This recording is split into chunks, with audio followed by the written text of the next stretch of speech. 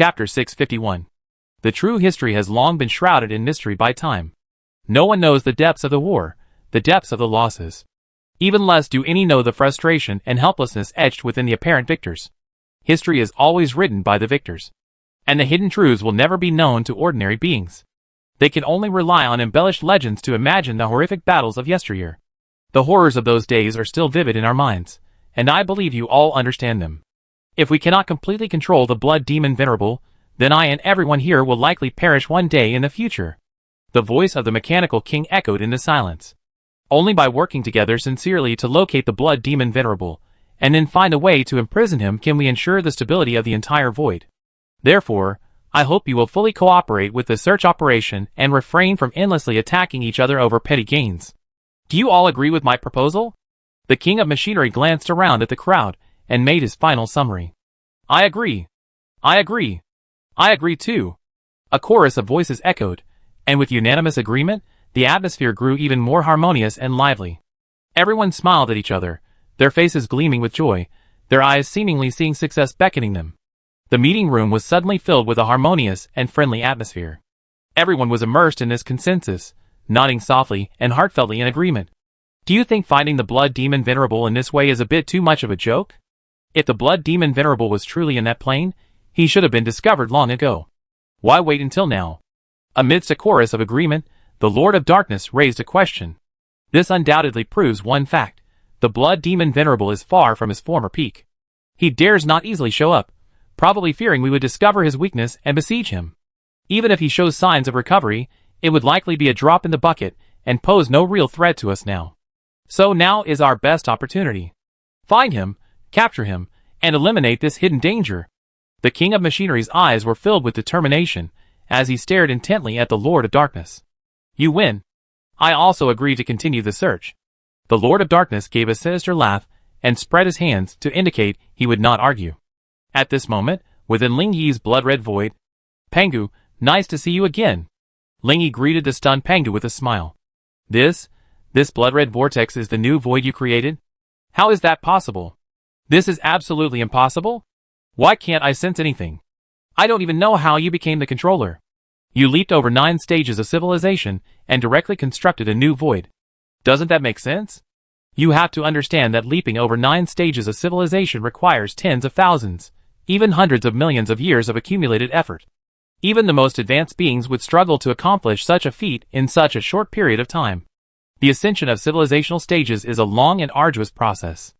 Each stage requires a long period of accumulation. Reaching a higher level of civilization requires overcoming numerous bottlenecks. Even for the most powerful being, it's nearly impossible to leap through 9 stages of civilization in such a short period of time. This requires transcending the limitations of time and space, possessing a power comparable to the very origin of the universe. Faced with Pangu's barrage of questions, Ling Yi smiled faintly and offered a brief explanation. Admittedly, what you're describing is within the normal realm, but for me, that doesn't even exist. Back then, I was able to reach the pinnacle of level 9 in a remarkably short time.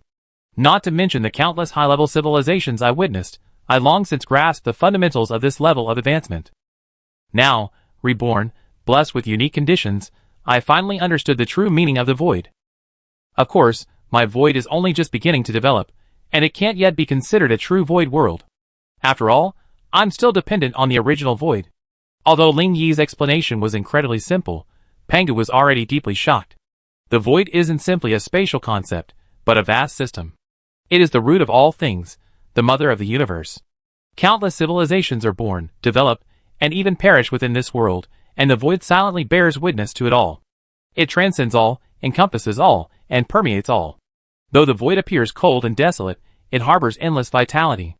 In its vast expanse, time and space intertwine, forming one starry world after another. Each of these worlds has its own unique rules, some bright, some dark, some good, some evil, all adhering to the fundamental laws bestowed by the void. Sometimes, these worlds connect with one another, interweaving to form an even more complex and vast cosmic network. The void, like a wise guardian, silently maintains the operation of all things and bears witness to the cycle of life. This is a supreme power, an uncontrollable ability. And yet, this young man before me has achieved it, attaining a level untouchable by countless high-level masters. It's truly incredible, a miracle. I still can't believe my eyes. I witnessed such an extraordinary sight. By the way, Ling Yi, I need your help. My plane is in imminent danger. Countless advanced civilizations have invaded, almost covering the entire plane. This overwhelming invasion poses an unprecedented threat to my civilization. Although I have fought with all my might, my strength is far from sufficient to sustain a prolonged battle. I beg you to use your wisdom and strength to help me stem this sweeping wave of destruction and save my fragile civilization. Faced to this plea, Ling Yi didn't respond immediately, which made Pengu extremely nervous. Ling Yi, there are only a few million survivors on my plane today. Many of them are people you know. Could you bear to watch them being slaughtered by this alien civilization without doing anything? Ling Yi waved his hand gently, glancing at Pengu with a hint of apology. The other party might not yet know that the real purpose of these sudden invaders was actually him. Don't worry, I won't let your plane be destroyed. If you wish, I can transfer your plane to my void at any time. Unfortunately, Pengu interrupted Ling Yi before he could finish his words. Ling Yi, you know me. If I weren't pursuing these things, I could have found a high-level controller and pledged my allegiance to him long ago. But these are not what I want. Watching the humanity of my own plane develop and rise is my joy. I enjoy the process and don't want to force things. Chapter 652. After calming down, Pengu continued to express his inner thoughts. As the creator of this plane, I possess a unique perspective. I am neither a member of the human race nor bound by their limitations and prejudices. Rather, I am more like a detached observer, able to observe and understand the various changes in human society from a broader perspective and a more objective perspective. To me, humans are both children and a dazzling image, constantly shifting through time and space, presenting a breathtaking development. I am able to stand detached, transcending the constraints of time and space, and overlook the rise and fall of human civilization. I have witnessed its transformation from primitive tribes to prosperous nations, and then to technologically advanced civilizations. This unique perspective gives me a clearer view of humanity's path forward. This profound understanding and reflection is a testament to my profound understanding and reflection. For an observer like me, observing the course of human development is undoubtedly filled with unique pleasure. I do not simply admire human progress, nor am I content to witness its decline. Rather, I focus on the twists and turns of the entire evolutionary process, experiencing a profound aesthetic experience. Human society is like a dynamic scroll, awash in light and shadow. Through the passage of time, it unfolds vibrant images one after another. Watching these images constantly surging, I feel the pulse of history and comprehend the changing times. From primitive tribes to highly civilized civilizations, from backwardness to progress, from chaos to order.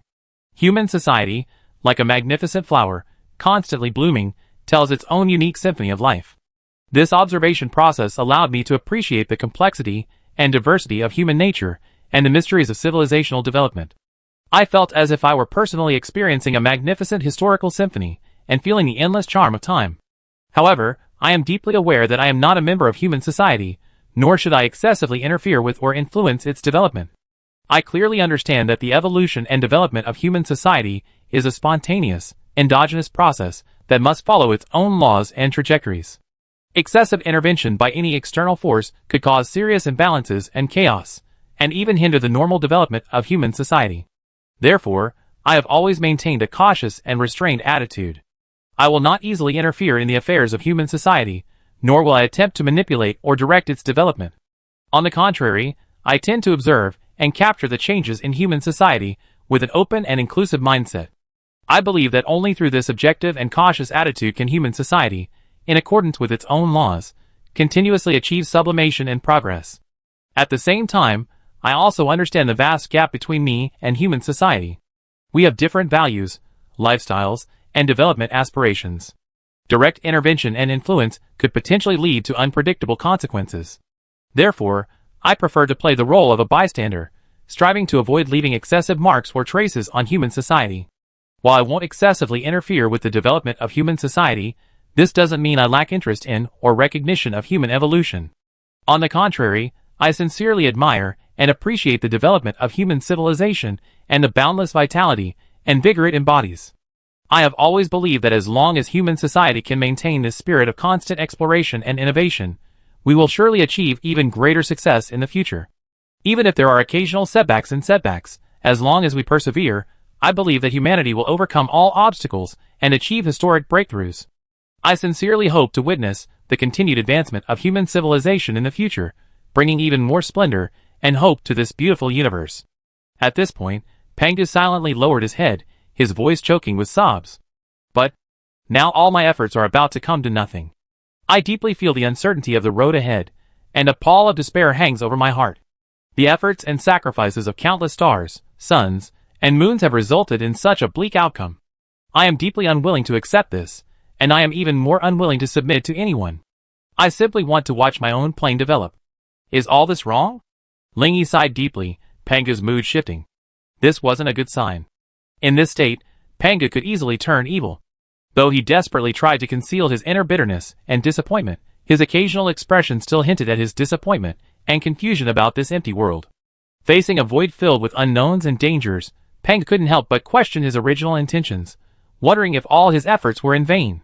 Perhaps he began to fear that he would be consumed by these negative emotions, ultimately embarking on a path of no return. Ling Yi was all too aware of this change in state of mind. In his previous life, wasn't it this way that he, step by step, fell into the abyss? Now, he finally understood that he must change the course of his fate and not repeat the same mistakes. One wrong step leads to all the wrong steps. Only by abandoning the attachment to the past can one forge a new life. Only by letting go of the past can one open a new chapter and soar into the wilderness of hope. Thus, Ling Yi didn't immediately choose to seek revenge on those who controlled his downfall. He needed an opportunity, a chance to achieve his goal with minimal cost. Pangu, I'm not forcing you, nor am I hiding anything from you. I always been aware of the crisis facing your plane. But rest assured, I won't stand idly by. It's just that for certain reasons, I can't personally intervene. But I can tell you one thing, the wait won't be long. I already cast the fishing net, waiting for the big fish to be caught. As for you now, just go back to your own business and don't worry about causing too much damage to your plane. Because they don't dare. Pangu's eyes flashed, and he asked hurriedly. Really? But those alien invaders are everywhere, forming a siege around the remaining survivors. In this terrifying environment, humanity can only act cautiously, seeking a glimmer of hope for survival. Amidst the remaining ruins, humanity, with its last remaining strength and courage, is building a resistance force. They will exhaust all their energy to find a way to break the alien blockade. Although the outlook is bleak, I will lead humanity to not give up this last hope. But the cruel reality has gradually brought me to the brink of death. Surviving among countless invaders is like walking on a knife's edge. I remain constantly vigilant, trying to find a glimmer of hope in this urgent and dangerous situation. However, the struggle in this desperate situation seems to intensify, like walking on thin ice, making me feel daunted. Chapter 653. After hearing Pangu's words, Ling Yi shook his head and explained. Though these invaders are numerous, they are disorganized. Though they rampage recklessly, they are unable to form an effective fighting force. Lacking unified command and coordination, they are forced to fight independently and are ultimately defeated. Facing such a large yet disorganized enemy force, you need not panic. Instead, you can seize the opportunity and annihilate these eager invaders in one fell swoop. By the way, due to the plane's rules, their strength is suppressed by them. As long as you assemble a top-tier force, defeating them one by one is not a dream. Hearing this, Pangu frowned and shook his head helplessly in response. Assembling a top-tier combat force is no easy task. There are only a handful of human survivors left. Besides, increasing strength is a gradual process. Even if the invaders are suppressed by the rules, they are generally at the pinnacle of the plane. I simply cannot cope with such a massive coalition. If you could transfer your most elite Blood Demon Legion, perhaps we could even deal with them. Ling Yi simply smiled faintly and rejected Pangu's proposal. I have other plans for the Blood Demon Legion and cannot send them there. But I have a way to rapidly increase the combat power of your subordinates. I wonder if you're willing. Pangu asked without hesitation. If there's such a good thing, I definitely agree. Ling Yi's lips curved into a smile, pleased with Pangu's performance. This was exactly the effect he had been aiming for. Here, take a look at this list. If you can get these things, I can refine an energy core that will rapidly increase your strength. Pangu took the list and examined its contents with confusion. It listed a variety of items, all found on the alien invaders, or perhaps even their organs. Are these things useful? Faced with Pangu's question, Ling Yi offered no further explanation, casually tossing out a gleaming crystal core. This is the energy core. Try it, and see how it works. Pangu gently took it, examining it doubtfully in his hands. The energy core glowed faintly, and a strange energy seemed to flow within it. He cautiously tapped it with his finger, and felt a powerful surge of energy surge through his body. This isn't a zombie crystal core. It actually contains such pure primordial energy. Panga's curiosity grew even stronger, and he began to examine the crystal core in detail. What secrets lie hidden within this palm-sized energy core? It's truly elusive. Where do these crystal cores come from, and how many are there? After a long pause, Panga asked a crucial question. Indeed, if it were a rare item, it wouldn't solve the immediate problem. Ling Yi smiled happily, muttering to himself. I'm afraid you won't take the bait. But he explained seriously. This crystal core is a new type of energy core condensed by my men using the principles of zombie crystal core formation. The formation of zombie crystal cores is an extremely complex energy transforming process.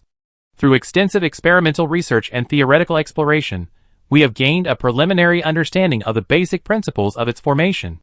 First, the zombie virus is the key starting material for the formation of the zombie crystal nucleus.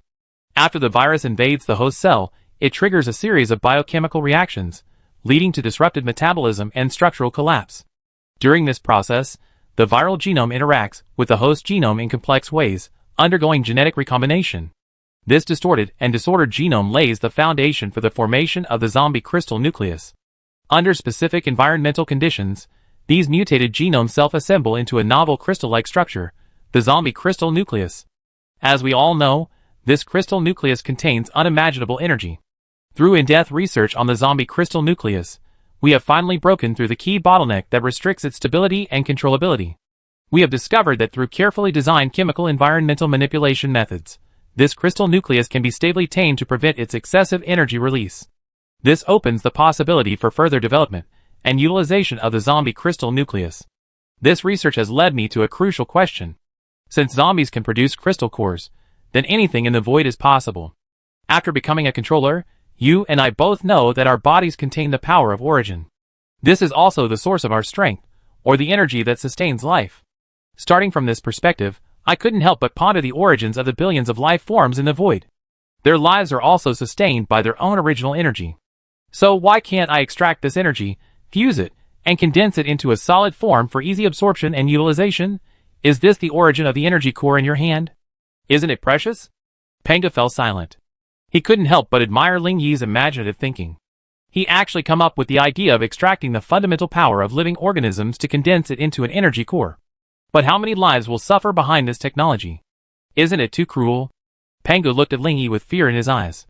He then remembered that the smiling young man before him was the blood demon Venerable, feared by the entire void world.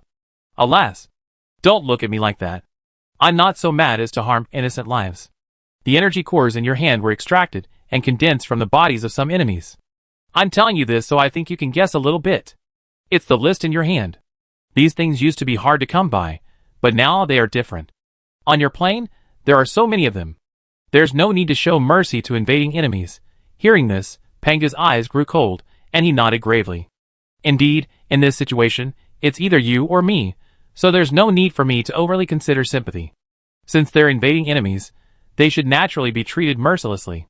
Panga gripped the list tightly in his hand, scanning its contents with a solemn gaze. Ling Chong smiled faintly, and with a casual wave of his hand, a large bag of energy cores appeared before Pangu. These are all the energy cores I have. Take them for emergency use.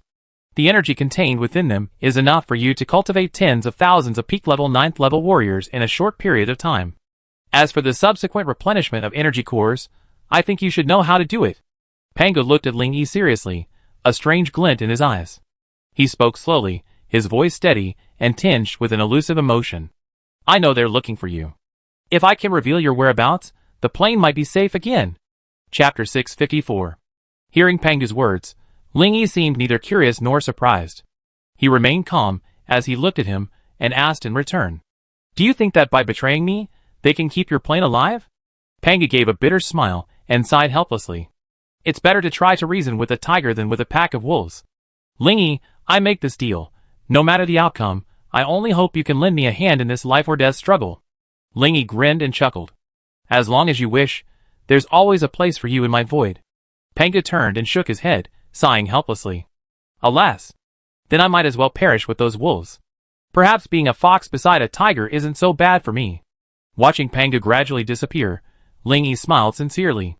Master, why do you value such a small plane controller so much? After Panga left, the figure of the Night Corpse King, Leilig, slowly appeared behind Ling Yi. Through this interdimensional rebirth, I not only understood the mysteries of the universe, but also found inner peace. These discoveries have given me a whole new perspective and understanding of life. Only when I let go of my prejudices can I truly see the true nature of things. This insight has not only changed the way I view the void world, but has also given me a deeper understanding of myself. Only by destroying and then rebuilding can we understand its mysteries. After saying this, Ling Yi's face darkened, and he asked coldly, How's the arrangement going? Leilig bowed respectfully and reported, According to your plan, the seeds have already been planted in those rebellious plains. The more enthusiastically they jump, the more I lay out. Ling Yi nodded with satisfaction. Excellent. Let them be happy for a while. We have plenty of time to play hide and seek with them. Either do nothing, or we wipe them out. Ing Yi, how is the Blood Evil Corps training going? Master, the Blood Evil Corps training in the special plane you created is yielding remarkable results. Most of their members are around level 8. Luo Chun, in particular, is approaching level 9. Oh! Abundant results? It seems the training ground I invested so much effort in has yielded satisfactory results. After repeated scrutiny and optimization of numerous plans, a refreshing new approach has emerged. This report card undoubtedly demonstrates my hard work and tireless exploration, and I'm deeply pleased. Mastering the marvels of time and space is truly miraculous. Time and space, two seemingly ordinary yet mysterious concepts. In Ling Yi's hands, it became an extraordinary magical power. From daring to attempt time travel, to exploring the mysteries of time and space, to mastering the secrets of space-time manipulation, Ling Yi wielded these seemingly elusive powers with wisdom and courage. He solved one thorny problem after another, gaining insights into the rapid growth of his power. While wandering in the void, Ling Yi inadvertently sensed a strange wave that could lead to an unknown time and space. At first, he was both bewildered and intrigued by this mysterious power. This was because, when he created the void, this energy didn't exist at all. After all, his void was a replica of the original void and black hole, inspired by them. Thus, some of its principles remained elusive. But driven by a yearning for unknown powers, Ling Yi mustered the courage to bravely pursue that energy. This process not only broadened his horizons, but also gave him a new understanding of time and space. He began to realize that time and space are not fixed, but can be manipulated and controlled. Through repeated experimentation and exploration, Ling Yi gradually discovered the laws governing the operation of time and space, and began to experiment with their control. To this end, Ling Yi even constructed a special plane for research. On this plane, sometimes, he would fast-forward time, completing a long process in an instant. Sometimes, he would pause time, leisurely observing from a still world. Sometimes, he would transcend the boundaries of space, traveling through different times. Through constant experimentation and understanding, he gradually mastered the art of utilizing these miraculous powers. He began applying them to solve various real-life problems. From that moment on, Ling Yi knew that by fully utilizing these two precious resources, time and space, he could create endless possibilities within the void. From initial confusion and curiosity, to subsequent understanding and mastery, and finally, to mastery, Ling Yi witnessed the infinite allure of these two concepts, time and space. Time seemed capable of acceleration, deceleration, and even manipulation. Space, on the other hand, could be transcended, connected, and even transformed. These seemingly extraordinary abilities, in Ling Yi's hands, became magical tools for solving problems, creating miracles, and training his trusted followers. And the Blood Evil Legion was a powerful and battle-hardened army that Ling Yi had rapidly cultivated by utilizing the principles of time and space. Chapter 655. It can be said that with the current Blood Demon Legion, Ling Yi is fully capable of once again unleashing a bloody storm within the void. However, Ling Yi no longer wishes to resort to harsh means to restore order within the vast void. To capture a thief, one must first capture the leader. Having experienced failure in his previous life, he had long since seen through the true culprits. Thus, Ling Yi had been waiting for an opportunity, a chance to capture them all. As soon as his plan was complete, none of the peak beings standing in his way would escape his iron grip. With a single command from Ling Yi, this indestructible Blood Demon Legion will surely sweep across the void old world with blood-red flames, destroying all forces that stand in its way. After receiving Ling Yi's support, Panga returned to the plane with the energy core, filled with immense excitement. After trying it himself, His eyes lit up instantly. The realm that had previously seemed difficult for him to break through was transformed in the blink of an eye. With continued cultivation, Pangu's strength rapidly increased. He sensed his own potential, awakening, and was filled with anticipation for the future. At the same time, Pangu also began vigorously cultivating his subordinates. This included selecting outstanding talents from the human world, and utilizing energy cores to strengthen the military. Most powerful human figures familiar to Lingyi, such as Mu Tianxiong, Mu Yang, and Hong Wu, had joined the resistance. Facing a massive invasion from another world, it was a matter of life and death. The survivors had long since abandoned the tit-for-tat and deception of the apocalypse. Now, only sincere cooperation and joint struggle could ensure the survival of humanity. This resistance army has a beautiful name. Human Liberation Army. Yes, fighting for the liberation of all survivors.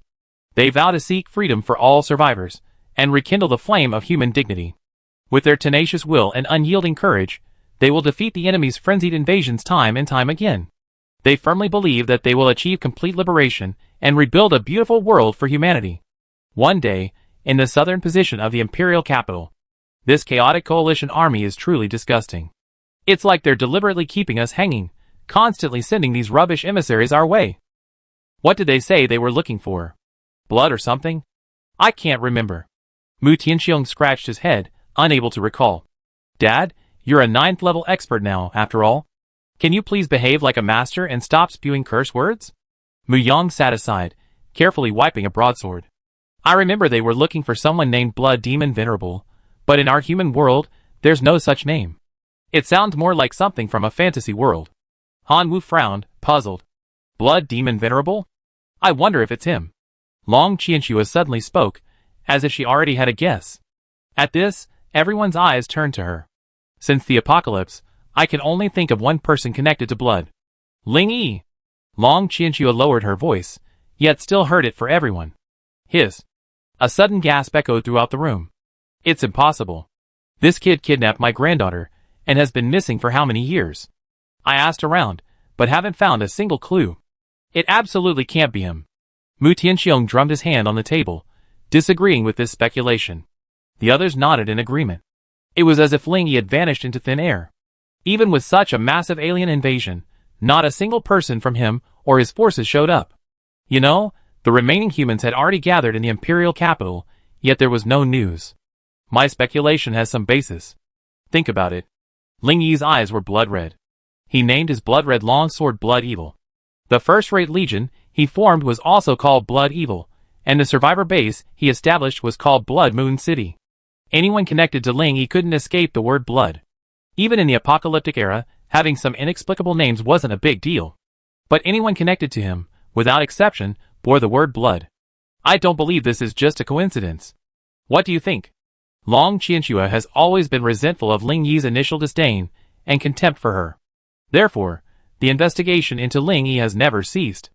Thus, while those present may have overlooked Lingyi's affairs, she knew everything. Long Qianxue's analysis stunned everyone. They all felt that she had a point. But Lingyi is indeed missing, along with everyone around him. How do you explain this? Mu Yang raised a question. That makes it even easier to explain. Even a mythical figure like Pangu has appeared. What else do you think is impossible? I believe everyone here has experienced this. The closer one's strength approaches the peak of the 9th stage, the more a feeling of enlightenment, akin to a breakthrough and ascension, arises within. So, I suspect the legendary broad daylight ascension may actually exist. You all know Lingyi's strength. This guy is a freak. Years ago, he reached the 9th stage, a level unattainable to us. Therefore, I believe Lingyi has most likely ascended to a higher realm, the so-called immortal realm. Upon hearing this statement, everyone looked at each other in bewilderment, but no one uttered a word of rebuttal. After Pangu distributed the energy core, everyone present had already reached the peak of the 9th rank. However, due to the suppression of the plane's rules, they were unable to detect any more useful information. But within their minds, there was always a faint urge to escape this world. Now, after Long Qianxue's suggestion, it seemed that the possibility of Lingyi's ascension was truly high. Everyone knew the saying that when one person achieves enlightenment, everyone else will benefit. This also provided further evidence for the disappearance of those around Lingyi. For a moment, the scene was completely silent. If we reveal this information to the opposing coalition forces, do you think it would cause them to withdraw? Number 1. who had been silent until then, suddenly broke the silence, and everyone's eyes lit up. Number 1 pondered for a moment, then slowly spoke again. After all, their goal is to find someone, but they're no longer on our side. What will they do? So, this is undoubtedly a viable solution. If we can successfully convey this message to the enemy, it will surely cause them to change their strategy and withdraw. After this, everyone lowered their heads in thought, then nodded in agreement. This is indeed a good strategy worth trying. If everything goes well, perhaps we can force the enemy to withdraw at any time. That way, there would be no reason to start this pointless war. Chapter 656. Just as everyone was about to make up their minds about who to send to negotiate with the opposing camp, the space suddenly distorted, and a black figure appeared out of nowhere. A blood-red mist filled his surroundings, making it impossible to see what was happening. Who? Mu Tianxiong and the others were instantly alert, each standing and ready to fight. You are smart, but also foolish. If it weren't for Master, none of you would have survived today. A childish voice echoed from the blood-red mist. Everyone frowned, filled with hostility towards the newcomer. This guy was truly arrogant. As the mist dissipated, a young man emerged. The young man had delicate features, but his eyes were filled with a haze, a look that showed he had been through the fires of battle, and was no longer innocent. He glanced coldly at the crowd before him. With a simple wave of his hand, a bone-chilling chill swept over them, attacking them like a mighty army. Everyone was stunned. This young man's strength was truly terrifying. The murderous intent emanating from him seemed to be tangible. The piercing, icy pressure even faintly surpassed the feeling Pangu had given them. This young man was even more powerful than Pangu. Who are you? Are you also a member of the coalition? Number 1 squinted his eyes, as he studied the young man. Humph. You old fellow. Just because Master is kind to you doesn't mean I look up to you. I know everything you did in the past. If it weren't for Master, I would have killed you 1,000 times. A cold glint flashed in Number 1's eyes, but he remained silent. Han Wu, not so well-mannered, slammed the table and shouted angrily. Kid, stop playing tricks. If you dare to speak disrespectfully again, I'd be rude to you. The young man silently turned to look at Han Wu, his eyes filled with disdain. Get lost. As soon as he finished speaking, Han Wu's expression suddenly changed, as if struck by an invisible force. Veins popped on his forehead, and his body began to tremble slightly, clearly overwhelmed by this powerful force. He took a deep breath, trying to suppress his panic, his eyes becoming extremely heavy. At this moment, he couldn't even muster a trace of energy, as if he had become a useless person. Little brother, please be patient. May I ask your master's name? It was Mu Yang who spoke. He felt the young man looked familiar, but for a moment, he couldn't place where he had seen him before. The young man turned to look at Mu Yang, his eyes softening slightly. Haven't you been discussing our master's name? Boom! Everyone's head was buzzing. Who were they discussing? Ling Yi, that's right, Ling Yi. You mean, Ling Yi is still alive? What about Mu Xie? Is she alright? The young man's eyes froze at this, but when he saw the person who had spoken, he suppressed his anger. Master and his mistress are both fine. Mu Tianxiong breathed a sigh of relief. Just as he was about to ask more questions, he was interrupted by the young man. My time is limited. I won't waste my time with you, especially you, old man. The young man glared at Number 1 with wolf-like eyes, forcing him to smile helplessly. Master said he won't watch you humans perish, so there's no need to worry about survival. The most important thing now is to improve our strength, raising the remaining humans to the pinnacle of this plane. Only then can we resist the offensive of the alien coalition. What you need to do is grab your weapons and charge fiercely at the enemy positions. Then collect the items on the list and hand them over. This way, Master can continuously provide humanity with energy cores. Finally, I warn you, absolutely do not reveal anything about Master, because they can't find Master, they won't kill you. If the enemy knows Master isn't in this plane, I guarantee they withdraw immediately and reduce this plane to dust. Everyone's eyes lit up at the word withdraw. But as soon as the next sentence was uttered, everyone swallowed, their faces filled with fear. The young man sneered, glanced at everyone with disdain, and continued. I'm not exaggerating. If you don't believe me, why don't you try it, old man? Okay, I delivered the message, and it's time for me to go. Oh, by the way, I almost forgot. Don't hold back in battle, just fight to the death. At critical moments, help will come. Don't attack your own people. Remember, the allies are zombies. Hearing this, everyone's faces were filled with surprise and confusion. Zombies are allies? What kind of apocalyptic joke is this? Have you forgotten how the apocalypse came about? Because the leader of the zombies has mobilized the entire plane to join my master. I'm leaving. Good luck, everyone. Watching the young man vanish into thin air, everyone at the scene looked at each other in shock, utterly shocked by the news he had brought. They couldn't fathom how the zombie apocalypse, which nearly wiped out human civilization, could actually be a race from another dimension, now seemingly subjugated by Ling Yi. This was a monumental turning point. At this moment, Number 1 gently tapped the table and addressed the group. This young man's identity is undeniable. He must be Ling Yi's apprentice, Luo Chen. Therefore, the information he brought cannot be false. Tell us, should we believe this information and begin the battle? Number 1's gaze swept over Mu Tianxiong, but the latter simply lowered his head, clearly unwilling to speak. Han Wu spoke directly and decisively. We all dealt with Ling Yi. Although he's a bit of a flamboyant individual and doesn't follow the rules, there's no denying he's kind-hearted and very friendly. He often plays by his own rules, yet he also exudes a sense of freedom and unrestrained spirit. We all know that in the apocalypse, sincerity and open-mindedness are rare. Therefore, I believe the information he's releasing is highly credible. We might as well give it a try. Upon hearing Hong Wu's words, although no one in the room agreed, they had to admit that they were absolutely true. If it weren't for Ling Yi's support, perhaps several of them would have perished among the zombies long ago.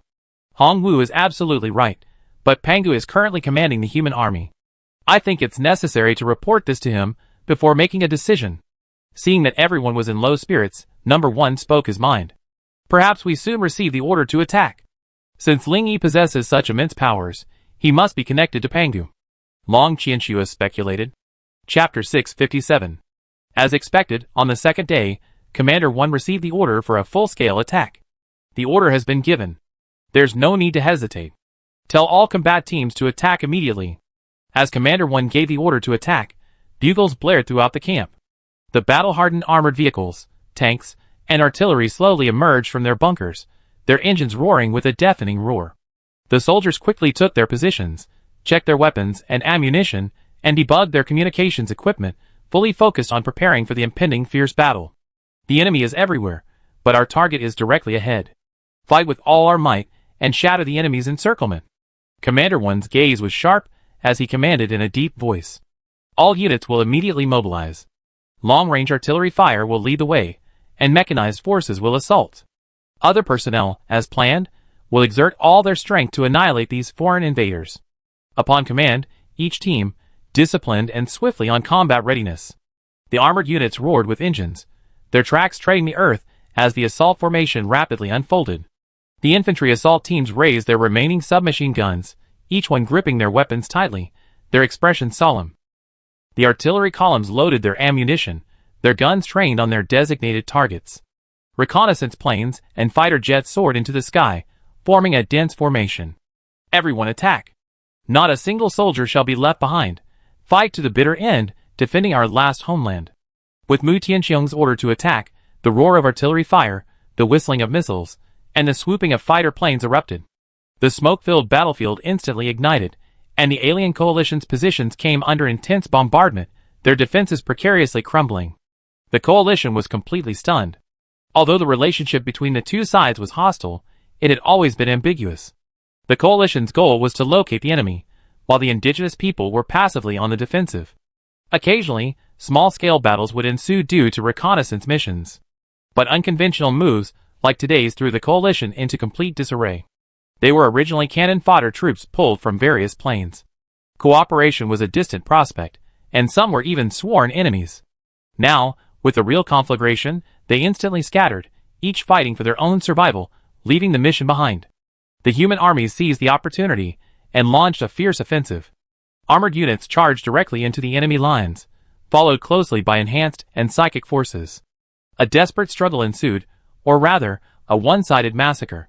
The scene was filled with smoke and screams. As the battle dragged on, the alien coalition also engaged in a desperate struggle. Choosing between life and death, the coalition had only one hope: to resist. Faced with the enemy's counterattack, a brief stalemate descended on the battlefield. For a moment, both sides exchanged blows, unable to prevail against the other. Furious fighting ensued in all four directions of the imperial capital. At this critical moment, a spatial tunnel suddenly appeared across the battlefield. Before either side could react, a swarm of zombies burst forth. Their goal was crystal clear, to pierce the coalition's rear like a knife. Instantly, screams rang out from behind the coalition's rear, and a thick, decaying atmosphere filled the air. Zombies devoured the flesh of the coalition soldiers with impunity, and the scene became horrific. Seeing this opportunity, the humans were determined not to let it slip. The assault troops concentrated their firepower once again, and with the help of the zombies, they finally broke through one of the enemy's defenses. The alien coalition was instantly routed, fleeing in panic. Abandon the pursuit, move on to the next battlefield, and support our allies. Number 1, observing this from behind, issued a timely order. The human team seized the opportunity to assist the other battlefields, advancing with unstoppable force, annihilating the coalition forces one by one. After several hours of fierce fighting, the dawn of victory finally appeared. The human teams did not rest on their laurels. Their morale remained high.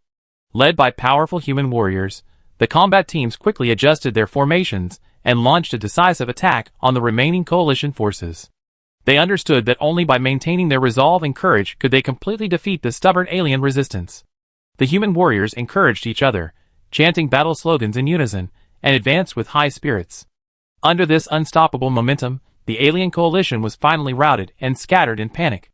As they retreated towards the spatial passageway to their own plane, they were horrified to discover that it had collapsed. They were met by a dense horde of zombies, facing wolves in front and tigers behind, and were caught in a dilemma. We can't go back. The spatial passageway is destroyed. It's over, it's over. The battlefield was filled with cries of grief. The alien coalition had no place to go. The soldiers of the coalition looked at each other, instantly plunging into despair. At this moment, a dull sound of artillery fire suddenly rang out, attracting everyone's attention. A formation of tanks roared towards them from afar, their momentum unstoppable. The humans are chasing us.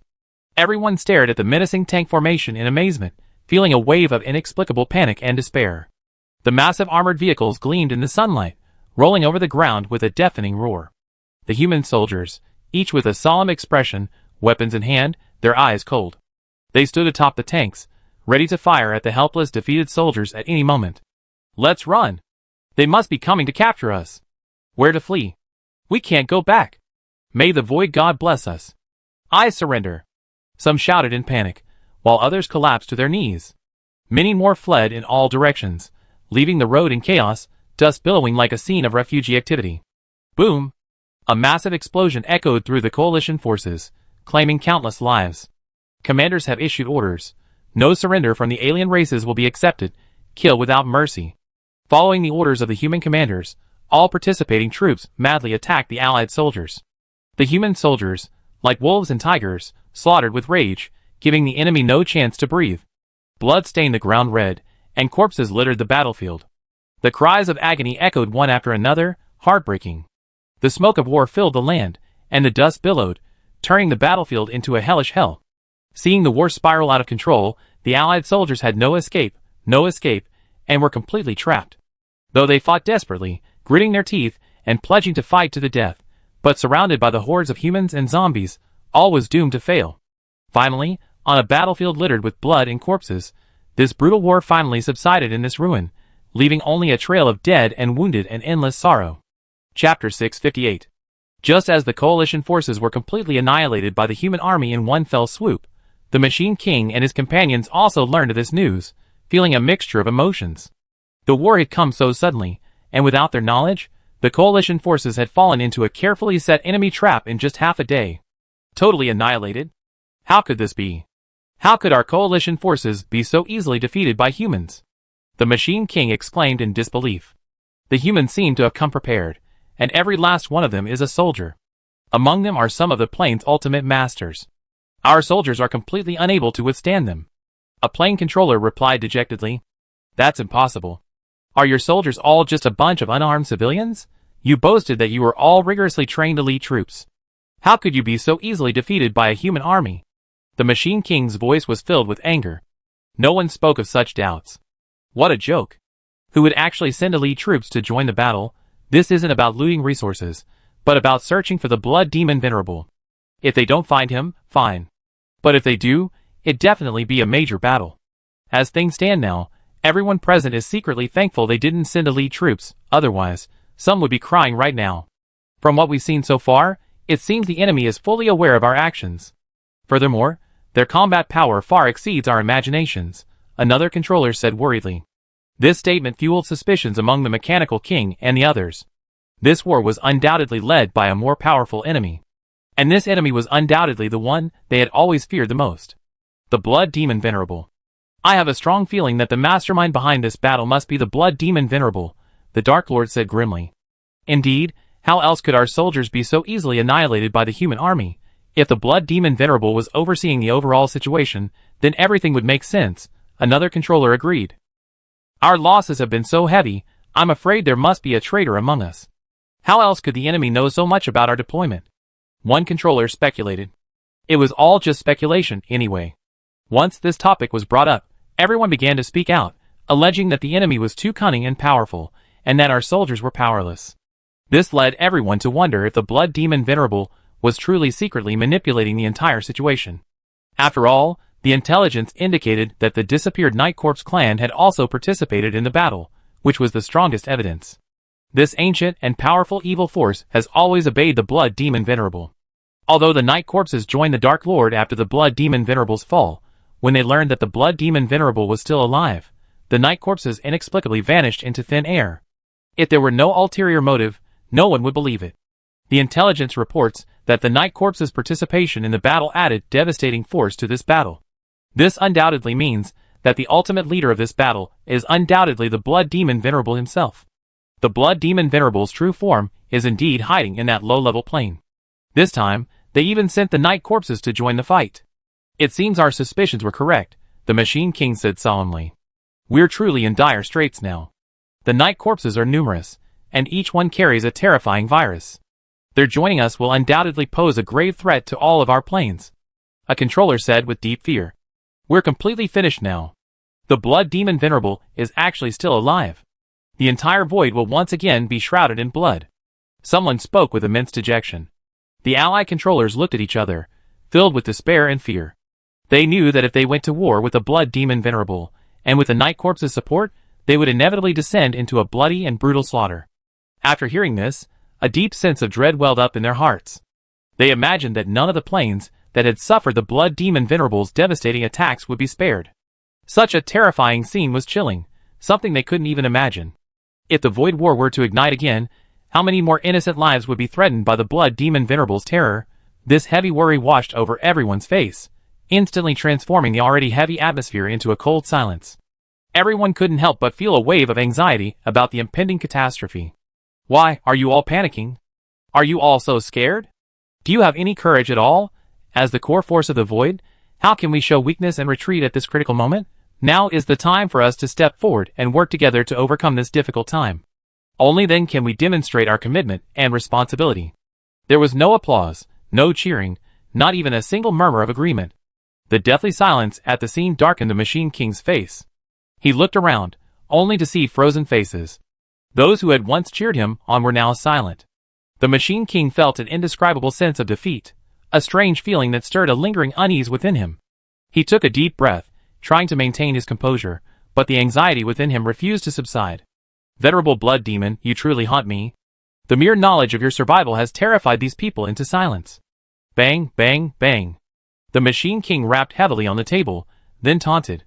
It seems the fear of Venerable Blood Demon has been ingrained into all of you. The Machine King sneered, a shrewd glint in his eyes. Do you think you can escape without joining the fight? The Blood Demon Venerable may have already laid a net, waiting to capture you pathetic creatures. He looked down at the crowd from above, as if he could already see the pain they were about to endure. Give up those unrealistic fantasies. The Blood Demon Venerable is no good man. This is a reflection of countless fallen planes. We once fought back, and though we suffered heavy losses, we ultimately triumphed. Now the Blood Demon Venerable has reappeared in the void, and all we have to do is continue the resistance, perhaps even completely imprisoning him. Only by capturing him firmly, keeping him under our noses, can we sleep peacefully. The King of Machines saw that everyone's eyes were focused on him. He couldn't help but feel secretly delighted, and continued, striking while the iron was hot. Actually, you have no need to fear. Now that the Blood Demon Venerable's location has been revealed, there's even less to fear. Have you forgotten the power of the plane's laws? Chapter 659. When the King of Machinery mentioned the power of plane rules, Everyone's eyes lit up. They had forgotten this crucial point. The power of rules is the miraculous force that maintains the foundation of a plane. Under the power of the Void's rules, each controller has evolved the power of rules belonging to their own plane. But a delicate balance exists between them, constrained by the Void's power. In the Void, these forces of rules influence and check each other. If one becomes too powerful, it will inevitably cause violent turmoil, and even be strangled by the Void's rules. Therefore, if a controller of a higher plane wishes to enter another lower plane, without destroying the plane, they must suppress their own power below that of the controller of that plane. This is also the Void's method of protecting lower-level planes. Either you destroy it directly, or you allow it to survive. Thus, high-level plane controllers generally do not make the decision to destroy a plane. They were merely seeking to extract the resources they needed, not to witness their destruction. Thus, only by truly understanding and mastering the power of the Void's rules could one rise above all others and become the master of this Void. As the king of machinery, the most powerful being in the Void Alliance, he had naturally delved into and mastered some of the mysteries of the planar Void's rules, and therefore no longer held such a fear of the Blood Demon Venerable. Everyone, the Blood Demon Venerable may be treacherous and cunning, but he ultimately cannot escape the constraints of the planar rules. So, as long as we unite and harness the power of the planar rules, we will be able to achieve our goal. We will surely defeat and capture him completely, and safeguard this Void that belongs to us. The mechanical king shouted, clenching his fists, his eyes gleaming with determination. It seemed as if the Blood Demon Venerable was already within his grasp, with no escape possible. The people around him were deeply moved by his aura and confidence, nodding their heads repeatedly. This mechanical king truly lived up to his status as the pinnacle of the Void. With the fame he had once led the group in defeating the Blood Demon Venerable, he now spoke with such conviction. Everyone was invigorated, looking up at this powerful figure. He had a stern expression, his every gesture exuding the aura of dominance. The various controllers excitedly pointed and discussed, as if they were witnessing once again the heroic scene of his victory that day. Everyone's eyes revealed admiration and trust, unwavering faith in his resolve and actions. Yes, as long as we unite, we will surely eliminate the Blood Demon Venerable's threat. One of the mechanical king's lackeys chimed in, echoing the sentiment. Indeed, if we harness the power of the plane's rules, we can devise a way to trap the Blood Demon Venerable and render him unable to escape. Another controller echoed. Hearing such enthusiastic responses, the mechanical king couldn't help but smile slightly. He glanced around, his eyes filled with pride and satisfaction. As the pinnacle of this Void, he naturally had to remain vigilant, but at this moment, he had complete control. I agree with you. Since we're certain the Blood Demon Venerable is hiding in that low-level plane, then we must find a way to completely trap him, and use the power of the Void's rules to create a dimensional cage. Only by cutting off his source of energy can we ensure he can never escape. We must proceed with caution and formulate a thorough plan to ensure this operation is foolproof. The Lord of Darkness, who had remained silent until then, suddenly spoke. Very well, I knew you would understand my intention. Let us work together to harness the mighty power of the Void's rules to imprison the Blood Demon Venerable, rendering him powerless. Seeing his mortal enemy nod, the king of machinery shouted excitedly, his voice filled with immense power. Everyone present, overwhelmed by his aura, shouted in unison. There was no other way. In this world of the Void, where strength reigns supreme, they must now firmly stand by the king of machinery, or they would be the first to be imprisoned. Under pressure, everyone could only swear to work alongside the king of machinery to defeat the formidable enemy and defend this Void that belonged to them all. Whether they were genuine or not, whether they would be willing to work without effort, was entirely irrelevant to the king of machinery. The mechanical king's considerations were within his reach. This kind of decisive, resolute execution was what he sought. Whether it was a low-level plane controller or a powerful being like the Dark Lord, as long as they could contribute to his hegemony, he would treat them all equally. Only in this way could the Void Alliance, a precision-engineered machine, continue to operate efficiently, unaffected by any external interference. In the Human Alliance, Pangu, as the plane controller, also convened an emergency meeting. Everyone, although we have won this time, and it appears to be a resounding victory, we cannot let our guard down. We must remain vigilant and combat ready at all times.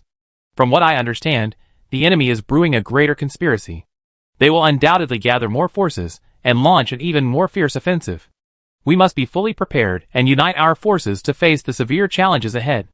Now, for this temporary victory, we will also reward you accordingly. This is a new batch of energy cores. Each of you will receive one, which will be enough to take your forces to the next level. Also, you must actively work to obtain the materials needed for the energy cores. Don't let these precious resources rot in the wilderness. We must recycle them without delay. Only with materials can we have an endless supply of energy cores. I hope everyone understands this. After hearing Pengu's words, the core members present realized just how precious those alien corpses outside were. The military representatives on number 1's side exchanged glances, their eyes filled with understanding. Luo Chen's appearance and the information he revealed were indeed true. Humanity is not fighting alone. Behind them lies the support of the great god Ling Yi. Whether it was this powerful energy core before them, or the zombie army that had turned against them, it all came from Ling Yi's handiwork. Long Qianxue. Her emotions were a mixture. She felt a mixture of regret, jealousy, and even a hint of resentment. She had clearly had a chance before, but why had he ignored her in the end? It felt like someone had stabbed her in the heart, leaving her heartbroken and angry. However, she also knew she couldn't change what had happened. She could only accept it and start over. Long Qianxue shook her head, putting her worries aside, and bowed to Pengu. Lord Pengu, I believe we must develop a comprehensive recycling system to ensure the effective utilization of these precious resources. I suggest establishing a dedicated resource recovery team to collect, sort, and store the relevant materials. At the same time, we must strengthen education and awareness among survivors, encouraging them to participate in the recycling effort and contribute to our resource collection efforts. Only in this way can we ensure efficient material collection. Chapter 660. After hearing this, everyone nodded in agreement. Well, this suggestion can be adopted. Most of the survivors now have low combat power, or are just ordinary people. While they can't participate in the war, they can still collect resources to the best of their ability. I leave this matter to you.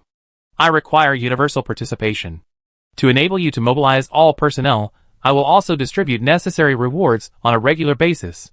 For example, the energy cores we urgently need now. Anyone who contributes enough will receive them. After hearing Pengu's words, Long Qianxue's face lit up, and she quickly stepped out of the crowd. Please rest assured, Lord Pengu. Qianxue will definitely live up to your expectations. Pengu nodded with satisfaction, still quite content with the current situation. In this brutal disaster, the number of surviving humans has drastically decreased. But Pengu didn't lose hope. Instead, he became even more determined to rebuild his homeland. Especially under Ling Yi's guidance, he realized the importance of strength. Therefore, in order to protect their own plane and continue the human race, Pengu carefully observed and evaluated each survivor, carefully selecting the most outstanding elites and organizing them into 4 major war zones: the southeast, northwest, and northeast. These human elites not only possessed exceptional combat skills, but also possessed strong leadership and organizational coordination abilities. Under Pengu's command, the 4 war zones established a comprehensive training system and combat mechanism, boosting morale and steadily increasing combat effectiveness. Just as the 4 war zones were undergoing rigorous training and reaching maturity, Ling Yi, who had been missing for several years, developed a new energy core. This energy core not only contained astonishing amounts of energy, it was also rich in energy, and combined with the physiques of the new humans, it could rapidly enhance their strength. After receiving Ling Yi's funding, Pengu quickly distributed this energy core to the main forces of the 4 major war zones. This significantly increased their supernatural power output and combat endurance. Furthermore, the energy core provided the soldiers with long-lasting combat support, keeping their physical strength and morale at peak levels. With this powerful backing, the combat effectiveness of the 4 major war zones soared to a new level. As combat power continued to grow, Pengu, under Ling Yi's guidance, finally conspired to launch this decisive battle. As Ling Yi had predicted, it was so easy to wipe out these alien races. Pengu gazed outside the imperial capital. The corpses strewn across the ground made the battlefield before him even more desolate and grim. However, the battlefield was now clear of aliens.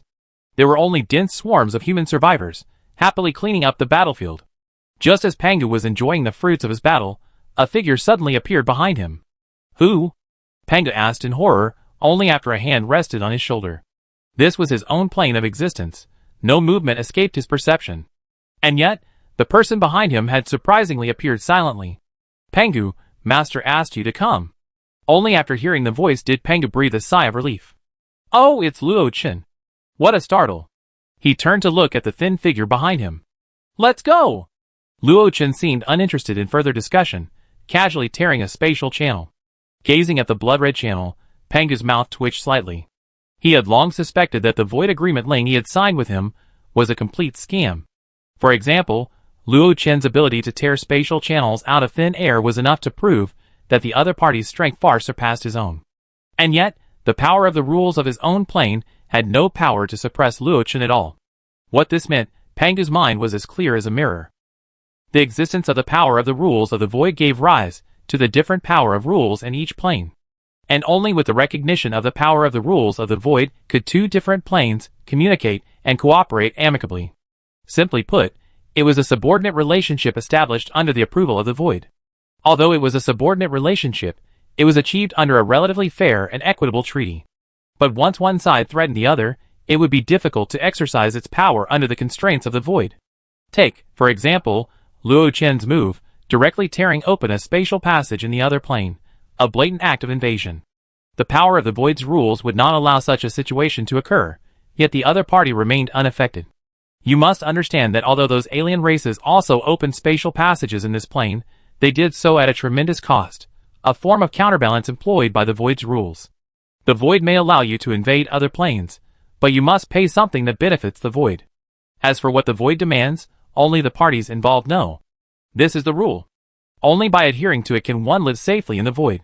If the rules are violated, the consequences are often disastrous. Even the most powerful beings find it difficult to escape the void's punishment. Thus, they often seek to directly invade other planes through spatial channels. Only those who truly understand and follow the rules can ultimately reap unexpected rewards from the void. Standing before Ling Yi again, Pangu's heart was filled with incomparable complexity. As events unfolded, he vaguely sensed that perhaps his own plane was a buffer zone during the Void War. And the mastermind behind all this was the smiling young man before him. "My old friend, you won a great victory. Why do you look so glum?" Ling Yi asked with a smile, observing Pangu's ever-changing expression. "Happy? I think it's more like worry. Perhaps the next battle will be the day I be annihilated in the void." Pangu narrowed his eyes, gazing fearlessly at Ling Yi. "Look at what you're saying. I absolutely won't stand idly by when an old friend is in trouble. Just like this time, I'm providing the energy core and sending reinforcements. Just get going." Ling Yi continued to smile, unfazed by Pangu's displeasure. "Just get going. Ling Yi, don't you think that's ridiculous? My plane, my people, only have 1,000,000 left. Any more fighting will wipe them out." Listening to Pangu's roar, Ling Yi slowly leaned forward and spoke in a deep voice. "I understand your concerns, but we have no choice now. If I hadn't been there, you might have been rebuilt long ago. If I don't take decisive action, I'm afraid you won't even be able to sustain these last 1,000,000 people. Believe me, if we follow my plan, true victory isn't far off." Chapter 661. Pangu couldn't help but smack his lips. Ling Yi's words were truly well-reasoned, leaving him momentarily unable to refute them.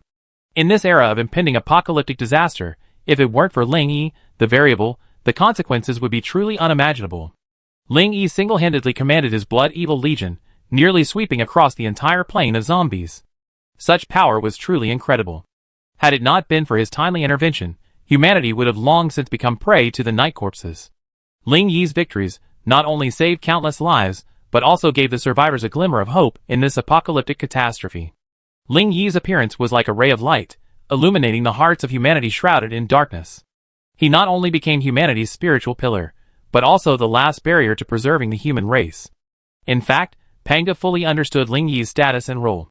He understood that without someone like Ling Yi, someone beyond comprehension, humanity would likely have no chance of surviving this apocalyptic war.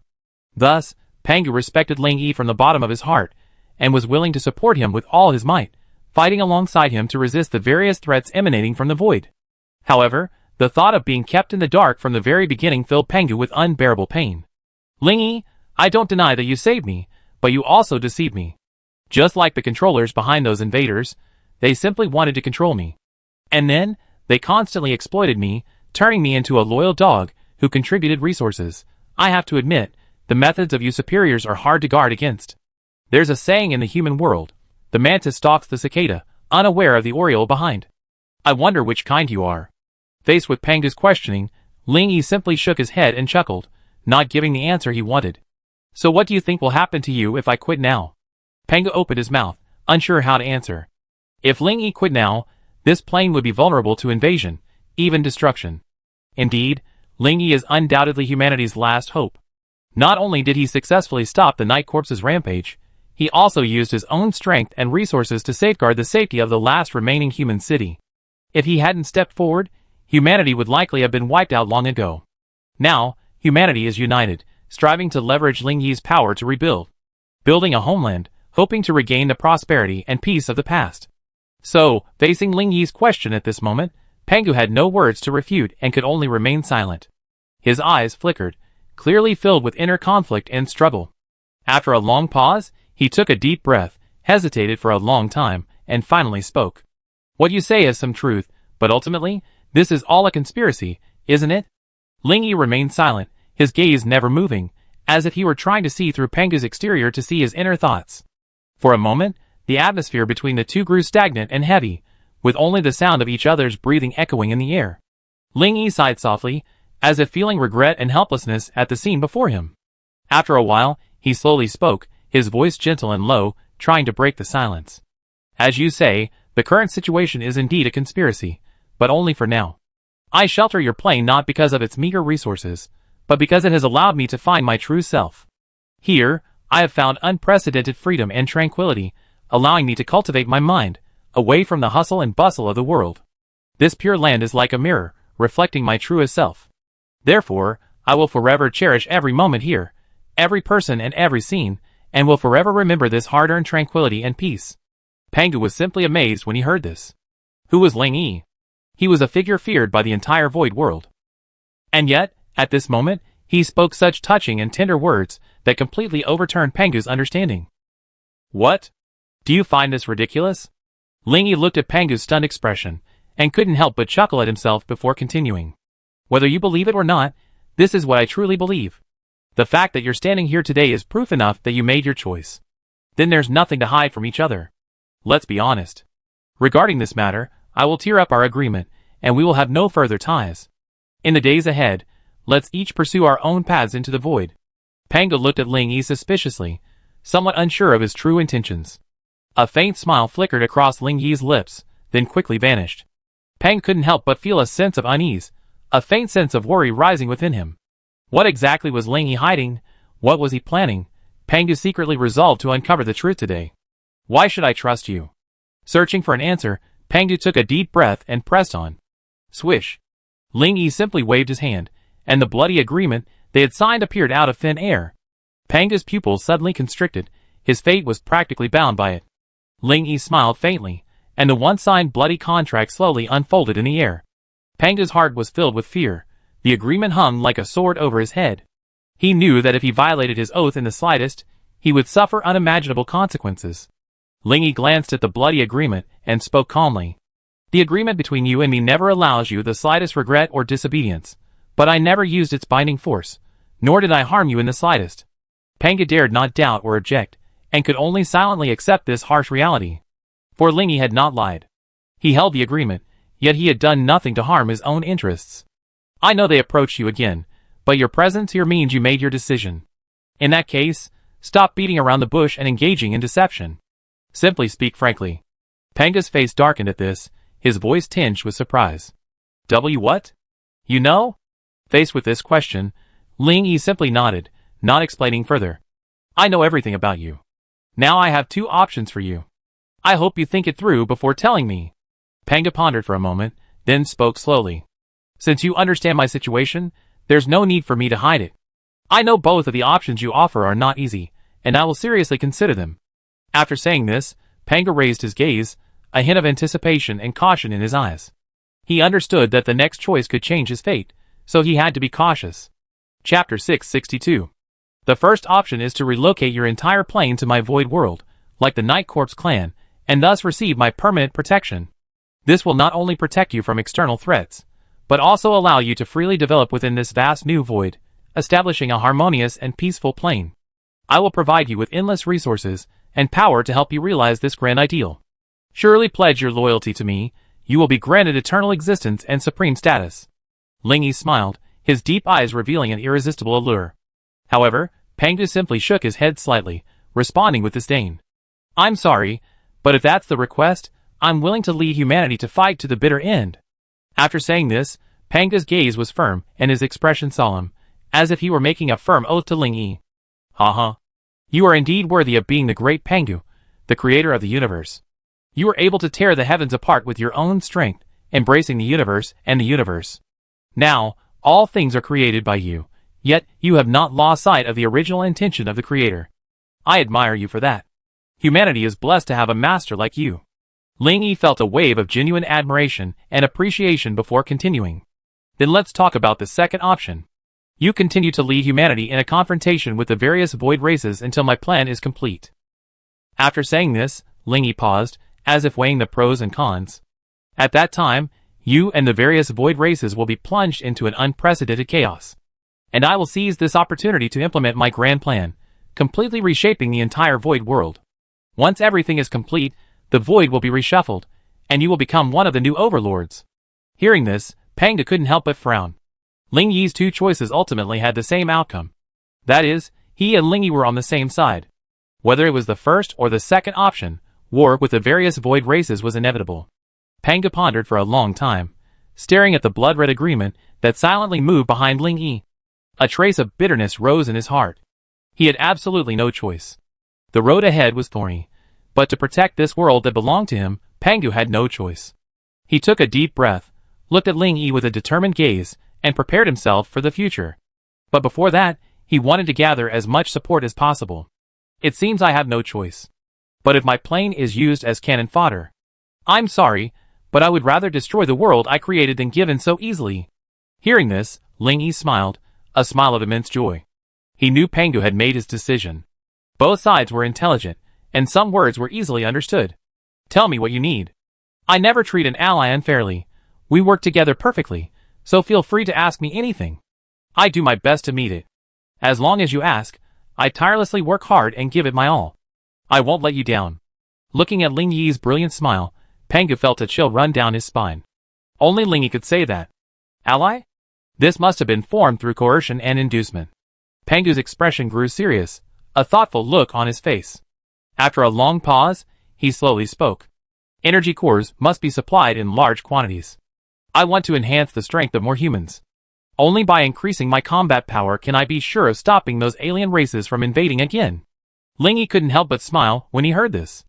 That's easy. Just send the materials. The energy core is absolutely essential. Also, I want to point out that you rejected my first condition. This is equivalent to plunging the entire plane into crisis. Are you sure you don't want to reconsider? Pangu had actually given this question careful consideration. Indeed, directly relying on Ling Yi's void world was the safest and most reliable option.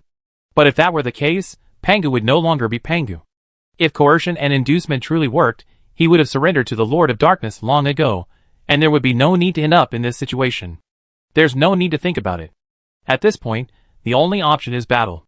Victory means life, defeat means death. Though the road ahead is difficult, I will fight for my world with unyielding courage. Even if I slay countless enemies, even if I die in sorrow, I will be immortalized. Life and death are determined by fate, so why fear? Only by forging ahead courageously can we usher in the dawn of victory. Pa, pa, pa. Ling Yi erupted in applause. Since that's the case, I won't let my complacency get the better of you. Don't worry, as long as you follow my plan, you won't be in any danger. Pangu nodded, expressionless. Tell me about your plan. Ling Yi snapped his fingers, and a dark figure suddenly appeared beside Pangu. Ing Yi, you and your Blood Demon Beast Legion may begin your expedition. Remember, as soon as the enemy appears, draw the battlefield into the void to ensure the safety of Pangu's plane. Pangu's eyes widened instantly. He had expected Ling Yi to come up with some clever trick, but he hadn't expected it to be a masterstroke. No, you're planning to go to war directly, using a single army to confront a multitude of planes? Ling Yi looked at Pangu with a half-smile, a hint of laughter on his lips. Why not? Didn't you single-handedly fight against numerous alien races and emerge victorious? Pangu quickly retorted. These are two completely different concepts. I'm facing a cannon fodder level army, and you might be facing peak level beings. It's clear who's stronger and who's weaker. Besides, if your Blood Demon Legion goes into battle, it will undoubtedly unleash a bloodbath. By then, my plane will be plunged into an unprecedented war. Pangu was truly mad. He had never expected Ling Yi to join the battle so directly. Don't worry, I won't plunge your plane into war. If they see my true form, Will they pursue me relentlessly? Ingi, lift your black robe and let our allies get a good look at you. Hearing this, Panga turned curiously to look at Ingi. When he saw the face beneath the robe, he was stunned for a moment. How is it possible? He looks exactly like you. Which of you is Ling Yi? Panga's voice trembled slightly, clearly troubled. He studied the two identical Ling Yis, trying to find any slight difference between them. What's going on? Am I seeing things? Or are you twin brothers? Panga muttered to himself, his eyes filled with confusion and uncertainty. He is me, and I am him. There are even countless other me's in this void. We are both independent individuals and projections of each other. We may appear to have different personalities, but each eye has its own unique color and meaning. Ling Yi explained with a smile. Chapter 663. Panga sighed heavily, his heart growing increasingly bewildered. Is it hard to tell truth from falsehood, or has he fallen into an illusion? He looked around, but could find no trace of an answer. What do you think their reaction will be when they learn of my whereabouts? Ling Yi continued to ask. They pursue me relentlessly. I'm afraid they won't let their guard down for a moment. They certainly use every possible means to investigate and surround me, trying to capture me. But I already laid a tight net. No matter how hard they try, they can't escape my control. With a single command from me, everyone involved will immediately fall into my carefully crafted trap. Ling Yi sneered, his eyes filled with complacency and contempt. What exactly is your plan? I think I need to know the entire layout. After all, we reached this point, and we can no longer hide anything from each other. Hidden secrets will only complicate matters. I hope we can be frank and honest with each other, facing everything openly. Let's discuss the best solution together, work together, and overcome this difficult time together. Panga couldn't help but ask. After all, he had no idea of Ling Yi's plans. As the host of the war, being completely unaware of even the plans of his allies undoubtedly demonstrated his limitations.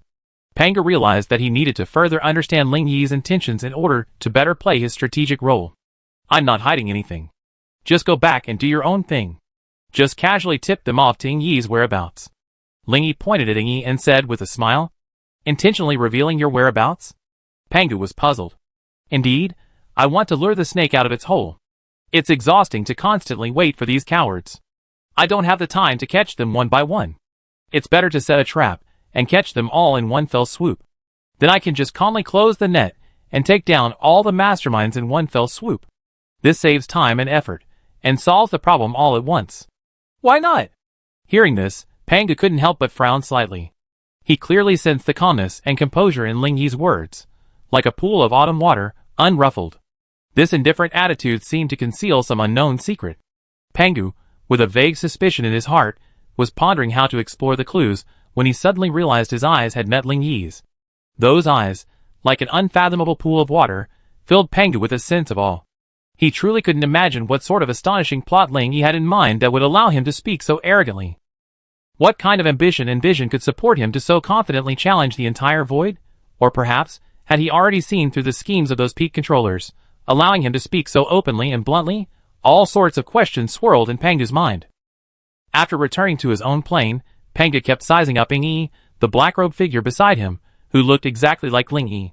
Finally, he couldn't help but ask, what level of strength have you reached? Ing Yi cast his blood-red eyes at Panga and replied calmly, Peak 9. Panga didn't fully react for a moment, and cried out in horror. This is impossible. Peak 9th level is the pinnacle of the void. How could someone just appear so easily? Ing Yi shook his head in disdain at Panga's reaction.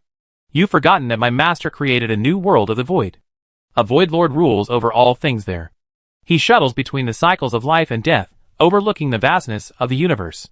He traverses the heavens, manipulates time, and acts with impunity. Increasing our strength is a matter of seconds. Every member of the Blood Evil Beast Legion is now at the peak of level 9. Even the mutants under his saddle are of similar strength. The peak strength you consider unattainable is fleeting in my master's eyes. His sharp eyes, perceptive, and capable of handling any formidable foe with ease. He remains indifferent, unperturbed by external factors, focused solely on improving his own cultivation, reaching unprecedented heights. Therefore, your concerns are completely unnecessary. Simply follow my master's instructions, and I will handle the rest. Panga opened his mouth, but found himself speechless. He had never seen such a calm and composed servant, obeying his master's wishes without a trace of fear. Reflecting carefully on Ling Yi's instructions, he nodded slightly, gradually forming a plan in his mind. Since Ling Yi was already completely confident, why should he still be hesitant and doubtful? So Pangdu calmed himself and spoke. Since that's the case, I will fulfill my duties diligently. You don't need to worry too much. Just give me clear instructions, and I will do my best to complete them. Ing nodded, very satisfied with Pangdu's statement. Time flew by, and one day at the Void Alliance meeting, the Mechanical King scanned everyone present with a serious expression, his voice tinged with excitement. Everyone, we finally have news on the Blood Demon Venerable's whereabouts. Upon hearing this, everyone began to discuss, their faces solemn. Now that the Mechanical King had learned of the Blood Demon Venerable's whereabouts, some were eager to set out immediately. But more were filled with fear, a deep dread deep within their hearts.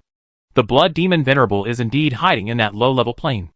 We must prepare our forces quickly and eliminate him before he escapes. The Mechanical King ignored everyone's reactions, his gaze blazing, his voice resounding. Everyone exchanged glances, then nodded in agreement. The Blood Demon Venerable's terrifying pressure is finally coming to an end. After the Mechanical King's resounding announcement, the entire conference room fell into a tense silence. This incredibly powerful evil being. Now, it's been confirmed that he's hiding in a lower-level plane. This is undoubtedly a once-in-a-lifetime opportunity. But everyone's hearts are inevitably filled with anxiety and trepidation. The Blood Demon Venerable's methods are too cunning and sinister. Completely annihilating him before he escapes is a long and arduous task. But looking into the ironclad eyes of the Machine King, he couldn't conceal his inner excitement and determination. As the highest commander of the Void Alliance, he naturally understood better than anyone the arduousness of this decision. Although divisions and conflicts within the Alliance were inevitable after the war, the Machine King remained undeterred by the current predicament. On the contrary, he enthusiastically planned a grand blueprint for reshaping the Alliance, hoping to ultimately realize his unique position within the Void. He had already constructed a new framework for order, intending to incorporate all subordinate planes into it, and become the supreme leader of this new system. This way, he would completely break free from the constraints of hostile forces, and realize his own ambitions. Chapter 664. The King of Machinery glanced sideways at the Lord of Darkness. He had already included these on his list of sacrifices. A low, cold chuckle emanated from his heart, as if every plan was perfectly under control. War is bound to bring about unexpected events. Whether the knife strikes from the front, or the back is up to the victor. Everyone, victory or defeat depends on this one move. Whether the Void can continue to remain peaceful depends on whether we can capture the Blood Demon Venerable. As long as we unite and work together, I believe we can defeat this formidable enemy and safeguard the Void's path to peace. First, you must resolve your internal conflicts and establish a solid alliance. I know there may be some grudges and disagreements among you. But at this moment, we must put aside all grudges and join forces to fight the war.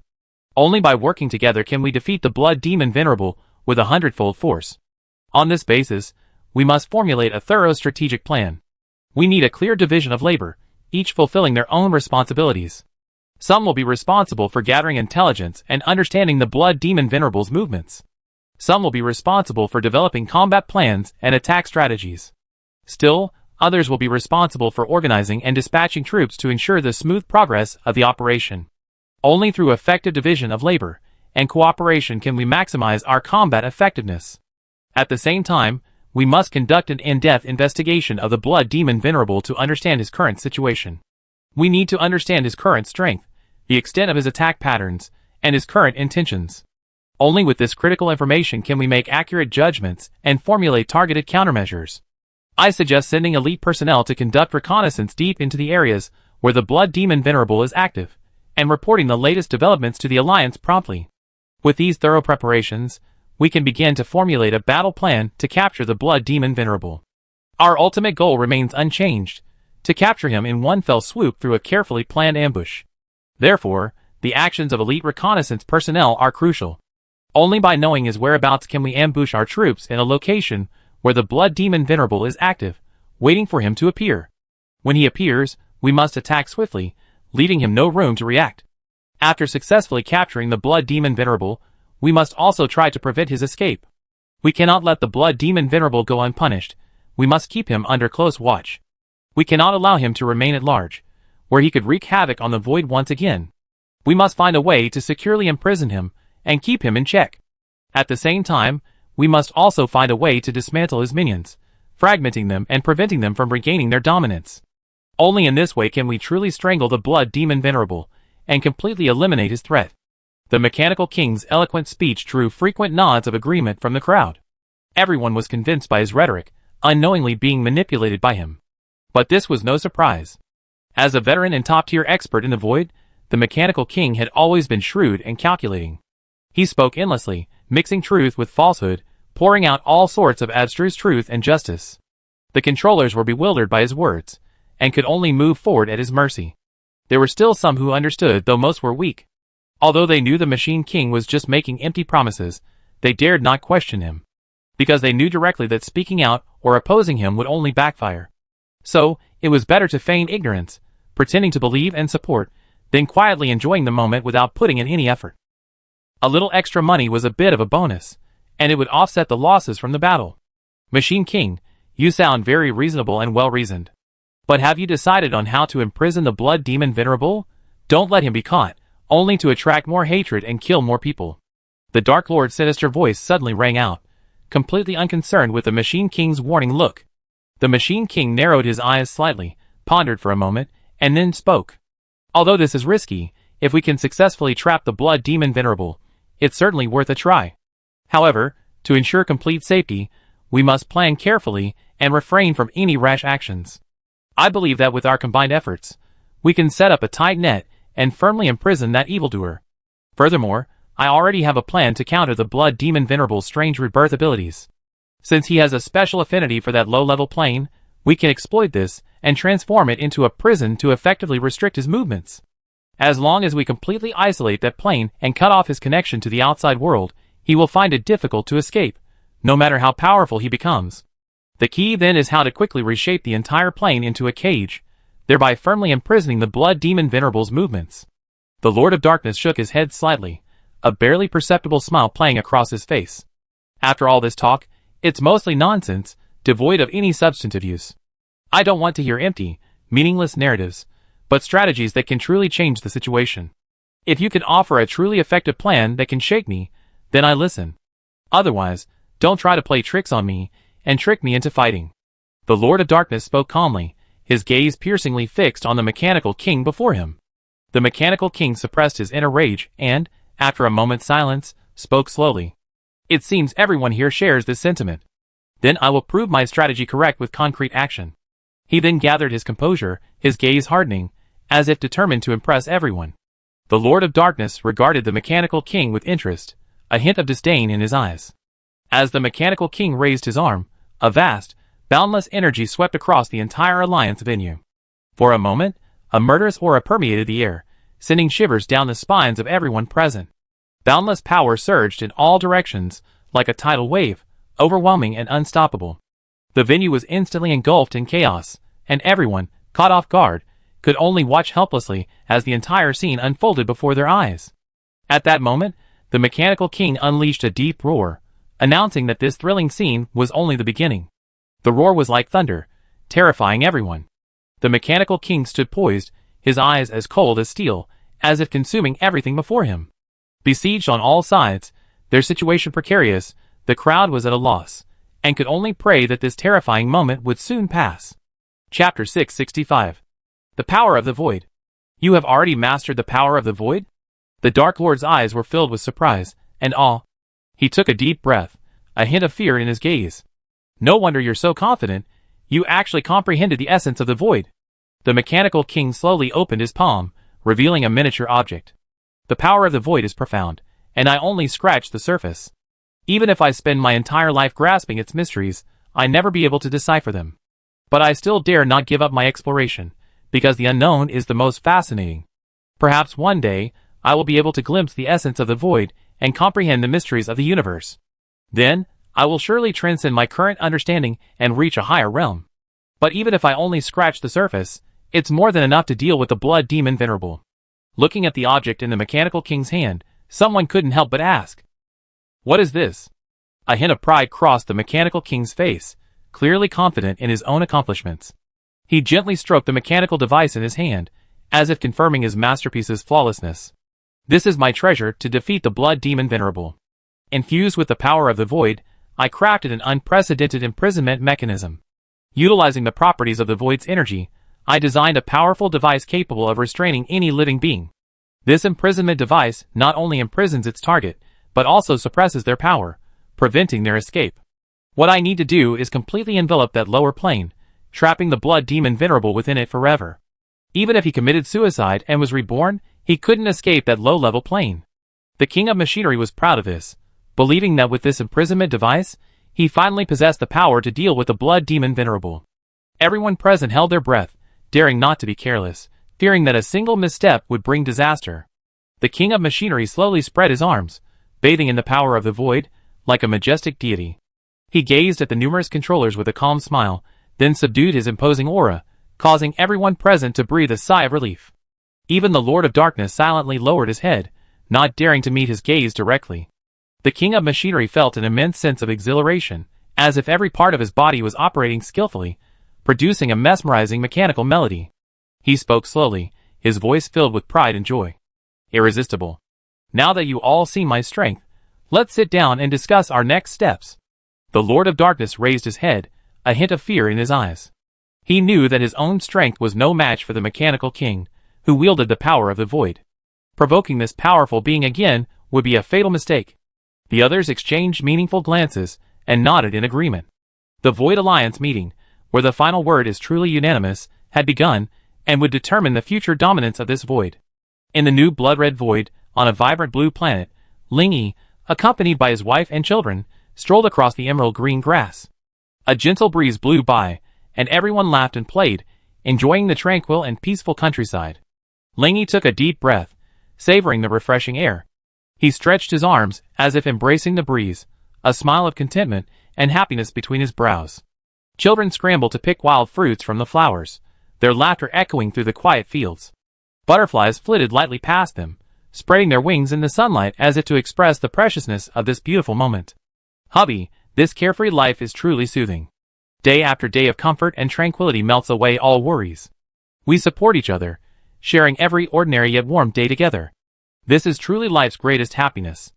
As long as you are by my side, no matter what the road ahead holds, we sisters and children are fearless. Xia Mobing snuggled in Ling Yi's arms, feeling his warm care and firm embrace. She took a deep breath, feeling an unprecedented sense of security. Whatever difficulties we face, with him by her side, she can face them bravely. Ling Yi gently embraced her, his silence speaking volumes, reassuring Xia Mobing that everything would be better. Hubby, you said there's another void war coming soon, and we want to fight alongside you. Mu Xia met Ling Yi's gaze, a determined look in her eyes. Brother-in-law, no matter how many hardships lie ahead, we won't retreat. As long as you're here, we have the courage to face anything. Xia Maoyan waved her fist, her eyes firm and resolute. The other women echoed his words, vowing to fight alongside Ling Yi. Ling Yi smiled and nodded, gently caressing each girl's face before responding firmly. Okay, I take you with me to fight for the void we all cherish. Ling Yi's eyes revealed a resolute and determined look. He gazed deeply at each girl, as if he could see into their inner desires and courage. Dad, we're going too. Looking at his children surrounding him, Ling Yi couldn't help but burst into laughter. Okay, you're worthy of being Ling Yi's children, but it seems you don't have the skills yet. Who completed the training mission I assigned yesterday? Raise your hands and let me see. As soon as Ling Yi finished speaking, the surrounding children instantly dispersed, scurrying away like frightened rabbits. Watching the children dissolve into streaks of light and fly off into the distance, Ling Yi shook his head helplessly. These little bastards, they disappear without a trace every time they talk about serious matters. Ling Yi sighed softly, watching the children's bright smiles fade away. He recalled years ago, when he too had been so innocent, full of boundless hope and yearning for the future. Now, the baptism of time has made him more mature and steady, but he's also lost some of the youthful vigor and energy. Looking at the children's flying figures, he couldn't help but sigh at how time flies, and how life flies by in the blink of an eye. At this moment, he couldn't help but pray from the bottom of his heart, hoping that the children would cherish the present and have a smooth journey ahead. Because of you, the children can enjoy this comfortable and peaceful life. If they were still in the apocalypse, I really can't imagine what would have awaited them. Mu Xia held Ling Yi's hand, her eyes filled with endless gratitude and relief. Lan Xinhua also spoke softly. Indeed, you have endured countless life and death crises to enable us to escape the flames of war and regain a peaceful and beautiful life. I sincerely hope that the children can grow up healthily and find happiness and hope in this peaceful world. Xianyuan Yushua took a deep breath and quickly echoed. Let us work together towards a better tomorrow and create a harmonious and healthy future. Lingyi, you are our support and the guardian angel of these children. Chapter 666. As the Lingyi family poured out their hearts, they reflected on their past hardships and were overwhelmed with emotion. Over the years, they had endured countless trials and tribulations. But through mutual understanding and support, they had finally made steady progress on this long road and reaped rich rewards. Everyone was grateful to have supported each other during the most difficult times, and to have walked together through this bumpy and tortuous apocalyptic journey.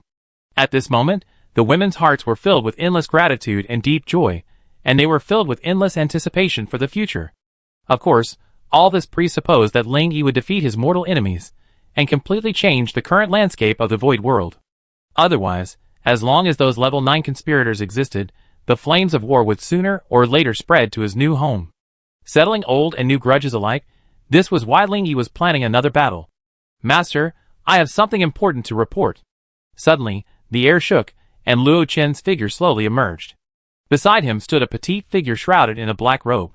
Upon seeing this, the women spontaneously left the area hand in hand, leaving the venue to the three present. Luo Chen's expression was solemn. He quickly knelt in greeting and spoke. Master, as you suspected, the Machine King has indeed made a backup plan, intending to completely seal and imprison you. This move is not only intended to thwart your great cause, but also to eliminate your threat once and for all. He paused, his tone solemn.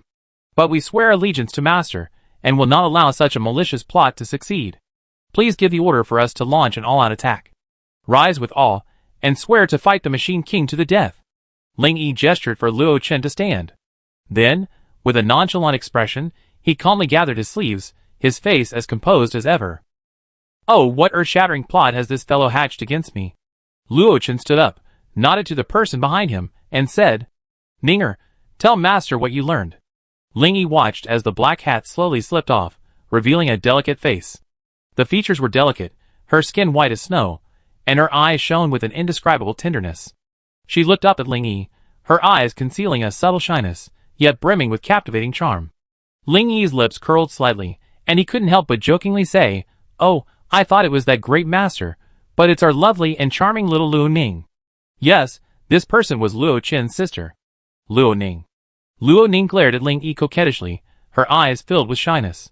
Although she was usually carefree, she couldn't help but cast a slightly expectant glance at Lingyi. Since Brother Yi finds me so charming, why not grant my wish? Luo Ning said softly, a faint blush rising to her pretty face. She knew that if Lingyi agreed, she would remain by his side forever, becoming one of his most beloved women. Ninger, don't be unreasonable. Luo Chen, his mouth twitching, couldn't help but offer advice. Lingyi was also slightly embarrassed. Every time Luo Ning saw him, she would, intentionally or unintentionally, express her true feelings, never holding back.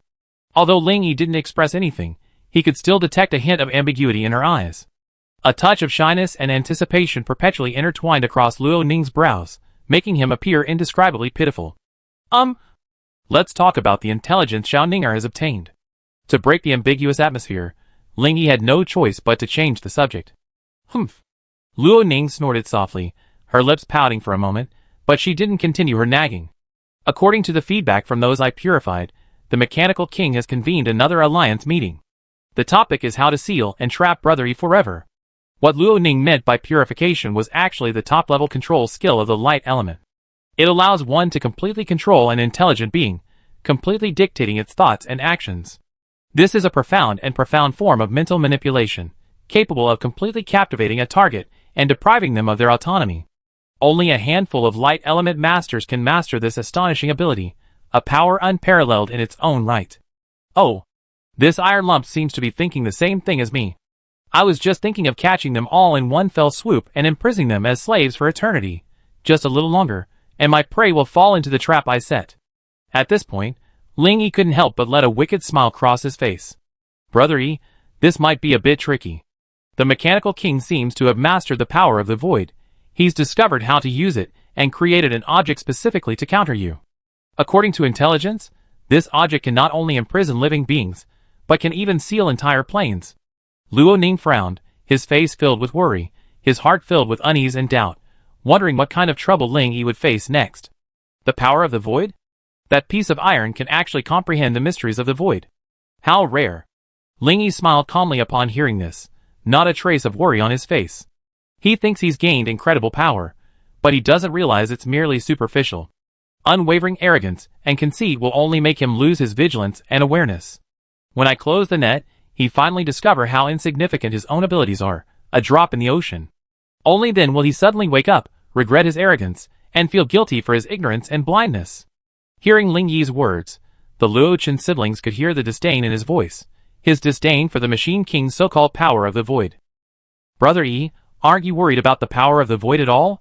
Although you've always been calm and composed, never panicking in the face of major crises, but facing this terrifying and unpredictable power of the void, I can't help but worry about your safety. If such a powerful force gets out of control, the consequences will be disastrous. I hope you will proceed with caution, and be fully prepared for any eventuality. I will continue to support and follow you, and together we will fight this unknown threat. Luo Ning sensed Ling Yi's arrogance and offered words of advice. Ling Yi simply waved his hand, responding with remarkable ease. Don't worry. If that iron lump can truly comprehend the true nature of the power of the void, then he wouldn't just possess useless void objects. He would, like me, create his own void world. The void world and the plane world are essentially the same. Behind them, a vast hand silently controls everything. This hand may come from a higher dimension, weaving one network of space and time after another, effortlessly manipulating the fate of the entire universe. All of this is precisely calculated. The plane world is merely a pawn in their game, at the mercy of those in power. Chapter 667. What? Brother Yi, are you saying that behind the void we were in, there's someone like you? Luo Ning couldn't help but ask, shocked. Ling Yi pondered for a moment, then spoke slowly. Yes, he is the master of that void, a being powerful enough to manipulate all planes. Hearing this, Luo Chen and Luo Ning felt a chill run through their hearts. If that were true, then they had been completely under his control, like ants. Brother Yi, what should we do then? If they interfere or become your direct enemy, the consequences will be... Luo Ning didn't know what to say next, and the worry on his face deepened. Luo Chen narrowed his eyes slightly, a faint murderous aura emanating from him. Knowing there was an incredibly powerful being didn't fill him with fear, but rather with a fighting spirit.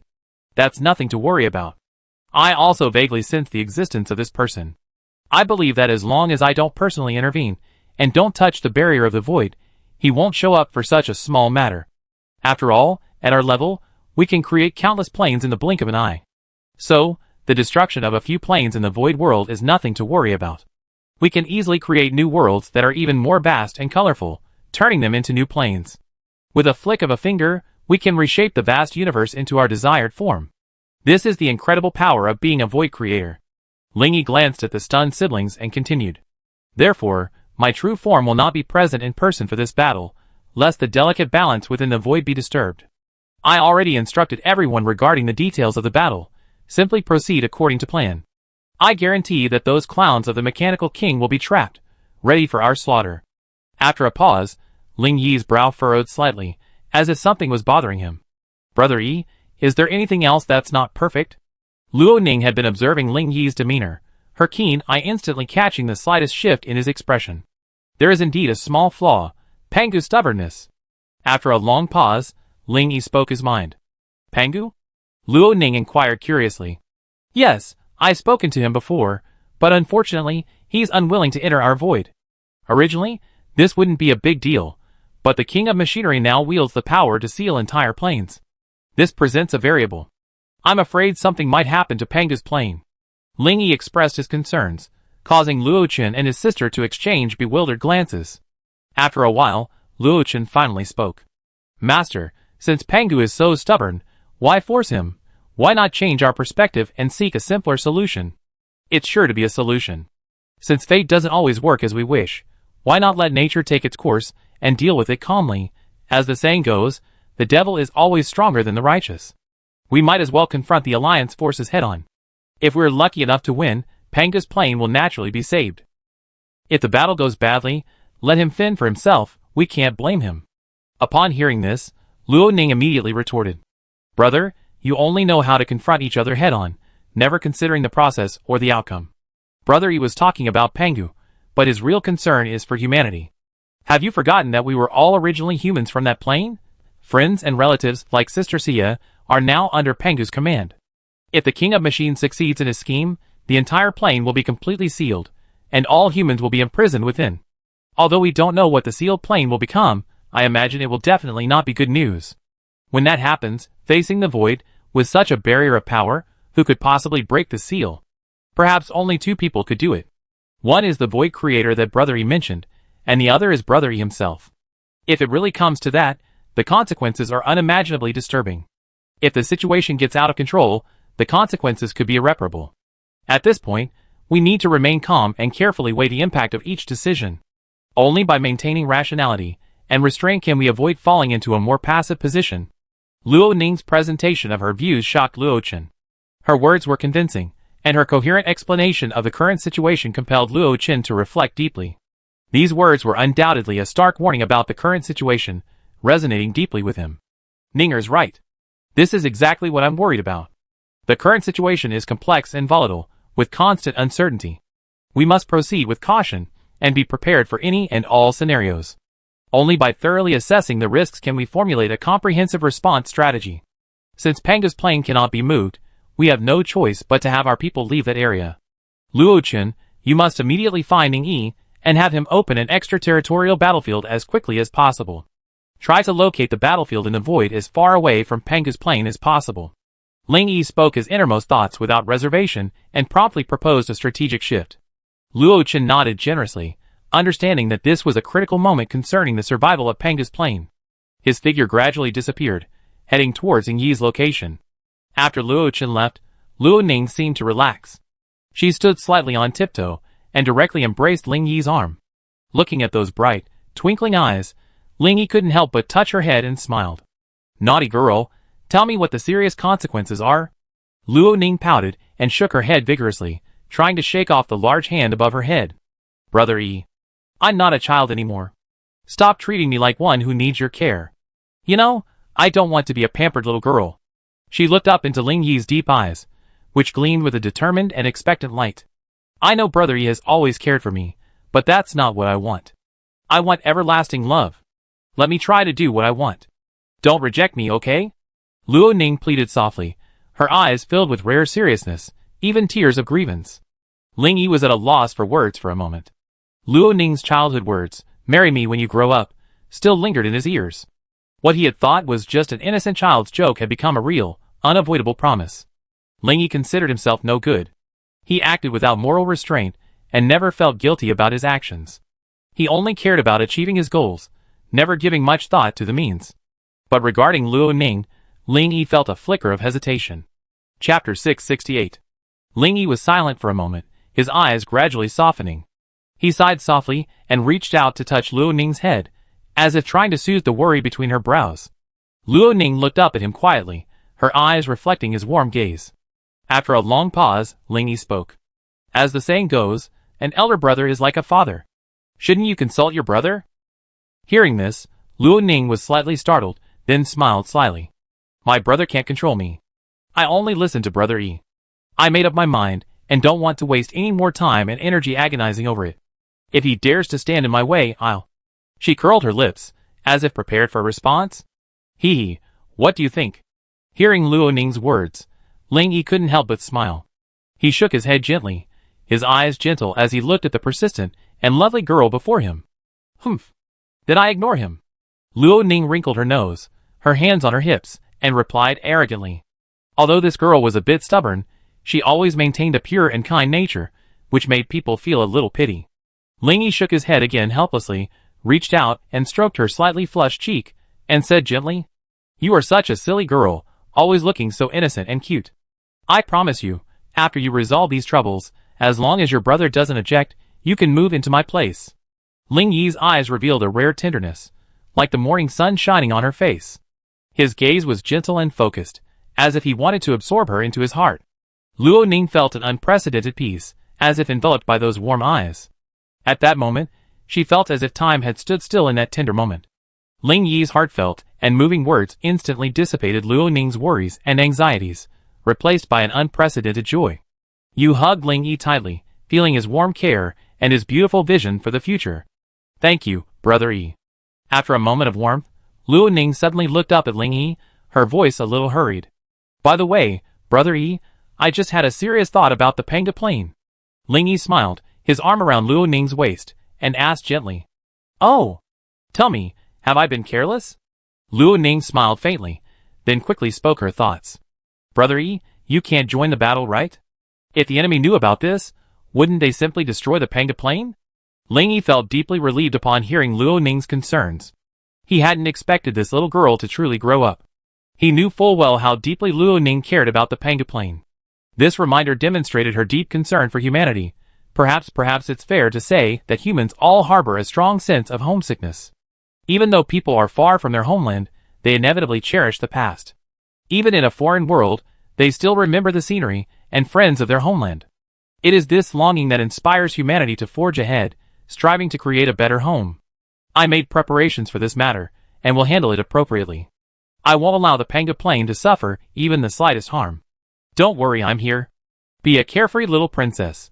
I take care of everything.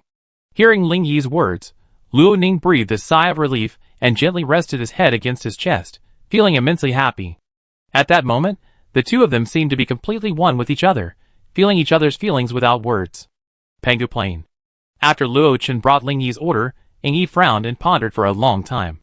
To protect this plane from the encroachment of war, a thorough plan was necessary. He knew Ling Yi's intention well, to wipe out those clowns. So, Ling Yi began to weigh various strategies, searching for the optimal solution. Only by carefully planning before taking action could one ensure a foolproof outcome and protect this world from being affected. Ling Yi lowered his head in thought, mentally rejecting one plan after another. He weighed and compared the options over and over again, but could find no viable solution. He shook his head, sighed deeply, and fell into a state of confusion. Suddenly, an instruction flashed at his mind, and his eyes lit up.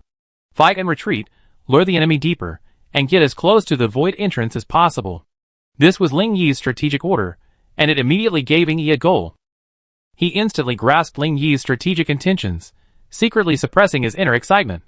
He took a deep breath and began to carefully execute this plan to lure the enemy. In Pangu's conference room, a group of powerful humans sat around Pangu, their eyes filled with worry. The situation had recently become increasingly dire, with various disturbing reports from the intelligence agencies being transmitted layer by layer. Alien forces had gathered on the plain, eyeing the enemy with eagerness, and signs of launching a full-scale attack at any moment. This underlying worry had persisted for some time, worrying not only Pangu, but also the millions of surviving humans. After all, if the plane were to be destroyed by aliens, not only would Pangu suffer, but even the remaining human beings would be doomed. Lord Pangu, the situation seems dire. More and more aliens are gathering, and they seem poised to attack at any moment. A guard captain said worriedly. We must act quickly, or the consequences will be disastrous. Hearing this, Pangu's face darkened. Everyone, although I control the entire plane, I'm afraid I won't be able to escape unscathed if a devastating alien attack strikes. The current situation is dire. We must carefully analyze the situation and discuss countermeasures. Pangu's voice was low, revealing a hint of worry and helplessness. I hope you can offer me some good advice, so that we can jointly defend the remnants of our homeland. As soon as he finished speaking, the conference room fell into a silent hush. The human representatives present were all powerful, yet they also sensed the gravity of the crisis. Perhaps within the surviving human world, their strength was unmatched. But facing those advanced civilizations, deploying forces outside the plane, terrified everyone. Invasion and war are two different concepts. Invasion is suppressed by the power of the plane's rules. But if war were to begin, the enemy could completely destroy the plane. Once a full-scale war broke out, it would inevitably unleash a horrific disaster. The disparity in strength between the two sides would only exacerbate the plane's destruction. After a moment, the powerful humans present began to analyze the situation and express their opinions. Number 1 spoke first, saying in a deep voice, Lord Pangu is right. The current situation is indeed dire. Recently, we have received a series of alerts that various alien forces are gathering here, forming a siege. Judging by the movements, they are determined to capture. The strength of these alien races should not be underestimated. If they launch a full-scale attack, they will not allow us an easy victory as before. We will not be able to resist them alone. Chapter 669. At this point, Number 1 paused for a moment, his expression growing even more serious.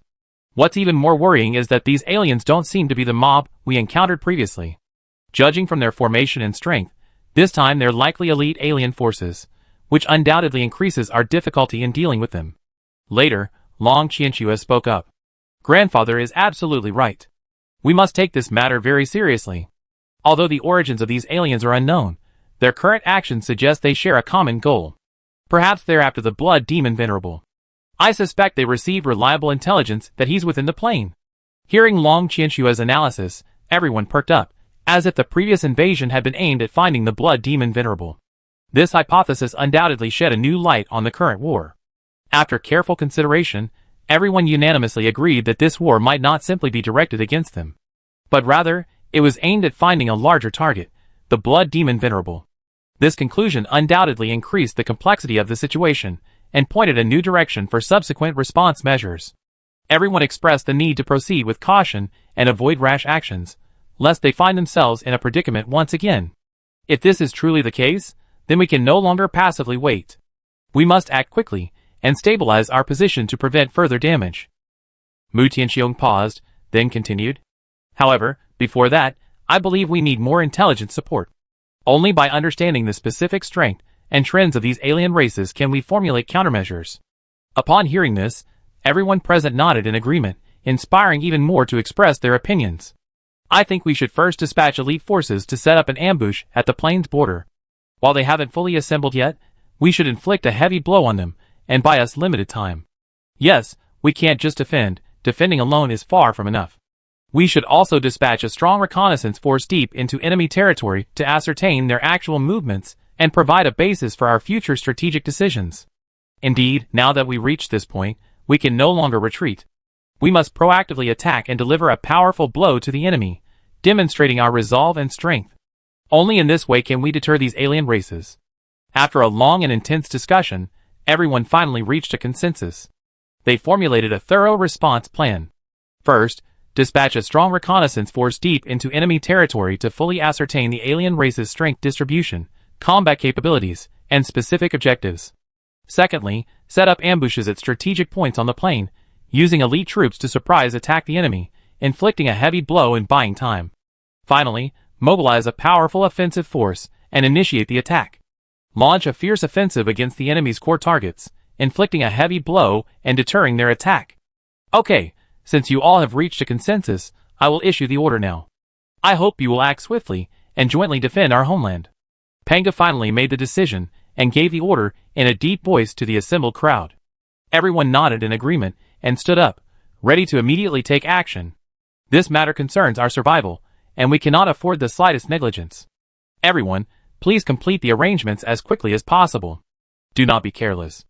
As everyone prepared to leave, Panga glanced sternly at them, offering a final warning. I will supervise the entire process.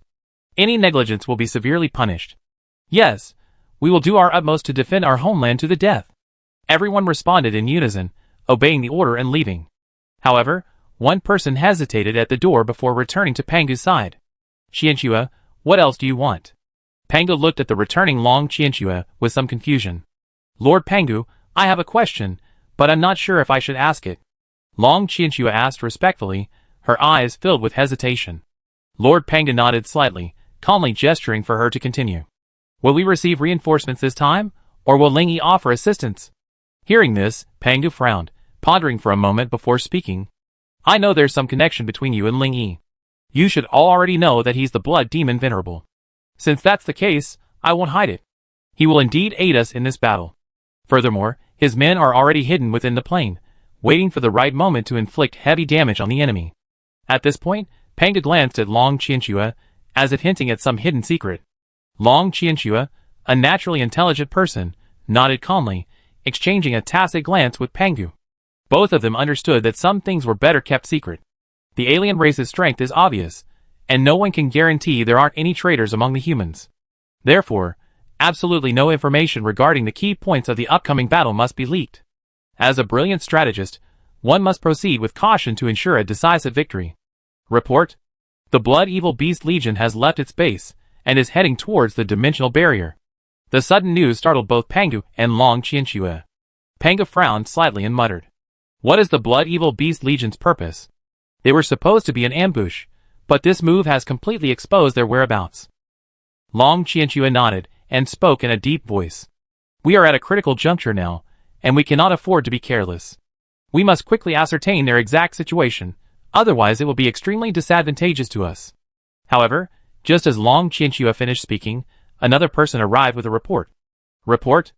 The Blood Evil Beast Legion has launched a charge against the alien coalition forces. The war has begun. Hearing this news, Panga could no longer remain calm. He stood up with a look of fear on his face, countless terrifying thoughts flashing through his mind. This sudden incident made Panga feel uneasy and anxious, and panic spread within him. Nonsense, absolutely nonsense. They didn't even give us a heads up before they acted, completely disrupting our plans. Panga took a deep breath, trying to calm himself. He pondered for a moment, a series of countermeasures flashing through his mind. This sudden situation is truly unsettling, leaving us with no idea where to begin. If we rashly launch an attack without knowing the enemy, the outcome is unpredictable. Long Qianxue also frowned, unable to guess why Ling Yi had so rashly ordered the attack. The suddenness of the situation is puzzling.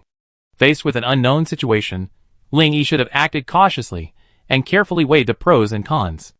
Instead of impulsively launching an attack, which could backfire and cause unnecessary losses. Chapter 670. Long Qianxue's mind raced, constantly weighing the pros and cons, trying to find the best solution. She knew time was precious and needed to make a decision quickly. Thoughts raced through her mind.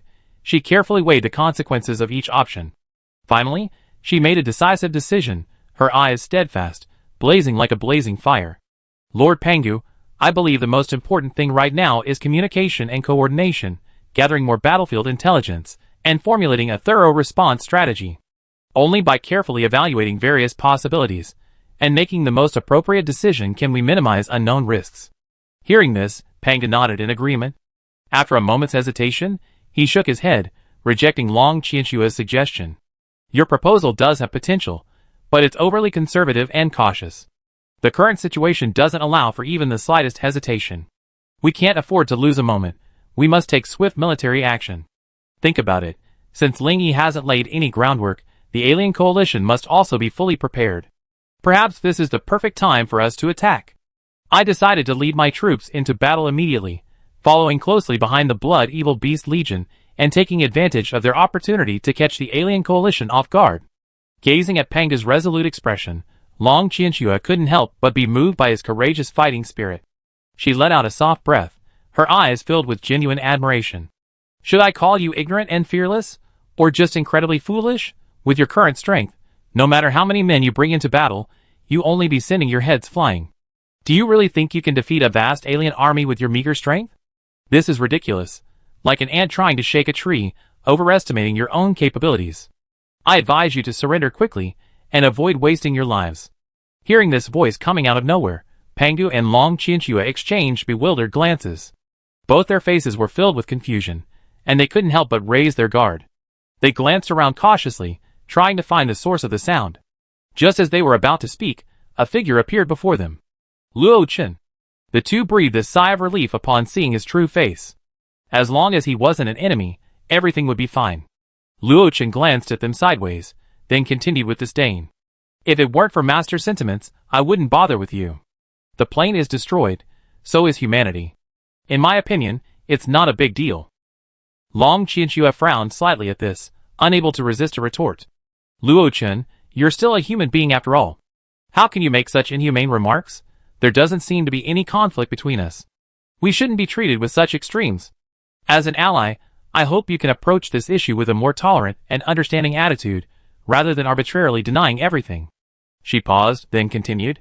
We should communicate in a peaceful and rational manner, respect each other, and jointly explore solutions to dealing with the alien race. After saying this, Long Qianxue glared at Luo Chen angrily, her body trembling slightly with excitement. Haha. What do you have to do with me? When my entire family was exterminated, why didn't anyone stand up and offer such high-sounding words? Your grandfather holds supreme power, and is fully aware of the grievances in this matter. Why doesn't he come forward to seek justice? My sister and I barely managed to survive until the end of the world. If we hadn't met Master, we would have perished long ago. You're just a flower raised in a greenhouse, untouched by the wind and rain. How can you possibly understand the complexity and tenacity of human nature? The suffering I endured is beyond your comprehension, and you have no right to judge. If it weren't for Master's compassion, you and I might never have crossed paths. Now, what qualifications do you have to talk to me about human nature? Luo Chen's gaze was like a sharp sword, piercing the defenses in Long Qianshua's heart. She took a deep breath, trying to calm the turmoil within her, but found herself speechless, unable to respond. She could only silently endure this invisible pressure. Long Qianshua knew that silence at this moment might be the best response. In terms of strength, she was no match for Luo Chen, and logically, she had no right to criticize Luo Chen's personal grudges. Haha, the past is like smoke, let it be. Young friend Luo Chen, since you're here, it must be Ling Yi's order. Can you tell me what's going on? Pangu's laughter was like a gentle spring breeze, instantly dispelling the solemnity and awkwardness surrounding them. Luo Chen nodded slightly, no longer dwelling on his resentment, his gaze resolute. Indeed, Master has a new plan for the Alliance's formation, and has sent me here to inform you. Your forces are not strong enough to participate in the battle. Rash involvement will only lead to further casualties. The most urgent priority is to recuperate and improve your strength, so that you can secure a place in the void in the future. Don't let your impulsive actions allow innocent survivors to shed their blood on the battlefield. That would be an irreparable regret. Pangu and Long Qianshua exchanged glances, each seeing helplessness and sorrow in the other's eyes. Ling Yi's request for Luo Chen to take him hit Pangu right in the heart. He had always been a non-competitive person, so he didn't care about the requirements for strength. Ling Yi had repeatedly, both overtly and covertly, urged Pangu to improve his strength, but he was always ruthlessly rejected. However, today, after once again realizing the importance of strength, it was like a hammer striking Pangu's heart, causing him to reflect deeply. He realized that in this chaotic void, without sufficient strength to protect those he loved, how could he truly be non-competitive? At that moment, Pangu quietly felt an unprecedented resolve. He vowed to embark on a path of strength, not for conflict, but for protection. However, unfortunately, he didn't express his thoughts out loud, otherwise it would have saved Ling Yi a lot of trouble in planning. Young friend Luo Chen, I know my strength is too weak to deal with the Sky Master. But if I don't seize this opportunity and fight alongside you, defeat will still be waiting. Furthermore, now that the Blood Evil Legion has left this plane, I have no other choice. Either I join you in the fight, or I watch this plane vanish into thin air, reduced to ashes. Pangu spoke his true thoughts sincerely, though more worried about having no one to rely on. Don't worry, just focus on rebuilding your own planes. Master will take care of the rest. As long as you don't cause trouble or seek disaster, Master is here to keep you safe. Luo Chen had vanished into thin air, but his words echoed in Pangu and Long Qianshua's ears. They exchanged a look of shock and bewilderment. Luo Chen's departure left behind a huge mystery, like a turbulent undercurrent beneath the surface of a calm lake, impossible to ignore. But one thing they knew, the impending war was inevitable. Chapter 671. The moonlight was like an eye, the Milky Way like a silver thread. In this silent and hushed void, an elite force, hidden in the darkness, had quietly lurked around the coalition's positions, eagerly awaiting their opportunity. This force was Ling Yi's renowned Blood Demon Legion, the most ferocious and terrifying combat force of the previous apocalypse. Under the leadership of Ling Yi, the Blood Demon Legion always planned their actions carefully, adept at exploiting terrain and timing. They had been lurking around the enemy camp for several days, silently observing every detail of the coalition's marching routes, stationing methods, and alert levels. When the time was right, they would surely deliver a fatal blow. Although this coalition, comprised of elite troops from various races, was numerous and well-equipped, their commanders were facing a formidable enemy. They had been ingrained with the reputation of the Blood Demon Venerable, possessing a brutality and cunning deception. In the early Void Wars, the enemy often appeared at the most unexpected times and places, launching a fierce attack and then swiftly vanishing. The coalition commanders were well aware of the terrifying power of the Blood Demon Legion under the command of the Blood Demon Venerable. Thus, they were extremely vigilant and strengthened patrols in the surrounding areas. However, even so, they struggled to capture this elite force, lurking in the darkness and elusive. At this moment, Ing Yi, the Blood Demon Legion's commander, smiled faintly and gave Ling Yin the order to begin. Attack, my brothers! Tonight, let us teach this arrogant coalition a lesson. According to the Blood Demon Legion's plan, a small detachment, disguised as enemy scouts, quietly approached the coalition's encampment. This scouting squad was in a state of disarray. Some were in rags, others drenched in blood, as if they had just fled the flames of war. Dressed in the enemy's standard combat uniforms, they wailed as they ran towards the position. Don't play tricks. I understand every word you say. If you dare to lie, expect your family and the entire plane to disappear. Ng Yi's icy voice reached the ears of the coalition scout captain in front of him. The scout captain's face was pale, cold sweat dripping from his forehead. He replied in a trembling voice. I understand. I will never lie. Our plane was forced to join the coalition forces, and we bear no ill will toward your excellency. Ng Yi's eyes remained as cold as a knife. He slowly raised his hand, signaling the troops behind him to continue forward. Then, lead the way. Let me see what you mean by being forced. The coalition scout captain nodded quickly, turned, and led the way, silently praying that this operation would go smoothly, avoiding bringing disaster to their entire plane. Hold. Stop. Those ahead, stop. You entered our security zone. Leave immediately. As the squad approached the enemy camp, the patrol guard immediately issued a warning. Faced with the sudden warning, the squad members exchanged a quick glance. Ng Yi calmly raised his hand, signaling silence. No one retreated. Instead, they used the cover of darkness to deftly adjust their formation, appearing even more disorganized. It depends on your performance. The consequences of success or failure are dire. I'm sure you understand. Ng Yi whispered to the scout, his tone filled with murderous intent. I understand. The scout leader shuddered, then walked slowly and resolutely toward the other side. Don't be nervous. We're all family. I'm from Tan Jishing's scout team, and I have important information to report to you.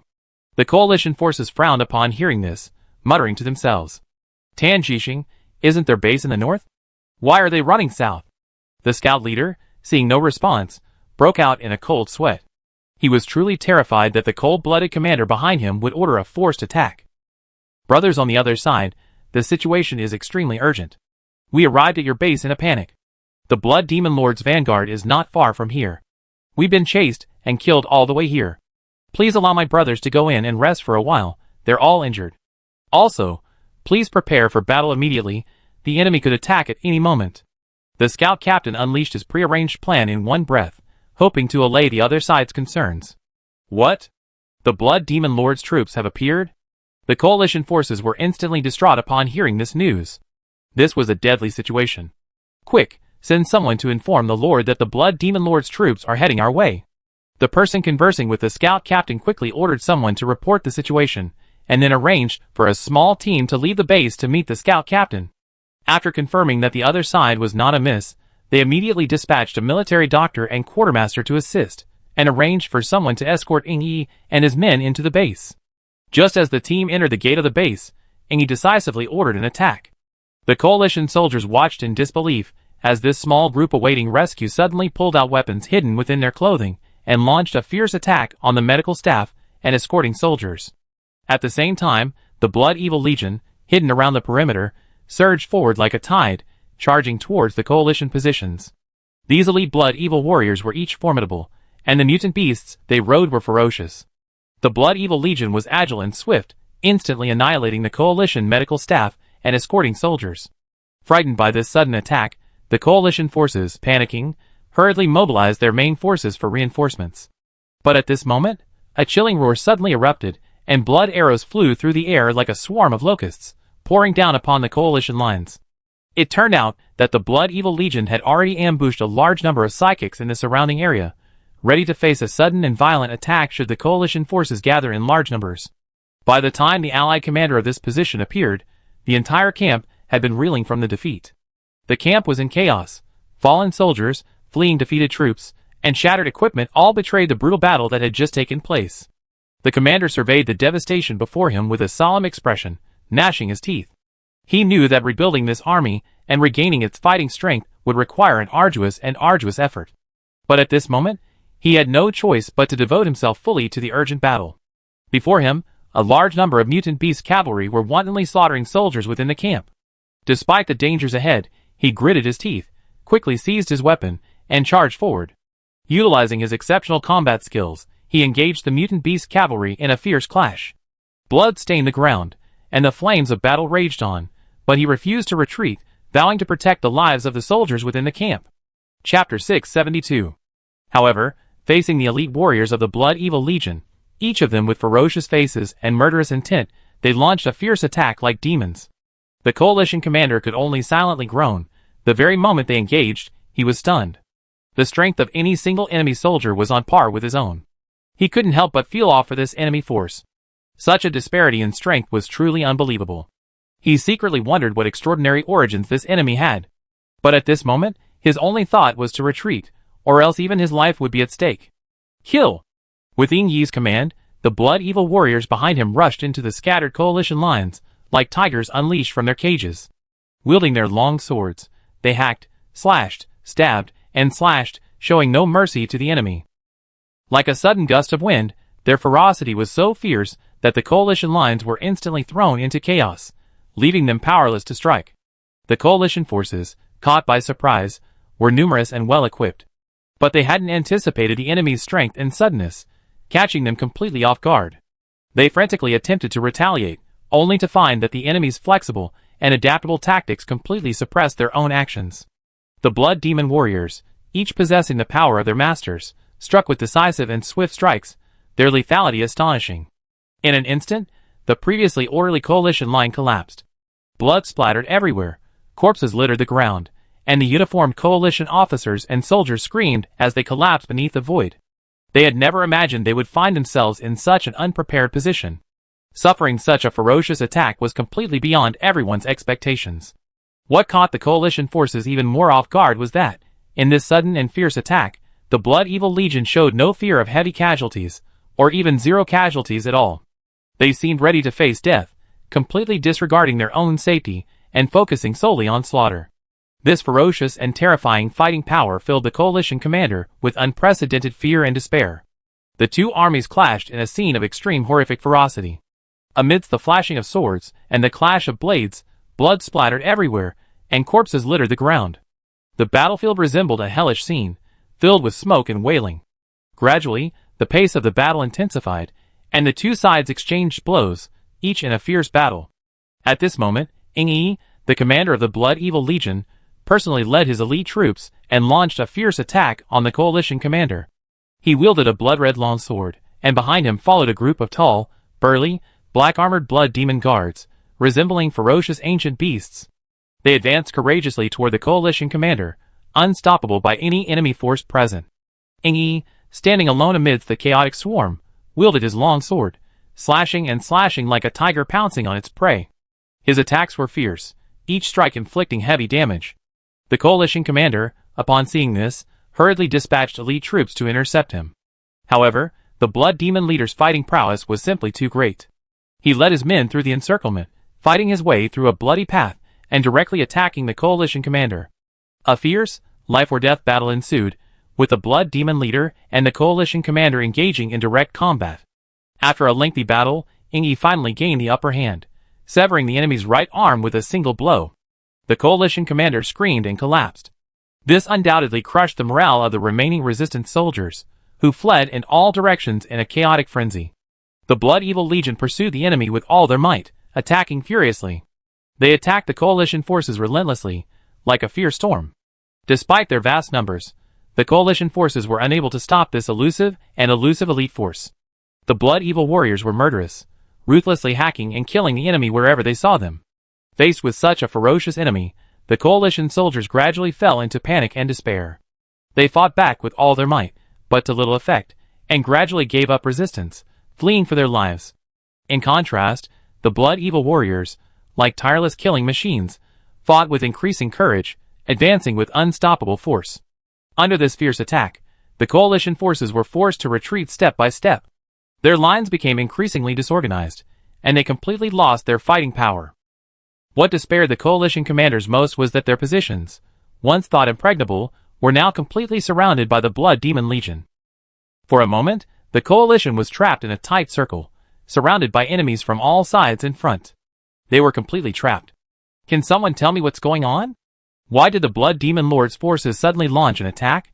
Didn't you say that the Blood Demon Lord hasn't recovered his full strength yet, and shouldn't retreat? In the Alliance meeting room, the Lord of Darkness slammed the table and roared.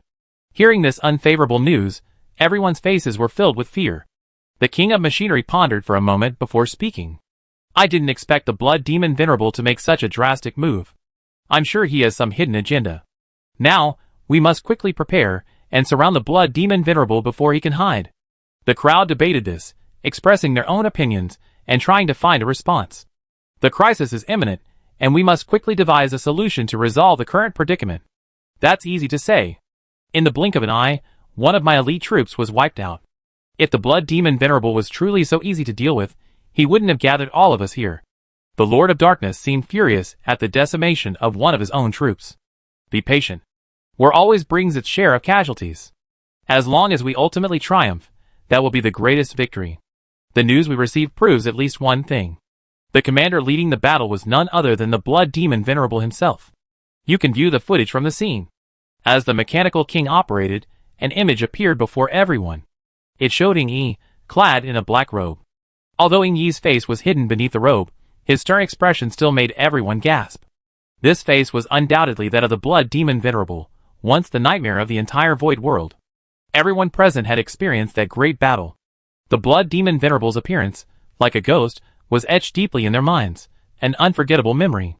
The horrific scene was still vivid in their minds, and the piercing chill still lingered in their hearts. Seeing that face again now still sent chills down their spines. The horror unleashed by the Blood Demon Venerable was a scene the entire Void dared not revisit. Even the passage of time could hardly heal the shadow etched in their hearts. Everyone gazed upon the figure in the image, trembling with fear.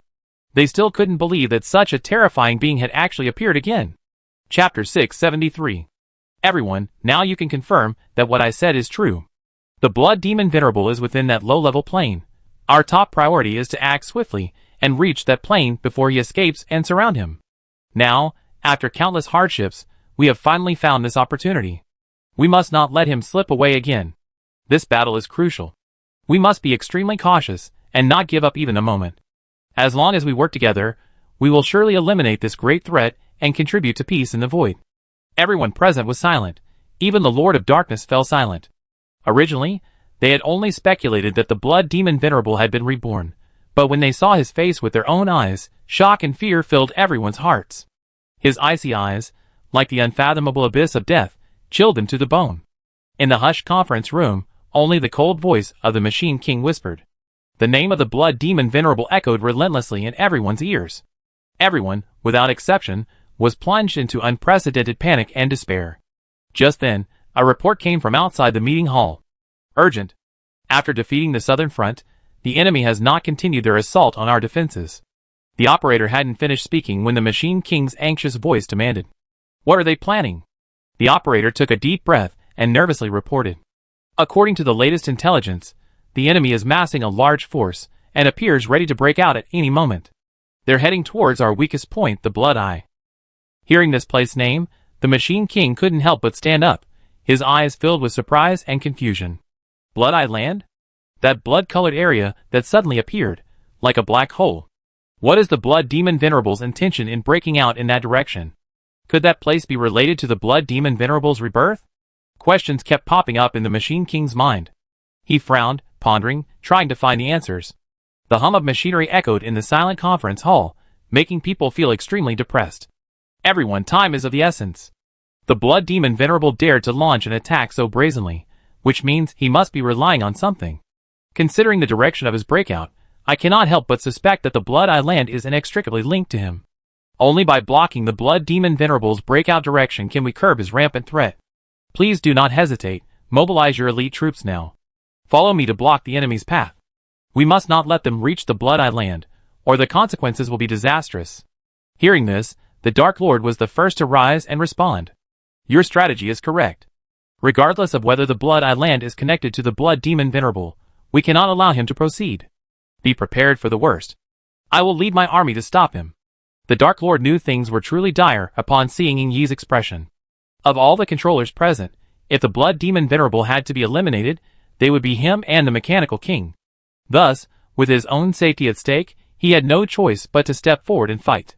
The rest of the group exchanged bewilderment, finally nodding and departing. They sighed helplessly, lamenting their status as minor figures within the alliance, forced to drift with the tide. Despite their humble status, they forced a smile and feigned indifference to maintain the alliance's superficial harmony. Though deeply aware of their insignificant position, They secretly hoped to one day earn the status and respect they deserved. As the Alliance's top leaders busily deployed their forces, Ling Yi received the latest intelligence. Brother Yi, this is the situation. Those guys are getting anxious and can't wait to execute you right here and now. Luo Ning lay in Ling Yi's arms, presenting the latest intelligence he had received. Ling Yi nodded, reaching out to stroke Luo Ning's cheek, his tone tinged with a hint of teasing. They're just a bunch of clowns.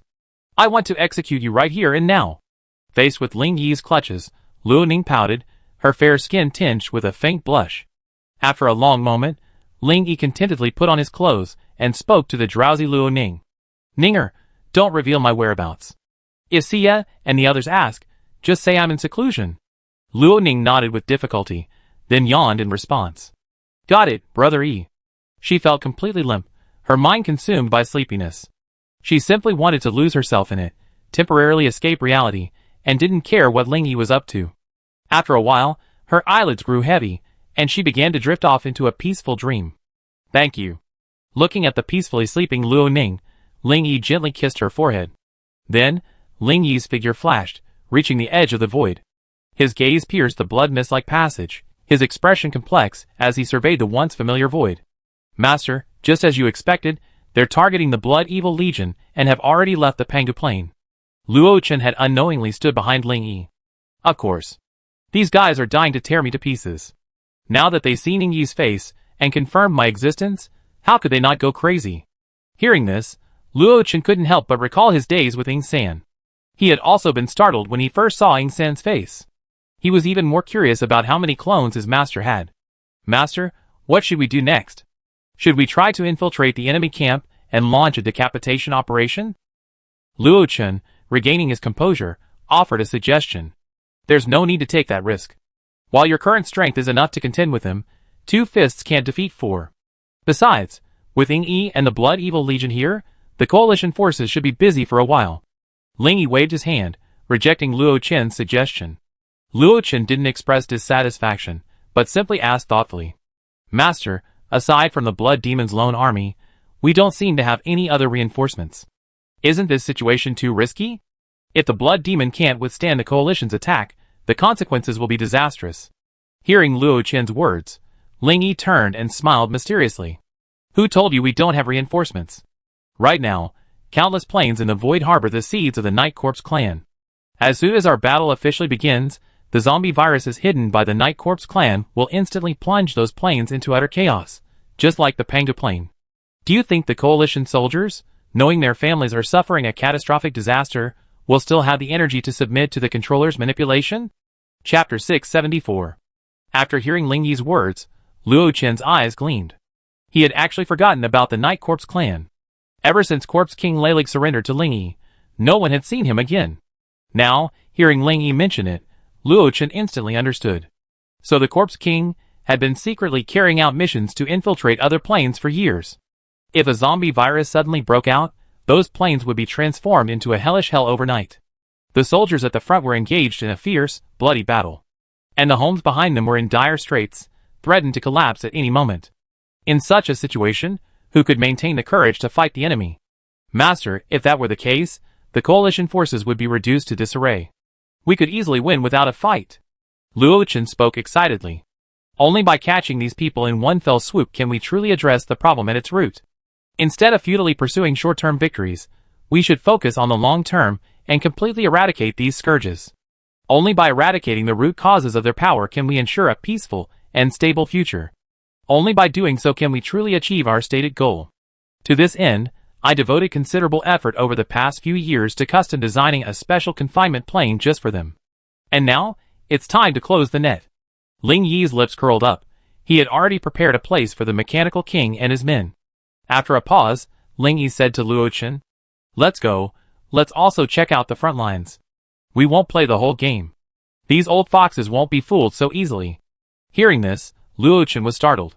He remembered that Ling Yi couldn't easily step out of the bloody void. Master, will leaving this place rashly cause unnecessary trouble? So, he tentatively asked his doubts. It's okay. The one standing before you is merely a clone I meticulously created. Aside from not inheriting the original strength, its thought patterns and other aspects are shared in real time. Therefore, there will be no conflict with the original Void World. Ling Yi spoke as he flew towards the blood-red barrier. Luo Chen quickly stood up and followed closely. Somewhere in the Void World. Commander, those bastards are really pressing on. They're not giving us a second to breathe. Leng Yan complained as he observed the situation behind him. But what's a little strange is that although they're chasing us so hard, they seem to be wary of something and aren't using their full strength. Gu Hao also expressed his doubts. Ying Yi sneered and replied with disdain. None of them wanted to be the first to strike, each waiting for the right moment. Their master's reputation was like invisible shackles, completely restricting their actions. Although the coalition maintained a solemn and orderly demeanor for the time being, a turbulent tide surged within them. Each controller awaited the reactions and actions of the others, secretly weighing their own gains and losses. But this is even better. We can slowly drag the coalition forces forward toward our goal. Leng Yan and Gu Hao both nodded, then led the Blood Evil Legion on their march. On the coalition side, the elite troops of the Mechanical King and others had not yet officially set out. Disturbing news continued to arrive. The Blood Evil Legion was advancing at an alarming rate, and the coalition forces were unable to stop it. A controller frowned, expressing his doubts. What are they planning? Escape or attack? Why are they advancing so quickly? Another controller responded anxiously.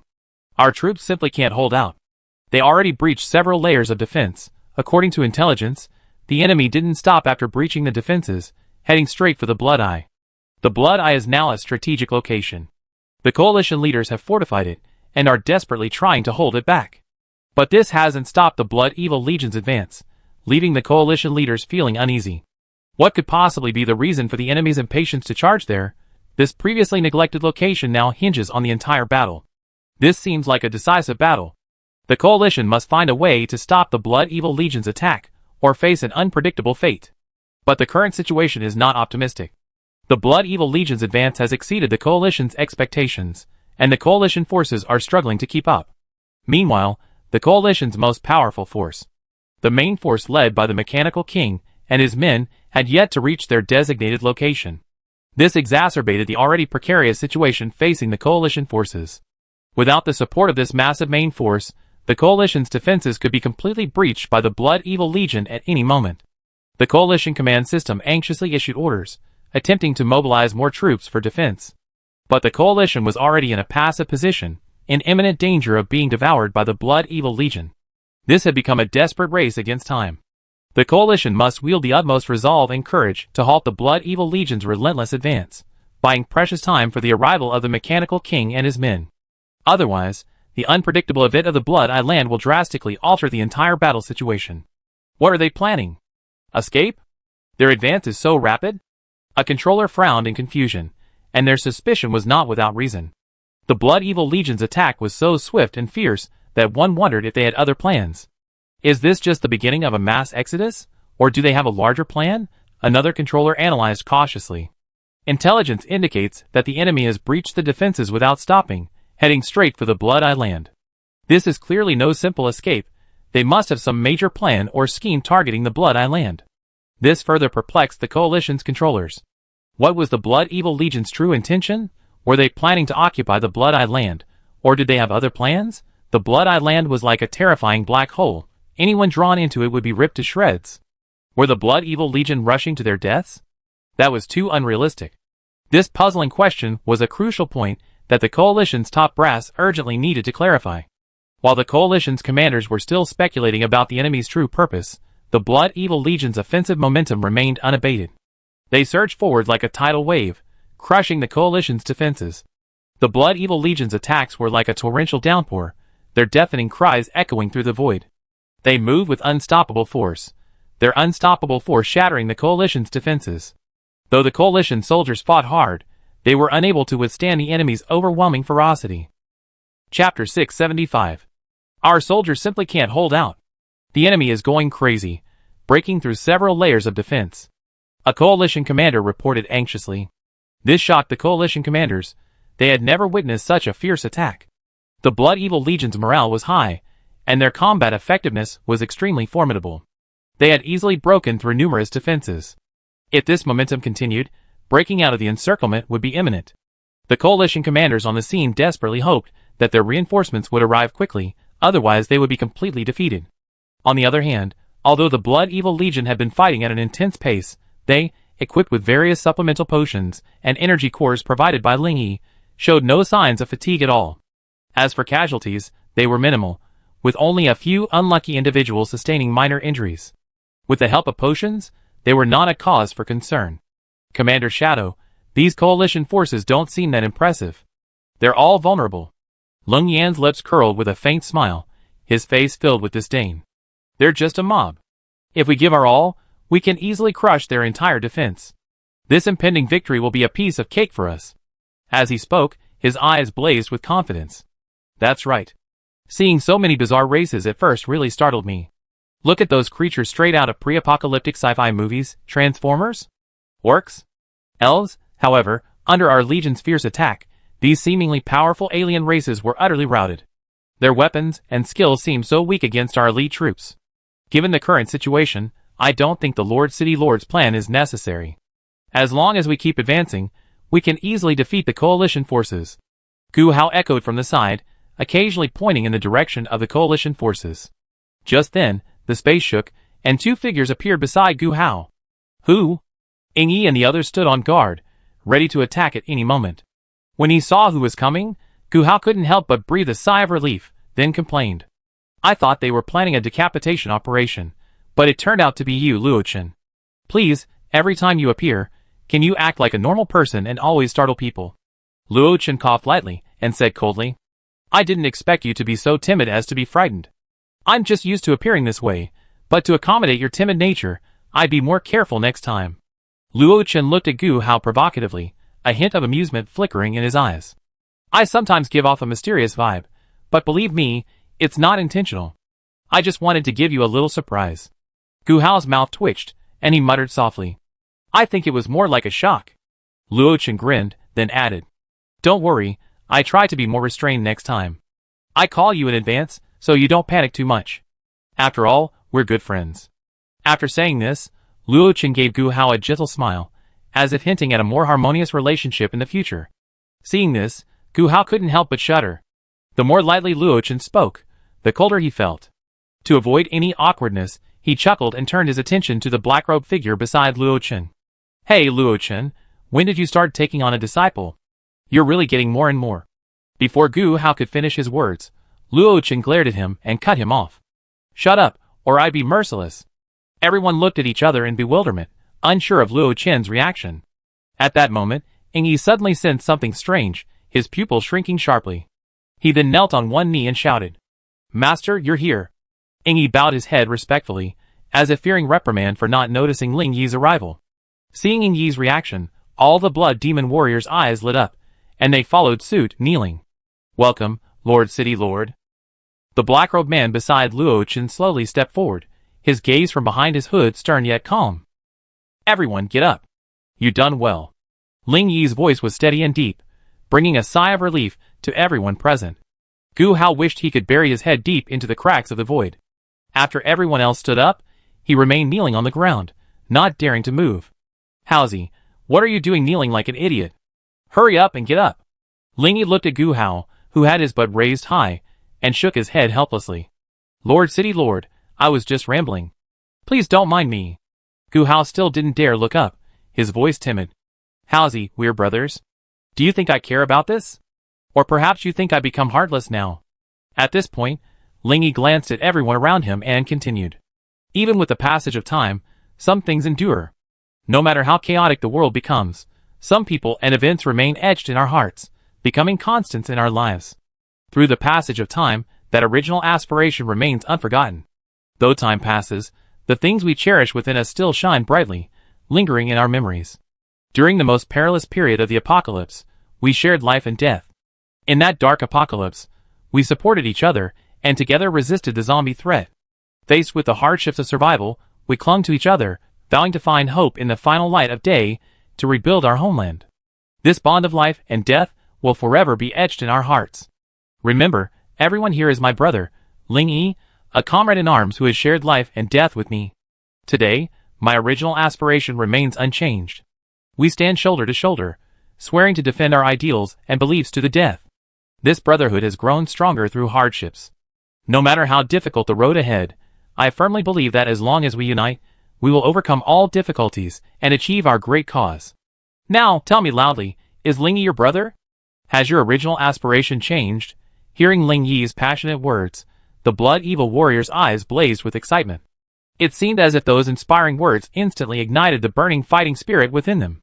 Everyone gripped their weapons tightly, their eyes gleaming with determination. We will never forget our original aspiration, fight bravely against the enemy, and win glory for the city lord. With Ling Yi leading the charge, the call resounded like thunder in spring. For a moment, the warrior's blood boiled, vowing to die for Ling Yi and achieve great things. Chapter 676. After a thunderous roar, Ling Yi held his hand and spoke. Brothers, the final battle is about to begin. Win this round, and we go home. Ling Yi's voice echoed across the battlefield, shaking everyone's heart. Go home. Go home. The Blood Evil warriors shouted in unison like a tidal wave, their voices so powerful it seemed to overturn the entire void. Their shouts shook the entire battlefield like a bolt from the blue. Comrades hugged and high-fived, their eyes gleaming with long-lost joy and anticipation. After enduring so many life-and-death trials, they finally had the hope of embarking on the journey home. Looking at these incredibly excited iron-blooded warriors before him, Ling Yi was moved beyond words. These true iron-blooded men, for their beliefs and ideals, had endured countless hardships and dangers, and had also sacrificed countless precious lives. However, whether in the apocalyptic era or in the current war in the void, these heroic Blood Evil warriors never gave up, but bravely advanced, finally nearing the dawn of victory. Behind the coalition's position. Why is there so much commotion on the front lines? Is the enemy launching another charge? The Machine King asked. They urgently opened a spatial tunnel, and finally reached the route blocking the Blood Evil Legion. The enemy didn't launch an attack, but suddenly surged with momentum. According to the observers, it seems the enemy generals are conducting a pre-battle mobilization. A controller in charge of the outpost responded. What, pre-battle mobilization? The Machine King glanced at everyone present and laughed. Ha. The once cold-blooded, unscrupulous blood demon Venerable. He actually gave a pre-battle speech. This is truly ridiculous, utterly absurd. Hearing this, everyone joined in the laughter. Everyone, the conceited blood demon Venerable must have believed that his past achievements and notoriety were enough to command the obedience of his soul legion. However, in the eyes of others, he is still a cold-blooded, despicable tyrant. Who could truly respect him? He's now feigning high-handedness simply because he feels guilty in front of us. Do you think this will only bring us more ridicule and contempt? After hearing the Machine King's words, everyone nodded in agreement. They felt that Ling Yi now was no match for the demon he had been. You have to remember that the blood demon Venerable back then always kept his word, striking wherever he commanded, and caring nothing for the casualties of his subordinates. And now, he actually chosen to appease and boost morale. What does this mean? It means that the blood demon Venerable is no longer the feared villain he once was. He's now a mere paper tiger, a vulnerable prey. It seems everyone has grasped the key point. The blood demon Venerable's intimidating power is no longer what it once was. His once unrivaled combat power is now meager. Although reborn, his strength has been greatly diminished. The once deafening demon must have weakened, no longer possessing the same formidable force he once possessed. This is a rare opportunity. It's the perfect time for us to jointly encircle and suppress this frail tiger, capturing and imprisoning it in one fell swoop, completely eliminating this hidden threat. A smug smile graced the Mechanical King's face, as he imagined Ling Yi would eventually succumb to his might. He extended his hand, as if he could already control Ling Yi's fate. Venerable blood demon, it seems I still underestimated your power, the Mechanical King scoffed inwardly. You are now nothing more than an ant before me. He sneered, awaiting Ling Yi's army's next move with great interest. The next morning, the sunlight, as gentle and dazzling as emerald, shone through the silent void. In contrast to the tense and anxious moods of the coalition forces, the Blood Demon Legion enjoyed a restful night. At this moment, the Blood Demon Legion's commanders, refreshed after a good rest, gathered to discuss their battle plans. They plotted how to seize the initiative in the next battle, determined to forge ahead and crush the enemy lines with an even more fierce offensive. Although the pressure from the coalition forces persisted, the Blood Demon Legion remained undeterred. Ling Yi's presence, in particular, only instilled a new sense of confidence in them, and they secretly resolved to defeat their opponents in the upcoming battle. Ling Yi looked at the chattering crowd and couldn't help but smile. Each of them had their own unique insights and opinions on the scene before them, each interpreting the battle from a different perspective. Ling Yi appreciated this rich and varied discussion, which allowed the issues to emerge more clearly. He even admired the Blood Evil Legion's fearless spirit, their unwavering composure in the face of overwhelming enemies. They were unwavering in their resolve, forging ahead courageously, fighting to the bitter end for their beliefs. Even when surrounded, they never retreated, but instead grew stronger with each battle, determined to break through. This unwavering resolve, this courage to face adversity head-on, was precisely the spirit a ruthless army needed. I don't think we need to go to all that trouble. We should just attack directly. Our blood demon brothers are far superior in individual strength. Even if we were to face the enemy commander head-on, we could easily defeat him. Why bother with any strategy? Gu Hao said disdainfully, squatting on the ground facing the coalition position. Don't forget our ultimate goal.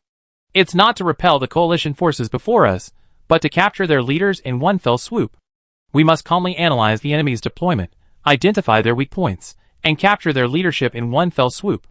This is why we're luring them to the entrance to the void. The city lord has already laid a tight net, waiting for them to fall in. Leng Yan shook her head, dismissing Gu Hao's drastic plan. Leng Yan is right. Although we have very few combat personnel, we can still crush them in terms of strength. But we can't do that. If we directly expose the full strength of the Blood Evil Legion, I'm afraid those controllers will panic and abandon their troops and flee. Instead, we need to cautiously and gradually apply pressure, patiently letting them feel our strength. Only in this way can we ensure they don't make some crazy move, but are instead forced into submission, ultimately becoming trapped. Ing Yi, combining the opinions of the two, explained Ling Yi's intentions. His penetrating gaze swept across the crowd, as if hinting at the importance of this action. Everyone present was enlightened by his words, nodding in understanding and support. Chapter 677. Look at our brains. The Lord City Lord is right here, and we're still fussing about it. Hearing Gu Hao's words, everyone finally came to their senses. That's right, Ling Yi himself is here. Why are they still discussing? They should just listen to his instructions. Ling Yi smiled faintly, meeting the gazes of the crowd, his eyes filled with admiration. You all here are excellent. You already shown the qualities of a commander, which makes me very happy. Only by being able to think independently can one become an excellent commander. By not being bound by prejudice and being able to see the essence of things, one can make the right judgments in complex situations and lead subordinates to victory. In today's rapidly changing world, leaders need to be open-minded, humble, and learn from all sides. Only with an open and inclusive mindset can we resolve conflicts, rally everyone's cohesion, and sweep away all resistance in the void. Ling Yi first praised the people present, then went on to outline his plan. The moment you saw me, I believe some of you have already seen the signs. The final battle is drawing near. Yes, I have come this time to end this void war. Although the road ahead is difficult and treacherous, we are ready for this final stand. This battle will undoubtedly be fiercer than ever before, but we will meet the challenge with unwavering faith and courage. I hope everyone understands that this decisive battle not only bears on our own destiny, but also on the future of the entire void world. Therefore, the current situation does not allow for even the slightest slackness or hesitation. And he is absolutely right. Our goal is to completely destroy the enemy's core command, not just achieve a superficial victory. Therefore, we must formulate a thorough plan and employ all means to thoroughly strike at the enemy's key links. Only in this way can we fundamentally eliminate the enemy's combat effectiveness and lay a solid foundation for ultimate victory. Now we must leverage all our strengths, employ innovative thinking, and devise every possible means to inflict a fatal blow on the enemy. Only in this way can we achieve complete victory in this battle. I have planned for this day, for countless days and nights, long ago, weaving an impenetrable net for the enemy before me. I have already seen the dawn of victory, and my heart is filled with supreme joy and confidence. The enemy is trapped, unable to escape our grasp. This victory will surely bring you fame and prominence, making you a leader in the void. Hearing this, with the exception of Ing Yi, who remained calm, everyone else's faces lit up with excitement. Now, I explain the specific battle plan. Everyone must strictly follow it. First, our initial strategic objective has been achieved, completely disrupting the coalition forces' advance. They've been led to believe we're fleeing, their destination being the Crimson Void. But they don't know this is merely a tactic to lure the enemy deeper. Now, your most crucial moment has arrived, a fierce assault on the enemy's defenses. Remember, attack in the direction of the Crimson Void, using a single point to penetrate the entire area, and demonstrate a desperate breakout posture. Ing Yi, your mission is paramount. After breaking through the enemy lines, find the right moment to disengage. Then, advance toward the Crimson Void, making sure to let the enemy know there's a hidden world beyond the Crimson Void. The Blood Demon Legion will fight and retreat, slowly entering the Crimson Void. We must let those hesitant enemies know that the Crimson Void holds no danger. Afterward, you will be pinned down outside the Crimson Void barrier, prepared to defend the entrance to the bitter end. Listening to Ling Yi's instructions, everyone present nodded seriously. City Lord, are we just going to waste time with them? Gu Hao asked softly, somewhat doubtfully. The Mechanical King and his men are cautious individuals. They won't act rashly unless they're absolutely certain. They rather trap us here than engage in combat themselves. But that's not what I want. If I don't force them out, I won't be able to completely capture them. I don't want to chase them across the void. It's too time-consuming and laborious. So, I force them to act, and I do it with impatience.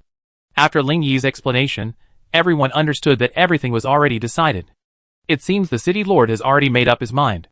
All we brothers need to do is follow his orders. Alas, it's a shame to have to pretend to be a defeated army. How depressing. Gu Hao curled his lips, shook his head helplessly, and sighed. You're just looking for the limelight, kid. Don't worry, after we take down the Coalition's command system, you have your chance. Then, in the vast void, those remaining Coalition forces will be at your disposal. Even if you lead your troops into their plane, I fully support you. Ling Yi kicked Gu Hao in anger, causing him to grimace in pain, but his face was full of smiles. Ha ha ha, this is a great job. The Lord City Lord really understands me. I finally built a plane, so I can take my men to other planes to collect some spoils. Everyone burst into laughter upon hearing Gu Hao's words. Those present were all commanders of the Blood Evil Legion, long accustomed to the brutal baptism of war. They were worried about what to do once the war was over and they returned home. Although they were all noble masters of a plane, this was not the life they sought. Commanders like Leng Yin and Gu Hao were more focused on exploring unknown realms and pursuing the spiritual joy of self-transcendence. Their ambition wasn't to establish a new rule, but to find their own meaning through confrontations with other powerful beings. This perspective on life, transcending the construction of planes, fundamentally distinguished them from primordial creators like Pangu. And so, upon hearing that they would be able to continue charging into battle, they couldn't help but feel excited. The battle is endless. As long as you wish, I will never hinder your progress. In the days ahead, whether you choose to roam the void or conquer cities and territories, I will be your most solid support. Now, everyone return to your posts, gear up, and proceed according to the plan. As Ling Yi finished speaking, the atmosphere erupted in excitement. The fear and anxiety of pre-battle vanished, replaced by an unprecedented excitement and anticipation. Everyone was energized by Ling Yi's promise, chanting "Long live the City Lord," as if to let the whole world know about this heroic figure. Ling Yi, facing the crowd's cheers, curled his lips into a faint smile, his eyes filled with the confidence and pride of victory. Chapter 678. Report. The enemy is attacking our southern positions fiercely. Requesting support. A coalition signalman reported to the high-ranking coalition commanders. Oh! Are you sure the enemy is advancing towards the south? Are they all or are they divided? The Machine King leaned forward slightly, seeming to be concerned about this information. Sir, every word I say is true. Our southern positions are in imminent danger. The enemy's offensive is fierce, and it seems they won't stop until they break through. The signalman responded anxiously. Hearing this news, the Lord of Darkness frowned slightly, and said after a moment's hesitation, If the enemy is indeed moving south, my previous speculation is probably correct. We must seize this opportunity to set up numerous ambushes and, with one decisive move, wipe out all the bandits and then encircle the Blood Demon Venerable. In short, the key to this battle is to keep the enemy outside the Blood Island. We must not be careless. The others nodded earnestly in agreement, even the King of Machinery echoing the sentiment. Lord of Darkness, your words make sense. Send orders immediately and mobilize the entire army. I will personally lead the elite troops to meet the Blood Demon Venerable. With these words, he strode off, his spirits high, as if he were certain of victory, inspiring awe in all. The other controllers exchanged glances with their allies before rising and following closely behind.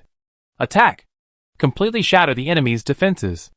With his arrival, Ling Yi immediately assumed command of the Blood Demon Legion. He sat astride the Spirit Cat, the powerful mount that had accompanied him through the apocalypse. A man and a beast were suspended in the air, looking down at the smoke-filled battlefield before them. The enemy's deep defenses were like impenetrable iron walls. But under Ling Yi's command, the soldiers of the Blood Demon Legion pressed forward tenaciously, charging relentlessly, and tearing through the enemy lines with ease. Give up your resistance, minions of the Blood Demon Lord. You are surrounded and trapped. In the distance, a commander of the alien coalition shouted sternly. If this continues, you will only have one way to go: total annihilation. Lingy narrowed his eyes, and sneered. What a ridiculous suggestion. When has my Blood Demon Legion ever feared hopeless danger? Today, I will show you how the void turns red, while I clear away these obstacles. He looked back, only to see the devastated battlefield. Every soldier of the Blood Demon Legion wore a look of determination, ready to die. Every soldier of the Blood Demon Legion wore a look of determination, ready to die. Yes, it was the heroic presence of those standing resolutely at the front, confident in victory. They were ready to brave fire and water, vowing to sacrifice their lives for the Blood Demon Venerable. At that moment, their faces brimmed with an indescribable sense of pride and mission, as if they had already sniffed the scent of victory. Wielding sharp blades, they closely followed Ling Yi's blood-red longsword's guidance. Repeatedly, they charged the enemy lines, unafraid of the myriad attacks. Brothers, follow my command. Ling Yi swung his long sword and shouted. Today, we vow to break through the encirclement, crush these ants before us, and secure final victory. Do you still have the courage? Follow me and level the front. Kill! Kill! Kill! The passionate blood evil warriors responded in unison, each raising their swords and shouting, eager to fight. Excellent! Then follow me. Ling Yi brandished his sword high, leading the charge toward the enemy positions. He, atop the spirit cat, charged fiercely into the enemy lines like a demon. With a flash of his sword, the enemy soldiers fell to the ground. The Blood Evil Legion soldiers, following closely behind him, also eagerly advanced, their momentum unstoppable, charging straight into the enemy's core position. Led by Ling Yi, the Blood Evil Legion, like a fierce arrow, instantly pierced the outer defenses of the alien coalition. Although this alien coalition was numerous and well-equipped, their lines gradually began to show cracks under the Blood Evil Legion's fierce attack. The commanders above and below the defensive line looked at each other, overwhelmed, unsure how to respond to such a ferocious attack. Damn it! How could this situation have come to this? Quick, send more elite troops. A high-ranking officer shouted. But our losses are already heavy. If we continue to attrition, I'm afraid. One of his officers replied hesitantly. Stop the nonsense. We can't bear the responsibility of not fighting with all our might. Listen to me. Send in the reserves immediately to stop the enemy's charge. The high-ranking officer roared angrily. But at that moment, Ling Yi, leading the Blood Evil Legion, pounced even more fiercely on the enemy lines like a ferocious tiger. The devastated battlefield was a horrific scene of flying flesh and falling bodies. Stop them. We can't let them reach our core positions. A high-ranking officer from the alien coalition shouted. All forces, concentrate your firepower. Attack them. According to the order, the coalition troops reluctantly turned and concentrated their firepower in the direction of Ling Yi. A variety of weapons and supernatural powers poured down upon the Blood Demon Legion, flames soaring into the sky, smoke rising in all directions. No way. With this level of attack, it felt like we were just playing house. Gu Hao smacked his lips and shook his head in frustration. Ling Yi glanced coldly at the enemy's defenses, feeling rather helpless. These guys are truly useless. They actually collapsed in the face of a simple blood demon attack. If this continues, how will the rest of the drama play out? Ling Yi was deeply troubled. The current situation made it impossible to play it safe. The Blood Demon Legion was advancing at a relentless pace, and even if he let them off, he wouldn't know what to do. He had to face the situation squarely and reassess his strategy against the enemy. At this thought, Ling Yi's eyes suddenly narrowed, and then, with a firm resolve, he shouted a command. Brothers, listen to my command. Today we must break through the siege and return to our homeland. Final victory is at hand. Do you still have the will to fight? Yes. The passionate Blood Evil Legion soldiers responded in unison, each gripping their weapons tightly, as they charged forward once more, even more fiercely than before. Instantly, a fierce and brutal battle erupted between the two sides. Under the Blood Evil Legion's fierce attack, the alien coalition's defenses retreated step by step, their strong lines breached one by one. This onslaught, like a raging wave, instantly shattered the enemy lines before them. Countless alien warriors fell to the ground, their bodies scattered across the ground, their blood staining the earth red. Ling Yi's blade swung down, like a ferocious ancient beast, tearing through the enemy on the battlefield. The surrounding Blood Evil Legion soldiers were equally resolute and decisive, advancing with unstoppable force. Thus, through a baptism of blood and fire, the Blood Evil Legion finally overcame numerous obstacles and steadily advanced towards the enemy's core position. Chapter 679. Awesome. Awesome. Awesome. Fighting like this is so satisfying. Brothers, follow the Lord City Lord and charge forward together. Give them a good fight. Knock these aliens down. Don't give them a chance to escape. Attack them.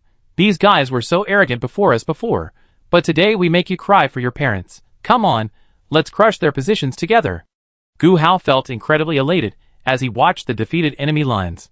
Previously, following the plan, the attack was inevitably limited, unable to fully demonstrate its capabilities. But now it was different. Ling Yi had changed his strategy. The Blood Demon was unrestricted, free to launch a full-scale attack and annihilate the enemy in one fell swoop. Witnessing this overwhelming battle, Gu Hao's heart surged with excitement, and he couldn't wait to personally annihilate this pretentious alien coalition. Ling Yi personally led the elite troops of the Blood Evil Legion, charging into the enemy commander's tent amidst fierce fighting. Stop fuel resistance. Surrender. You have nowhere to escape. Ling Yi stared coldly at the trembling alien commander, his long sword pointed at his throat. No, we will never surrender. The alien commander gritted his teeth. Even if we lose, we will rather die than surrender. Humph. Foolish. Then die. Ling Yi sneered and stabbed the enemy commander's chest with his long sword. Watching the enemy commander fall to the ground, Ling Yi turned and looked around. He saw the brave and skilled soldiers of the Blood Evil Legion had completely destroyed the enemy's last line of defense. Our first battle is a victory. Ling Yi raised his blood-red longsword high in the air and let out a resounding cry. Ling Yi was a sight of heroic valor, his aura resounding with vigor. He brandished the blood-red longsword with unyielding courage, inspiring the Blood Demon soldiers. Ling Yi spoke in a deep voice. This victory is the result of the heroic sacrifices of all our brothers. We should take this as inspiration and persevere, vowing to fight this battle to the end, clearing all obstacles and safeguarding the Blood Demon army's might.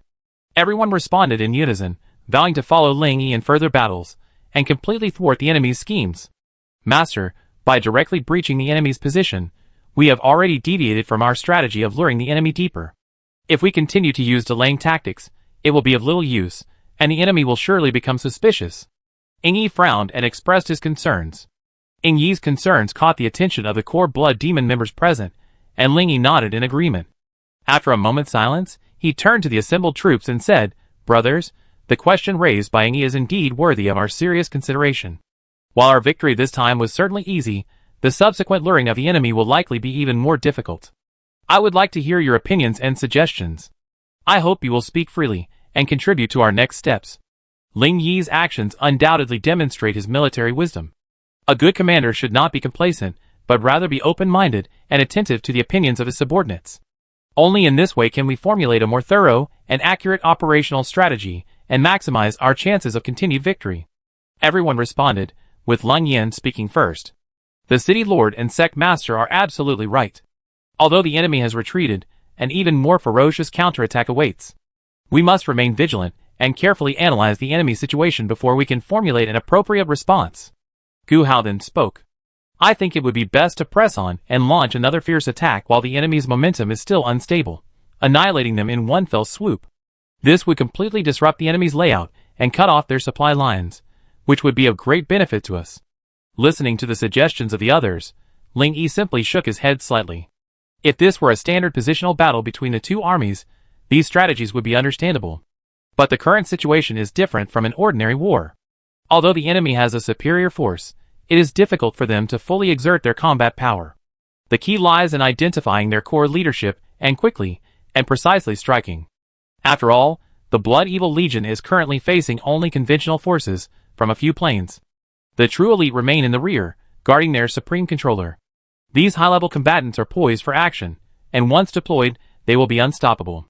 Although the Blood Demon Legion's current strength doesn't necessitate a formidable force, if faced with a relentless onslaught, the Blood Demons will eventually run out of steam. Therefore, a prolonged battle is absolutely unacceptable. A swift and decisive victory is the only prudent course. While the enemy remains unprepared, we must find a way to disrupt their plans and capture the enemy first. Well, everyone's ideas are indeed excellent, but what we're going to do now is a decapitation operation. Therefore, A steady and cautious approach is unsuitable for our next strategy. At this point, Ling Yi suddenly looked up into the void, his lips curled up. All troops, listen. March at top speed. Target the bloody void. Since the original plan is unsustainable, let's just walk into a trap and close the door to the enemy. As soon as Ling Yi finished speaking, the members of the Bloody Evil Legion erupted in excitement. They puffed out their chests and raised their arms in a loud cry. Yes, sir! He then urged the mutant beasts to march at full speed. Dust billowed into the air, and the army's uniform and magnificent presence was evident. Ling Yi narrowed his eyes slightly, staring intently into the distance. He knew full well that this move would inevitably trigger a devastating chaos in the old void. But to achieve his goal, he would do anything. After the entire bloody army entered the bloody void, they entered a different dimension. Ling Yi slowly began to explain. I have already constructed a special dimension at the entrance to the bloody void. This will be the prison for the coalition forces, where they will suffer untold torture in this gloom.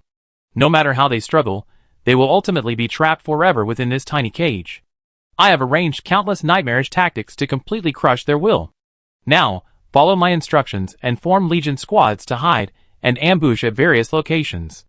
When the enemy enters the ambush circle, immediately launch a fierce attack, leaving no room for error. Remember to act swiftly and decisively, without delay. With one swift move, exert all your might to annihilate the enemy's remaining manpower. Once the dust settles on the battle, quickly regroup and return to your positions to encircle those self-important high-level controllers. After arranging the Bloody Evil Legion, Ling Yi led Luo Chen towards the exit of the Bloody Void. The two stood at the entrance, gazing at the still-destroyed battlefield not far away. Luo Chen frowned, a sense of danger lurking on every side. All around him was silent and still. He glanced around warily, trying to detect any unusual movement. In the shadows not far away, something seemed to be tearing at the air, raising his guard. Chapter 680. Luo Chen held his breath and cautiously drew his twin blades, ready for battle at any moment. A moment later, a strange silhouette gradually emerged from the shadows. It sent a chill down Luo Chen's spine, unable to fathom the danger within. Is it finally here? As Ling Yi finished speaking, the void twisted irregularly, slowly revealing a vast spatial passage. A faint, powerful aura emanated from the passage, chilling him. Luo Chen peered intently, and could vaguely see a massive figure approaching from the other side of the passage, emitting a series of metallic scraping sounds. As the figure drew closer, the scraping sounds grew clearer, like eerie footsteps echoing through the silent passage. Is this the king of machinery? When Luo Chen first laid eyes on him, he gasped. His massive form, like a steel sculpture, emanated an awe-inspiring aura. His shell gleamed with a metallic sheen, as if hardened by countless trials. His blazing mechanical eyes gazed down upon him, like a sovereign looking down upon all, like a god descending from heaven. This was the legendary king of machinery, his majesty commanding all. Haha, yes, this lump of iron is the king of machinery. The true master has finally appeared. Ling Yi smiled calmly, gazing calmly at the king of machinery at the entrance of the space tunnel. Soon after, more and more figures emerged from the space tunnel. Ling Yi calmly straightened his body, his gaze indifferent, as he watched the emerging mechanical figures. He remained composed, as if facing a group of insignificant minions. As more mechanical entities emerged from the spatial tunnel, the atmosphere around them gradually grew tense. However, Ling Yi remained unfazed, maintaining a calm and composed demeanor, seemingly unafraid of the impending battle. After the mechanical army took its stand, elite troops from various other races filed out. They slowly gathered outside the spatial tunnel, forming neat square formations. An awe-inspiring and solemn atmosphere settled over them. In the void, battle flags fluttered, and drums boomed. This earth-shattering battle was about to begin. Kensni, you didn't expect to meet again, did you? Ling Yi greeted the mechanical king indifferently, his eyes filled with disdain. The two had once engaged in a life-or-death battle, and now, unexpectedly, they met again, a chilling prospect. A gloomy feeling crossed the mechanical king's heart.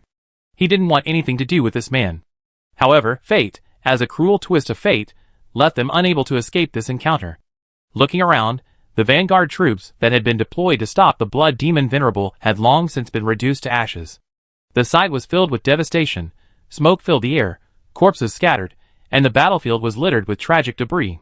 The once formidable vanguard troops were now reduced to countless shattered limbs, scattered into the void. The shrill cries of pain seemed to echo across the gloomy battlefield, terrifying and unbearable to watch. This brutal war, raging in the smoke of gunpowder, had undoubtedly resulted in heavy casualties, a devastating loss of life and wounds that left a deep sigh of regret. The rulers of each race gazed silently at the cruel scene before them, their hearts filled with an unspeakable fear. They were well aware of the blood demon Venerable's power. If provoked, no one would be able to withstand it. Although the mechanical king repeatedly emphasized that the blood demon Venerable's strength would surely decline after his rebirth, but looking at the devastated battlefield, no one could believe that he was truly at the end of his rope. The controllers present dared not act rashly, fearing the wrath of this supreme being. They could only observe cautiously, wait and see, hoping to resolve this life-or-death battle through careful strategy. Venerable blood demon, you truly haunt me. Although we've been enemies for a long time, I must admit today that you're truly a formidable opponent. Your strategies are sharp and decisive, your strategic thinking meticulous and thorough. We clashed many times, and you always lived up to expectations, single-handedly turning the tide. No wonder you become so unique in the void, truly unrivaled. However, if you truly believe you can forever suppress me with this, you're underestimating me. I was able to annihilate you then, and I will do the same today. I possess extraordinary means, and I'm sure you'd be impressed. The mechanical king narrowed his eyes at Ling Yi, sneered, and continued. You've fallen into my encirclement. It's too late to escape. I control everything in the void around you. Your life and death are within my control. You think you can defeat me with your own strength? How ridiculous. With that, the mechanical king extended his hand, and a powerful wave of energy swept towards Ling Yi. Ling Yi could sense the powerful force of the void, and couldn't help but sneer inwardly. Having barely scratched the surface, you think you mastered the secrets of the void. How presumptuous. He shook his head scornfully, a hint of disdain in his eyes. King of machinery, you remain as arrogant as ever. You are far from qualified to peek into the mysteries of the void, Ling Yi said calmly, his tone revealing an unparalleled arrogance. Just as the might of the void was about to crush him, Ling Yi grabbed Luo Chen beside him. Amidst everyone's astonishment, the two disappeared into the blood-red space behind them. A blood mist swirled in the sky, twisting forces entangled the two figures, as if threatening to devour them completely. A moment later, the blood-red shroud dissipated, leaving no trace of Ling Yi or the other man. What the hell is going on? What the hell? They've been devoured by the blood-eye land. Dead? Did the blood demon Venerable commit suicide here? Everyone stood there in shock, their eyes agape, their eyes agape. After a long pause, the Lord of Darkness spoke in a trembling voice. Is this the fate of the blood demon Venerable? He was so cruel as to commit suicide, making it impossible for us to capture him alive? Another controller sighed. The blood demon Venerable has always been arrogant and unruly. It seems his rebirth has changed him considerably. Alas, what does all this mean? Many controllers looked at each other, disbelief and confusion intertwined in their expressions. The mechanical king remained silent for a long time, but his expression was filled with extreme panic and fear. This unusual behavior attracted the attention of those around him, who looked at him in confusion, trying to understand the reason. The mechanical king's face was ashen, and his pupils were trembling unconsciously, clearly experiencing some intense internal struggle. When Ling Yi and the others fell into the blood eye, the void pressure he unleashed struck the blood-colored barrier, yet it didn't cause a single ripple. Chapter 681. At this moment, the Machine King felt deeply uneasy. He had a vague premonition that the situation was about to unfold, something beyond his control. He secretly plotted countermeasures, but felt increasingly stretched thin. Helplessly, he could only pray silently, hoping to resolve this bizarre crisis. For a moment, silence spread beyond the blood-eye land, as if even time had frozen. The Machine King frowned, his heart aching with anxiety, while the others were bewildered and momentarily lost. The blood demon Venerable is probably not dead. Don't forget that he's a man who will never give up until he achieves his goal. When he wreaked havoc on the void, did he ever retreat without a fight? Even when he was alone and attacked by our group, he didn't flinch. He's a ruthless and vicious man, with sinister tactics. We must remain vigilant and on guard at all times, lest he hide in the shadows again, plotting some treacherous scheme. If he truly returns, I'm afraid we'd be unable to resist him. Therefore, I refuse to believe the claim that he's already killed himself before our very eyes. The Lord of Darkness seemed to have caught on to something and voiced his suspicions. The other controllers exchanged glances, sensing a hint of uncertainty in the Lord of Darkness's words, yet concealing an elusive sense of danger. Your suspicion is not without merit. The blood demon Venerable would never act in such a way. He would rather perish alongside his enemies than live in humiliation. This time, he must have a different plan. Perhaps to lure us all into a trap, Or perhaps there's something else going on. Whatever the case, his actions must hold a deeper purpose. The Machine King continued speaking, echoing the Dark Lord's words. Clearly, he also refused to believe Ling Yi had died. Don't forget, we only saw 2 people just now. How our Vanguard coalition was completely annihilated. It takes more than just 2 people to accomplish such a feat. According to intelligence, the Blood Demon Venerable's most prized Blood Demon Legion has reappeared in the void. But we haven't spotted them. What does this mean? If the Blood Demon Legion is lurking in the shadows, they must have hatched a new plot. They're likely silently observing our formation, waiting for the chance to strike a fatal blow. As the Machine King finished his words, a chill ran down everyone's spine. The army's morale was inevitably shaken for a moment, but the commanders, all veterans, quickly regained their composure. They scanned the surrounding void, their eyes blazing, intently searching for any enemy movement. At this moment, the entire Blood Island was shrouded in a solemn atmosphere, as if time had stood still. Everyone held their breath, ready for the fierce battle to come. The Machine King was unsure of what to do. He took a deep breath and concentrated on the dilemma before him. The myriad of problems weighed heavily on him, yet he knew he had to make the right choice. After weighing the pros and cons, he finally made up his mind and took a step forward. Everyone's eyes were fixed on the Machine King, whose expression was solemn, as if he had made a profound decision. I suspect there's something else hidden within this Blood Island, so I want someone. However, before he could finish his words, he was interrupted by an arrogant laugh. Ha ha ha. I never thought the self-righteous king of machinery would ever be so cowardly. Your heart of steel can even have its moments of fear. Your condescending attitude now seems so ridiculous. It seems even the cold metal can't stifle the trembling within. You can't escape your fear of me. But speaking of which, I'm really looking forward to seeing more of your helpless state. It would surely be incredibly exciting to let everyone see your true face. Yes, these sarcastic words came from Ling Yi. When he waited for so long but still saw no enemy appear, he couldn't help but sneer. He knew that those enemies who boasted of being superior to ordinary people must be lingering on the outside, fearing the sharp edge of this blood-red barrier. It's the Blood Demon Venerable's voice. He's truly not dead. There's a world hidden within the Blood Island. Instantly, the controllers present all wore expressions of horror, their eyes fixed on the Blood Island, unable to believe what they were hearing. But disbelief was irrelevant. That familiar, deep, terrifying voice roared through the void once again. TSK, TSK, TSK. After all these years, you ants dare to appear before my very eyes. After today, I will make you submit to my feet once again. Before he finished speaking, strange ripples began to form within the blood-colored barrier, as if boundless energy was hidden within. The crowd immediately fell into panic. Some courageous controllers drew their weapons and attempted to engage, but were repelled by the terrifying energy surges. Other controllers screamed and fled in panic. Some, even those who were fence-sitters, simply submitted, kneeling on the ground and begging for forgiveness from the Blood Demon Venerable. Most others trembled, frozen in place, as if under a spell of immobilization. The King of Machinery and the Lord of Darkness, witnessing this scene, felt a chill run down their spines. These cowardly controllers seemed to have their wills completely devoured, leaving only soulless husks. They fell to their knees, their eyes blank, like puppets held tightly in a demonic grasp, devoid of any sense of their own. Useless. A bunch of useless. No wonder the Blood Demon Venerable was able to stain the entire void world with blood. Watching this, the King of Machinery flew into a rage. He clenched his fists and gnashed his teeth, his chest ablaze with anger. These weaklings dared to worship their enemies right before his eyes. Their crime was unforgivable.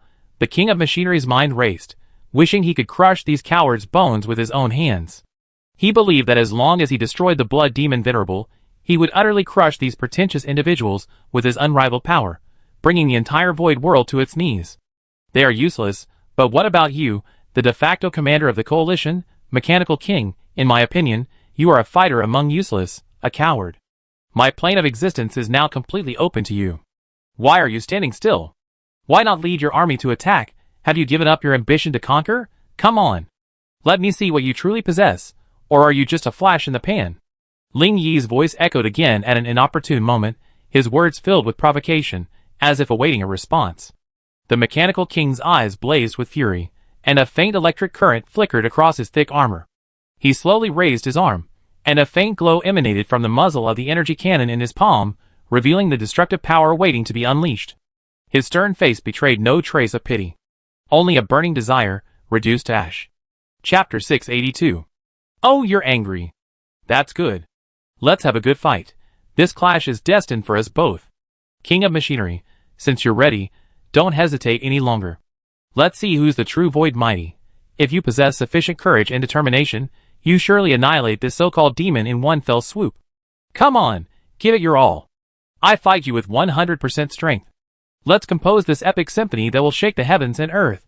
If you have the courage to face my threat, I will fight you to the death with all my heart. Looking at the hesitant King of Machinery, Ling Yi had no choice but to continue his verbal provocation. A hint of contempt flashed in his eyes as he sneered. It seems you haven't made up your mind yet. Are you backing down like this? Or do you simply lack the courage to fight me? That's right. Back then, you could only rely on your numbers to launch sneak attacks against me. Asking you to fight me openly and honestly is simply asking too much. Ling Yi straightened his back, his eyes blazing, as if issuing an irresistible challenge to the King of Machinery. Gazing at the figure within the blood-red barrier, the many coalition commanders fell silent. King of Machinery, why do I feel like the blood demon Venerable is bluffing? Why don't you step forward and test his methods? The Lord of Darkness lowered his voice, addressing the cold, steely face. The King of Machinery snorted coldly, his eyes narrowed. The blood demon Venerable's behavior is unusual. He must have a hidden agenda. Can't you see such an obvious intention? If you're feeling good about yourself, why not set an example for everyone? The position of the vanguard is yours. I believe that with your insight and decisiveness, you will dispel everyone's doubts and uphold justice. This opportunity is rare, don't miss it. Hearing this, the Dark Lord smacked his lips, momentarily unsure how to respond. Hearing this, the Dark Lord smacked his lips, momentarily unsure how to respond. He wasn't stupid. The first bird to stick its head out gets shot. Even though the blood demon Venerable was right before his eyes, no one knew what the Blood Island was like. If there was truly an ambush, entering would likely result in a complete destruction. Thus, facing the Machine King's sneer, the Dark Lord could only lower his head slightly, hiding his face beneath his hood. Humph! The Machine King snorted coldly at this, then continued to observe the situation in the Blood Island. He certainly wanted to lead his army directly, charge towards the Blood Demon Venerable. But Ling Yi's behavior at this moment rekindled the King of Machinery's doubts. On the battlefield, what matters is the right time, right place, and right people. This is a summary of experience passed down from ancient times to the present. The so-called right time refers to the ability to adapt to the current situation and seize opportunities. The right place refers to the ability to effectively utilize the terrain to gain advantage. And right people refers to the art of leadership that unites subordinates and effectively commands them. These three factors are indispensable. Without any one, great achievements are difficult. However, the King of Machinery looked at his own situation. It must be said that he seemed to have failed to grasp any of the right time, right place, and right people. First, the current situation was so unpredictable that it was difficult to grasp the direction of the war, and the ability to seize opportunities was far from sufficient. Furthermore, the combat environment was complex, and without a full understanding of the terrain, he could only respond passively. Finally, the coalition forces were in disarray, morale was low, and his commanding skills were ineffective. These compounding disadvantages placed the Mechanical King in a difficult position. Admittedly, the coalition forces were facing numerous crises, and had fallen into an unprecedented predicament. However, as the leader of this war, Mechanical could not easily give up. He must use wisdom and courage to find opportunities and directions for breakthroughs to turn the tide, salvage the situation, and completely defeat the Blood Demon Venerable. He believed that they should carefully analyze the situation, respond calmly, identify the crux of the problem, and take decisive measures to revive morale and consolidate their fighting strength. Only in this way could they ultimately overcome the numerous difficulties and regain the initiative for victory. At this moment, Ling Yi's eyes were deep and indifferent, as if he was weighing something. The Mechanical King stared at his face, feeling uneasy, unable to decipher his true intentions. Suddenly, Ling Yi spoke slowly, a hint of coldness in his words. Since you're hesitant, don't blame me for not giving you a chance. You guys stay outside and have some fun. I won't be accompanying you any longer. With that, Ling Yi moved, heading straight into the Blood Eye like a streaking meteor. The King of Machinery and the others watched him retreat, feeling that there might be more to the situation than meets the eye. Gone? The Blood Demon Venerable is just gone, just like that? King of Machinery, give the order now. Let's all charge forward together. We can't let him get away. The Blood Demon Venerable chose to escape. It's incredible. Could such a powerful being just vanish like that? Perhaps he was just bluffing, stalling for time. King of Machinery, we are ready and await your command to pursue him immediately.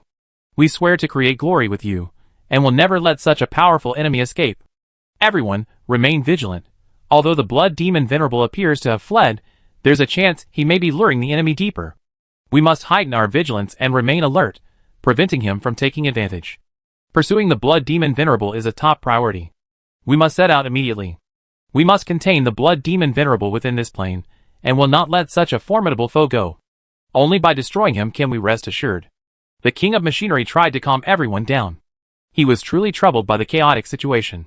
But no one listened, and the chaos spiraled ever further out of control.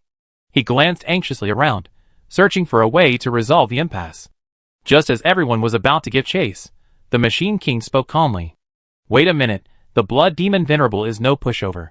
Chasing him rashly would be disastrous. Why don't we discuss a strategy first, then make our plans? As long as we can surround him, we definitely capture him. Preventing him from escaping is the best strategy. After hearing the Machine King's words, everyone began to whisper and discuss countermeasures, and chaos reigned. The Machine King is right. The blood demon Venerable is a formidable foe. If we act rashly, we likely fail.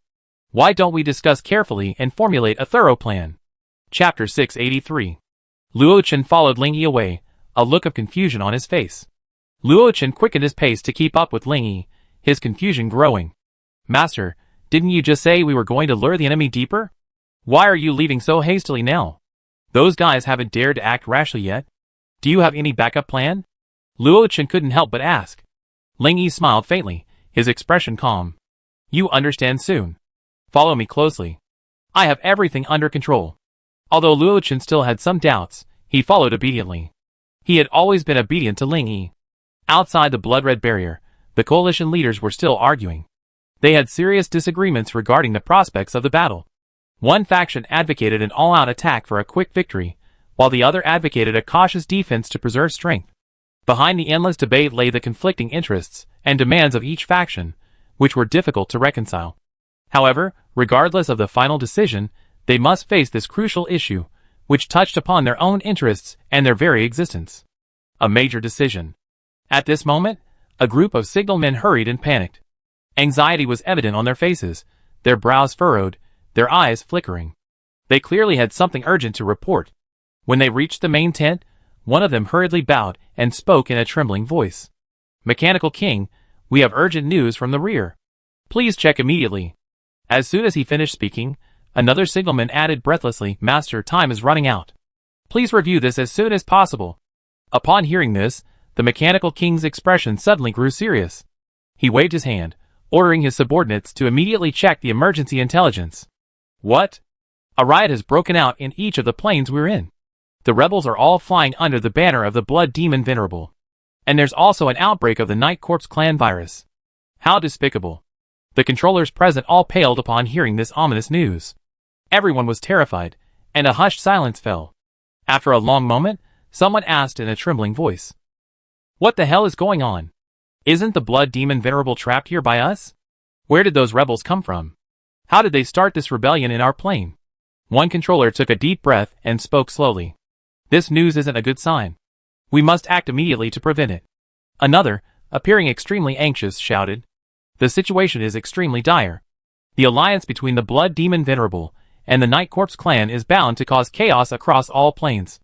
We must act swiftly to prevent the situation from escalating and maintain peace and stability across all realms. He paused, then addressed the crowd. I suggest that everyone immediately mobilize our elite forces and head to their respective planes. Cooperate with our forces to quickly eliminate the rioters and halt the spread of the virus. At the same time, we must dispatch intelligence units to intensify our investigations, identify the root causes of the rebellion, and implement targeted measures. Our top priority is to reverse the situation before it escalates. After hearing these words, everyone paused in deep thought. A senior controller slowly stood up, cleared his throat, and changed the subject.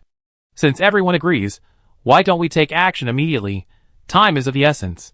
We need to begin preparing for our return journey as soon as possible, or our lair will be lost. As soon as he finished speaking, another controller nodded repeatedly in agreement. Everyone looked at each other, wondering what their next move would be. Enough. Anyone who dares to step out of this tent will be mercilessly punished. The Machine King shouted coldly, his eyes blazing with a chilling light that seemed to freeze the entire camp. Anyone who dares to step out of line will be mercilessly punished, leaving no trace of their lives behind. He had finally gained control of the combined forces of all races, and now, seeing that the Blood Demon Venerable was doomed, he couldn't allow mere ants to disrupt his plans. King of Machinery, you are remarkably composed, facing numerous dangers without a trace of panic. Your composure and command of the situation captivate the listeners. After this battle with the Blood Demon Venerable, you will surely achieve even greater success and become the unrivaled king of this void world. Your wisdom and strength will surely set a new benchmark for us and lead us on a journey of even greater heights. The Lord of Darkness's words echoed untimely. Perhaps to others, they were praise for the King of Machinery. Perhaps only a few could grasp the deeper meaning of his words. This being of darkness clearly harbored a unique hostility toward the King of Machinery. His words were not simply praise, rather, he was attempting to convey a hidden message to his listeners. The two strongest overlords of the void spoke, and their words were filled with a strong sense of hostility. This made the others shrink back, fearing they would anger the two great gods. Their eyes burned fiercely, their expressions gloomy, as if a bloody storm was imminent. Everyone held their breath, no one daring to act rashly, fearing the wrath of these two supreme beings. After a moment, the King of Machinery spoke slowly, each word as weighty as a verdict. Lord of Darkness, you can weigh the pros and cons yourself. Why are you so sinister and disgusting to me? As soon as he finished speaking, the Lord of Darkness's expression darkened, his brows filled with heaviness and worry. He spoke slowly, his voice low and deep. King of Machinery, I needn't elaborate on the reasons why you're so determined to capture the Blood Demon Venerable. Everyone present knows. As the Lord of Darkness, ruling over a vast cosmic world, I also understand my own weight.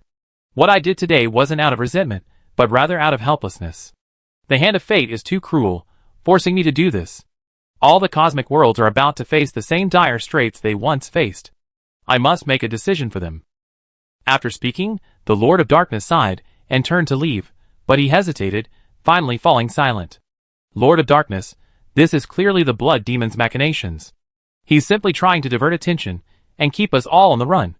We must remain vigilant and not be fooled by his bravado.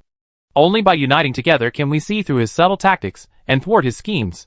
We must proceed with caution at this moment and not act rashly. Only by carefully planning before acting can we ultimately defeat this cunning enemy.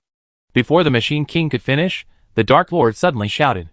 This is truly ridiculous, whether you, the Machine King, or the planes under your control. You are all cold metal beings, so you don't fear the Night Corpse's virus. But what about us? Our planes of existence are all flesh and blood. Chapter 684. The Dark Lord's words instantly cast a heavy silence upon the scene. Everyone held their breath, awaiting his next words. After a long pause, he slowly spoke, his voice deep and magnetic. Who in this void doesn't know that the Night Corpse's virus has no power over you, the mechanical clan? But other races are different, they can't resist the virus's onslaught. Those weaker races are steadily losing ground under the virus's ravages. They contract the deadly virus and slowly transform into members of the Corpse clan, and no one is immune. Yet you, the mechanical clan, remain unscathed, seemingly untouched. You can watch with cold eyes, as if waiting for their utter collapse, so you can pocket the spoils. Have you not used enough of these dirty tactics? You seem well versed in these dark schemes, disdaining to use legitimate means to fight your enemies. You are accustomed to feeling superior, taking it for granted. However, this condescending attitude has probably already disgusted others. For a moment, shock and fear swept through the hearts of every controller present, but no one dared to utter a single sound. They had no power to intervene in the verbal exchange between the two overlords. A heavy atmosphere permeated the void, and everyone held their breath. They feared that a single action would ignite a more intense confrontation between the two powerful beings. They all understood that the only correct course of action at this moment was to remain silent and wait and see how events unfolded. Despite their inner anxiety and panic, no one dared to act rashly, fearing the consequences of provoking trouble. At that moment, everyone realized they were merely spectators in this game, possessing no control over the outcome. Lord of Darkness, I urge you to carefully consider the current situation and its implications. There's no need to sever ties with our conflict at this critical moment. We should focus our efforts on jointly addressing the Blood Demon crisis. As long as this demon is not under our control, we in every plane will be unable to sleep or eat. The King of Machines calmed himself down a bit, and when he saw that the Lord of Darkness hadn't continued to argue, he breathed a sigh of relief and continued. At this critical moment, we must bravely and fearlessly formulate a plan to capture him. We must unite as one, work closely together, and brave all dangers. We vow to destroy this demon and restore peace to the void. Only by uniting our collective strength can we overcome this unprecedented catastrophe and restore this pure land of the void. Now, the blood demon Venerable is using his minions to stir up rebellion everywhere, simply to divert attention. He wants to disrupt our formation and force us to withdraw. His goal is precisely. That's it. Once the various armies are disorganized and in a state of disarray, he will be able to exploit this weakness and quickly seize control of the situation. Then, those weakened planes, utterly in chaos, will be forced to succumb to his demonic might and be manipulated by him. The blood demon Venerable sees only complete domination, without a trace of humanity. Only by capturing him can we restore peace to this void. Although the King of Machinery's words made sense, the controllers on the scene still insisted on acting according to their own judgment. They are fully aware of the rapidly evolving situation, requiring timely adjustments to their strategies. Despite facing immense pressure, they remain composed, drawing on years of experience and striving to minimize risk. Only by keeping abreast of evolving circumstances can they make the right decisions at critical moments and ensure foolproof outcomes. For most controllers, whether the Mechanical King or the Blood Demon Supreme, they often share a common goal: to bring the entire void under their control. Whether this involves ruling through technological means or forcing submission through bloody force, these top controllers all aspire to extend their influence across the vast void. To achieve this, they will resort to any means, legal or illegal, to ensure their dominance. The lure of power leads them to sink, their pursuit of expansionist ambitions uncaring for consequences, their sole aim being submission. They disregard the planes of existence, pursuing their own desires at all costs. No matter how many times they rise and fall, they cannot escape the allure of power. In the end, they could only watch helplessly as the planes they controlled, and the planes they sought to rule, were shattered and fell apart, unable to recover. Just like the coalition forces this time, they were essentially coerced into this position by those above them, not by choice. Continuing would be a helpless sacrifice. Although they had not chosen to do so, there was no turning back. The exploitation and manipulation of those above them made the campaign to capture the blood demon Venerable seem less than righteous. However, once caught up in the vortex of power, they could only obey orders, unable to exercise their own will. Everything seemed to have strayed from its original purpose, leaving only consumption and exhaustion. Everyone, please listen to me. The war reports from various planes aren't necessarily true. Even if they were true, waiting until we all return will be futile. We must understand that the source of all this is the blood demon Venerable. Capture him in his true form, and all problems will be solved. The rebels scattered across the plains will naturally vanish. Now, we found his sanctuary and trapped him within our own plane. Do we want to let this promising opportunity go to waste? Absolutely not. We must seize this opportunity to completely eliminate this evil blood demon Venerable. Only by completely controlling him can we ensure peace and tranquility in this void. We must use all our wisdom and strength to meticulously carry out this roundup and capture him once and for all. Then he will no longer be able to act recklessly and harm our void. As long as we remain steadfast in our faith and unite as one, this demon will be annihilated in our hands. The Machine King spoke passionately, his voice resounding like thunder, shaking the hearts. He delivered a powerful speech, expounding on the importance of capturing the Blood Demon Lord, attempting to galvanize the group's collective resolve. However, judging by the atmosphere, it didn't seem to be doing much good. The Machine King scanned the room and awkwardly waved his steel arm. Then, a glint of determination flashed in his eyes. That resoluteness, like a sharp blade, sliced through his once calm features, revealing a steely edge. He took a deep breath, his gaze blazing, revealing his inner resolve and unwavering determination. After a moment, he pursed his lips, his eyes darkening slightly, further embodying an unquestionable resolve. Chapter 685. As you all know, the Blood Demon Venerable is the most ferocious and brutal demon in this void. He once commanded a powerful army of bloody demons, sweeping across your plains of existence, leading rivers of blood and the natives weeping wherever he went. Although we defeated him before, he still survives and may even unleash another bloodbath. And the Blood Demon Venerable is known for using small tricks to defeat larger ones, and using small schemes to defeat larger ones.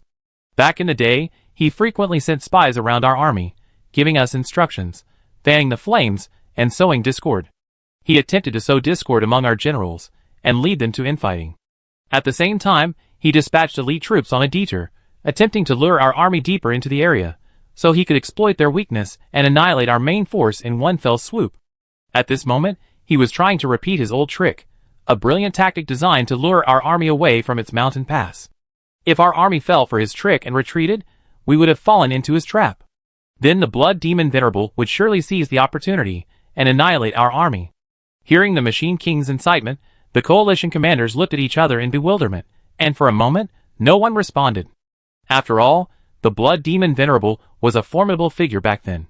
While the coalition had some victories, they were still somewhat weaker in comparison. Furthermore, the soldiers of each plane had suffered heavy casualties, and their horses were exhausted. They were no match for him. If we acted rashly and retreated hastily, we might fall into the Blood Demon Venerable's trap and be utterly annihilated. Just as everyone was hesitant, the King of Machinery stepped forward with a powerful wave of his hand, speaking in a deep voice. Everyone, today's battle is unavoidable. If we withdraw now, we will be fulfilling the Blood Demon Venerable's wish and playing into his trap of luring the enemy away from the mountain. At that point, the Blood Demon Venerable will surely take advantage of our weakness and, while our army is exhausted, annihilate our main force in one fell swoop. If that happens, how can we continue? It is better to take the initiative now, annihilate the Blood Demon Venerable's minions in one fell swoop, capture him alive, and wash away the shame of that year. The controllers were involuntarily shocked by the King of Machinery's plan. But then, the Lord of Darkness raised a question, but his tone was noticeably more subdued. King of Machinery, while you have a point, but your planes are your foundation, and they are currently empty, with heavy casualties. Our garrisons are currently insufficient, and it's hard to say whether they can withstand the night corpses and the rebels.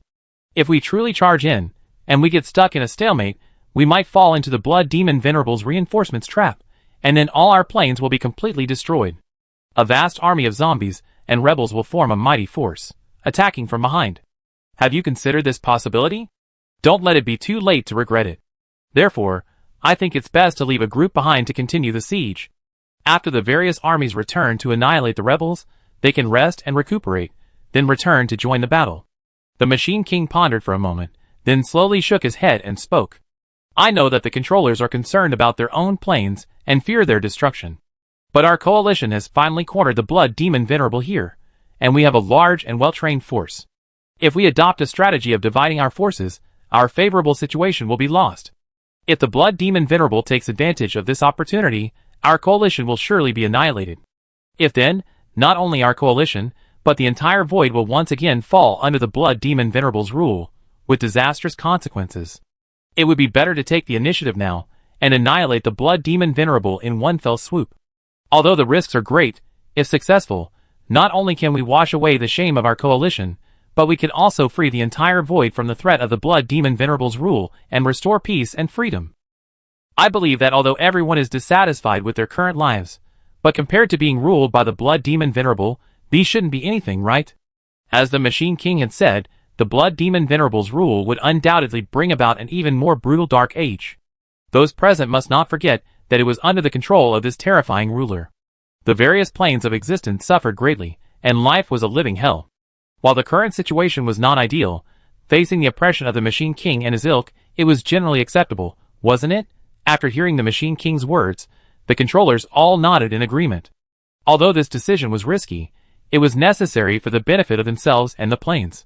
So, everyone unanimously agreed with the Machine King's decision, vowing to fight to the death, and to capture the Blood Island as quickly as possible and capture the Blood Demon Venerable alive. The Dark Lord, seeing the Machine King's inquiring gaze, shrugged helplessly, implying that he had no choice but to compromise. The Machine King nodded with satisfaction, then spoke confidently to the controllers. Masters, today our army has reached its peak. For the survival of the Void World and the interests of all of you, we must rise up and fight to the death. Though the Blood Demon Venerable is a formidable foe, he is now at the end of his rope. He can only cower in the planar world, trembling in fear and resorting to sinister tactics. As long as we work together, we will defeat him again and capture him alive. As the commander-in-chief of this coalition, I will lead the charge, sharing the hardships with you masters, and together we will achieve unparalleled glory. The Dark Lord turned to look at the Machine King in astonishment, his eyes flickering with unfathomable thoughts. He had truly never witnessed such a resolute act from this opponent. The masters were all thrilled upon hearing this, drawing their swords and shouting, "Fight to the death! Fight to the death!" Then the Machine King personally oversaw the battle, making the final mobilization and preparations for his mechanical army. He waved his massive arm, shouting the orders for the mechanical soldiers to be ready. The mechanical troops were disciplined, fully armed, and ready to charge the blood-red barrier. The Machine King's eyes shone, his expression solemn, as if he had foreseen the earth-shattering battle to come.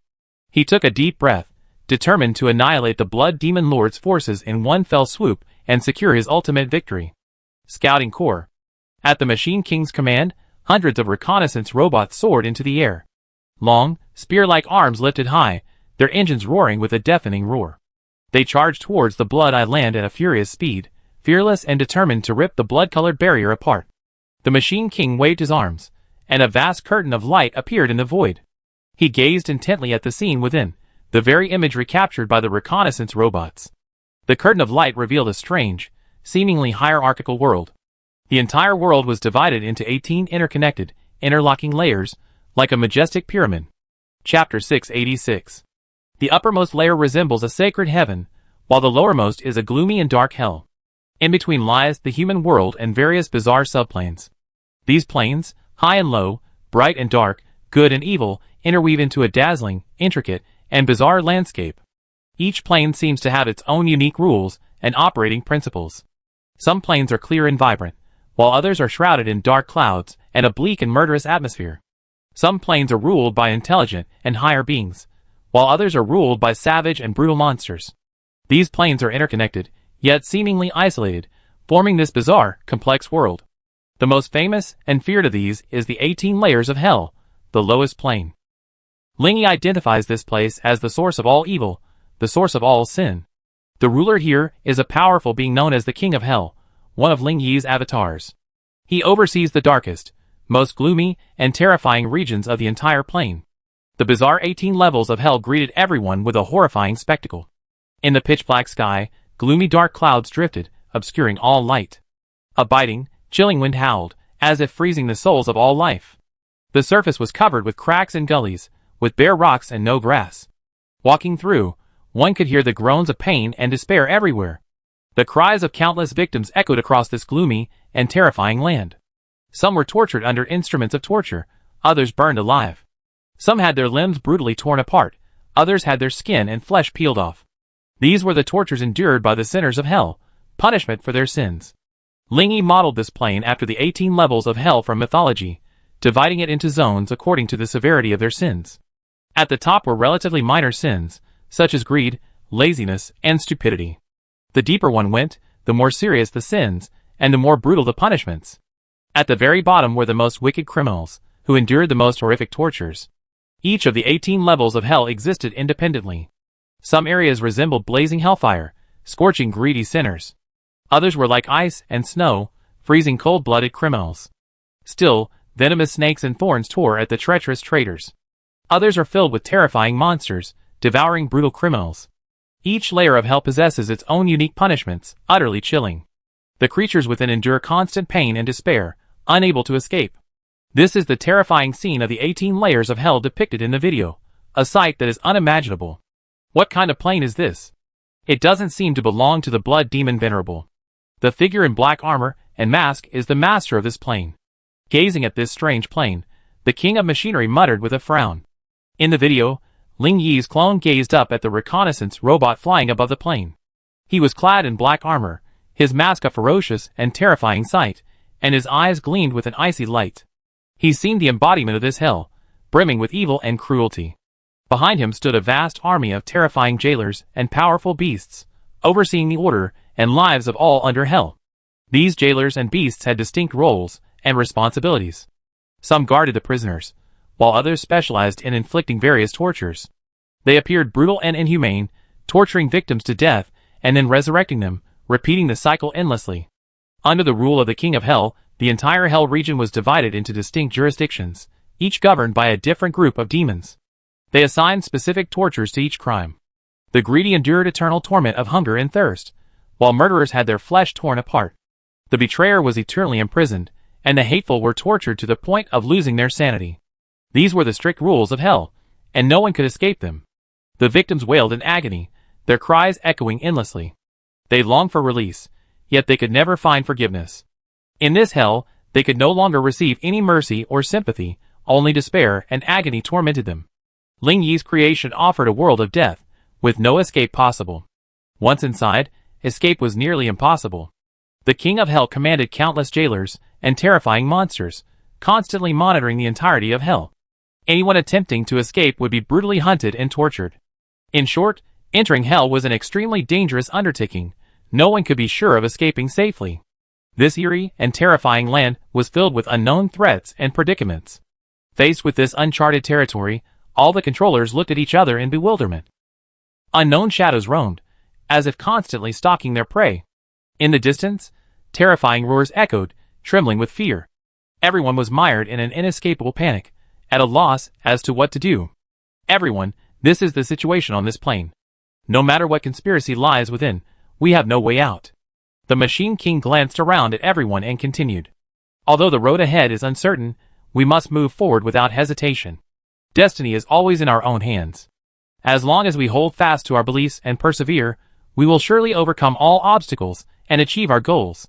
Since we cannot turn back, we might as well bravely face the challenges ahead. We must unite our strength and write a glorious chapter for this turbulent era. Move out, the mechanical army. With the Machine King's command, a vast army of mechanical soldiers surged out with thunderous force. Their nimble and powerful bodies, like a mighty army, rushed towards the blood-red barrier. The mechas roared, their metal armor reflecting a dazzling light, emitting an indescribable intimidation. With their unbreakable strength, they would crush all enemies standing in their way, paving the way to victory for their king. Seeing the Mechanical King had already ordered the attack, and meeting those cold, emotionless eyes, all the controllers, including the Dark Lord, could only raise their arms and give the order to attack. The Dark Lord raised his arm high and gave the command. Instantly, countless black warriors gathered their strength, eagerly charging towards the blood-red barrier. The warriors gripped their weapons tightly, their eyes gleaming with fighting spirit, vowing to slay all enemies. The distant sound of war drums shook the earth, as if heralding the coming bloody storm. Chapter 687. Gazing at the coalition forces swarming in, Ling Yi's lips curled into a smile of triumph. He had long anticipated that the Mechanical Kings would not easily depart, and this very place was the massive prison set up for the coalition forces. He slowly raised his hand and snapped his fingers, as if a mysterious signal was slowly being sent down. Instantly, the power of the laws of the plane vanished without a trace. All this happened in an instant, without a single sign, so completely that the Mechanical King and the others were unaware. Master, these guys are finally losing their patience. When do we start? Luo Chen gripped his twin short blades, eager to fight. Ling Yi smiled faintly, his expression calm. Luo Chen, be patient. Don't you see their forces haven't fully arrived yet? They're all free labor. How can we give them up in vain? Let's watch them slowly form their ranks. When the time comes, we can simply recruit them. Fighting and killing is too much trouble. Only by catching them all in one fell swoop can we end it once and for all. After hearing this, Luo Chen, though somewhat bewildered and reluctant, nodded. He knew that his master was always meticulous in his actions, and had made careful arrangements. When the time was right, he would surely strike a decisive blow, severely damaging the rabble before him. God is truly helping me. This plane of existence is unfettered by the power of rules. We can fully unleash our full strength, which is undoubtedly our greatest advantage. Our allied forces can unleash their might without any constraints. As long as we unite and cooperate, I believe we will be able to completely crush the Blood Demon Venerable's schemes on this plane. Upon entering the plane, the Machine King immediately assessed his own strength. Discovering that his energy was not suppressed at all, he was overjoyed. He immediately activated his advanced mechanical functions, sensing the surging energy fluctuations within the plane. This energy was like nourishment to him, intensifying his power. He secretly mused that if he could remain in this plane forever, perhaps he could elevate his realm to an unattainable peak. Capture the Blood Demon Venerable, and completely conquer this plane.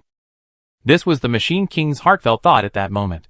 He was filled with curiosity, and yearning for the Blood Demon Venerable's extraordinary abilities. Not only could he master the secret of rebirth, but he could also create such a unique plane. This made him wonder what power supported such attainments. If he could successfully control the Blood Demon Venerable, it would mean that he could ascend to the pinnacle, and become the supreme ruler of the void at any moment. The Machine King's eyes gleamed with a frenzy. He was determined to eliminate all obstacles, and would not allow anyone to stand in the way of his ambition. How is this possible? It's actually broken free from the rules of the void. It's impossible for a plane to not have its own rules.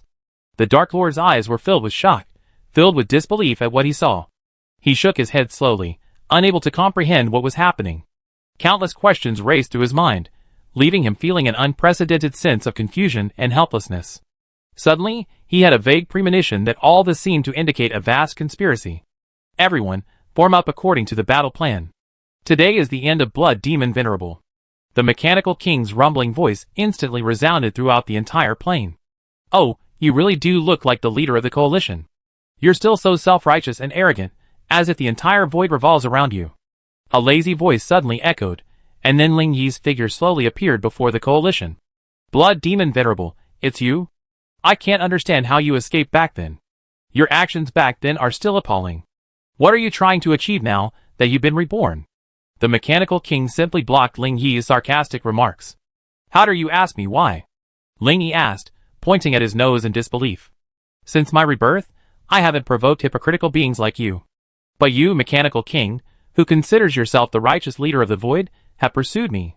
The Mechanical King sneered, and shook his head at Ling Yi's sophistry. Humph.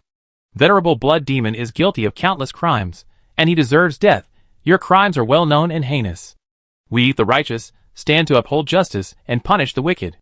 We will, with the unwavering resolve to slay the devil, capture you, the devil, and bring you to justice. Your crimes have long been exposed to every corner of the void. Eliminating this scourge from across the vast plains is the unshirkable responsibility of our coalition forces. Ling Yi glanced grimly around, unfazed by the densely packed coalition forces, and demanded in a cold voice, your so-called army of justice is nothing more than a sneak attack, employing superior numbers to bully the weak. Although I lack a formidable army, I will not allow you to capture me so easily. Ling Yi narrowed his eyes, pondered for a moment, then added sarcastically. It seems your false claims of justice are merely a quest for maximum profit. If that's the case, there's no need for further verbal sparring. Let me see how truly capable you, the so-called Justice League, are. Ling Yi's previous laziness shifted, a cold gleam in his eyes. Humph. That's the image of the arrogant Blood Demon Venerable. Today is different. Now you're weaker than me, so why not simply surrender and wait for capture, avoiding a war that would bring devastation to your people? Ling Yi couldn't help but laugh at this, but his eyes grew colder, and he spoke in a deep voice. King of Machinery, don't be so conceited. If I were truly weaker than you, I wouldn't be so brazenly appearing before you today. However, since your goal is to compel me to submit, I must remind you that I am the master of this plane now. The power of life and death rests with my will. If you truly desire a life or death battle, you will likely pay a heavy price. After all, here, I can trap you in an inescapable predicament at any moment. King of Machinery, how about a bet to see who will have the last laugh today? After saying this, Ling Yi smiled faintly, pulled out a fist-sized token from his sleeve, and said calmly, King of Machinery, the game officially begins. Since you intruded into my territory, why not call upon your ragtag group and let them witness the might of the 18 hells together? As soon as he finished speaking, Ling Yi crushed the token in his hand. In an instant, a thick haze enveloped the sky, and an undercurrent surged like an ominous omen. Suddenly, a powerful, evil aura poured down from the void, terrifying everyone. Space twisted, the earth trembled, and everything around seemed to be swallowed by darkness. Chapter 688. The evil aura transformed into a dazzling black light, condensing out of thin air into a towering obsidian tower, enveloping the entire 18 hells. The tower emanated a chilling coldness, as if consuming all living things. The terrifying energy waves continued to spread, seemingly threatening to tear the world apart. Faced with this scene, the Allied forces involuntarily retreated, their hearts filled with panic and despair. It was a bone-chilling fear, penetrating deep into their very bones, causing everyone's hair to stand on end and their hearts to tremble. They felt an unprecedented sense of crisis, their lives threatened at any moment. Terrified, they began to doubt their own strength, wondering if they could truly withstand the unspeakable power before them. Why do I feel like this is a trap? Are you sure now is the time to attack?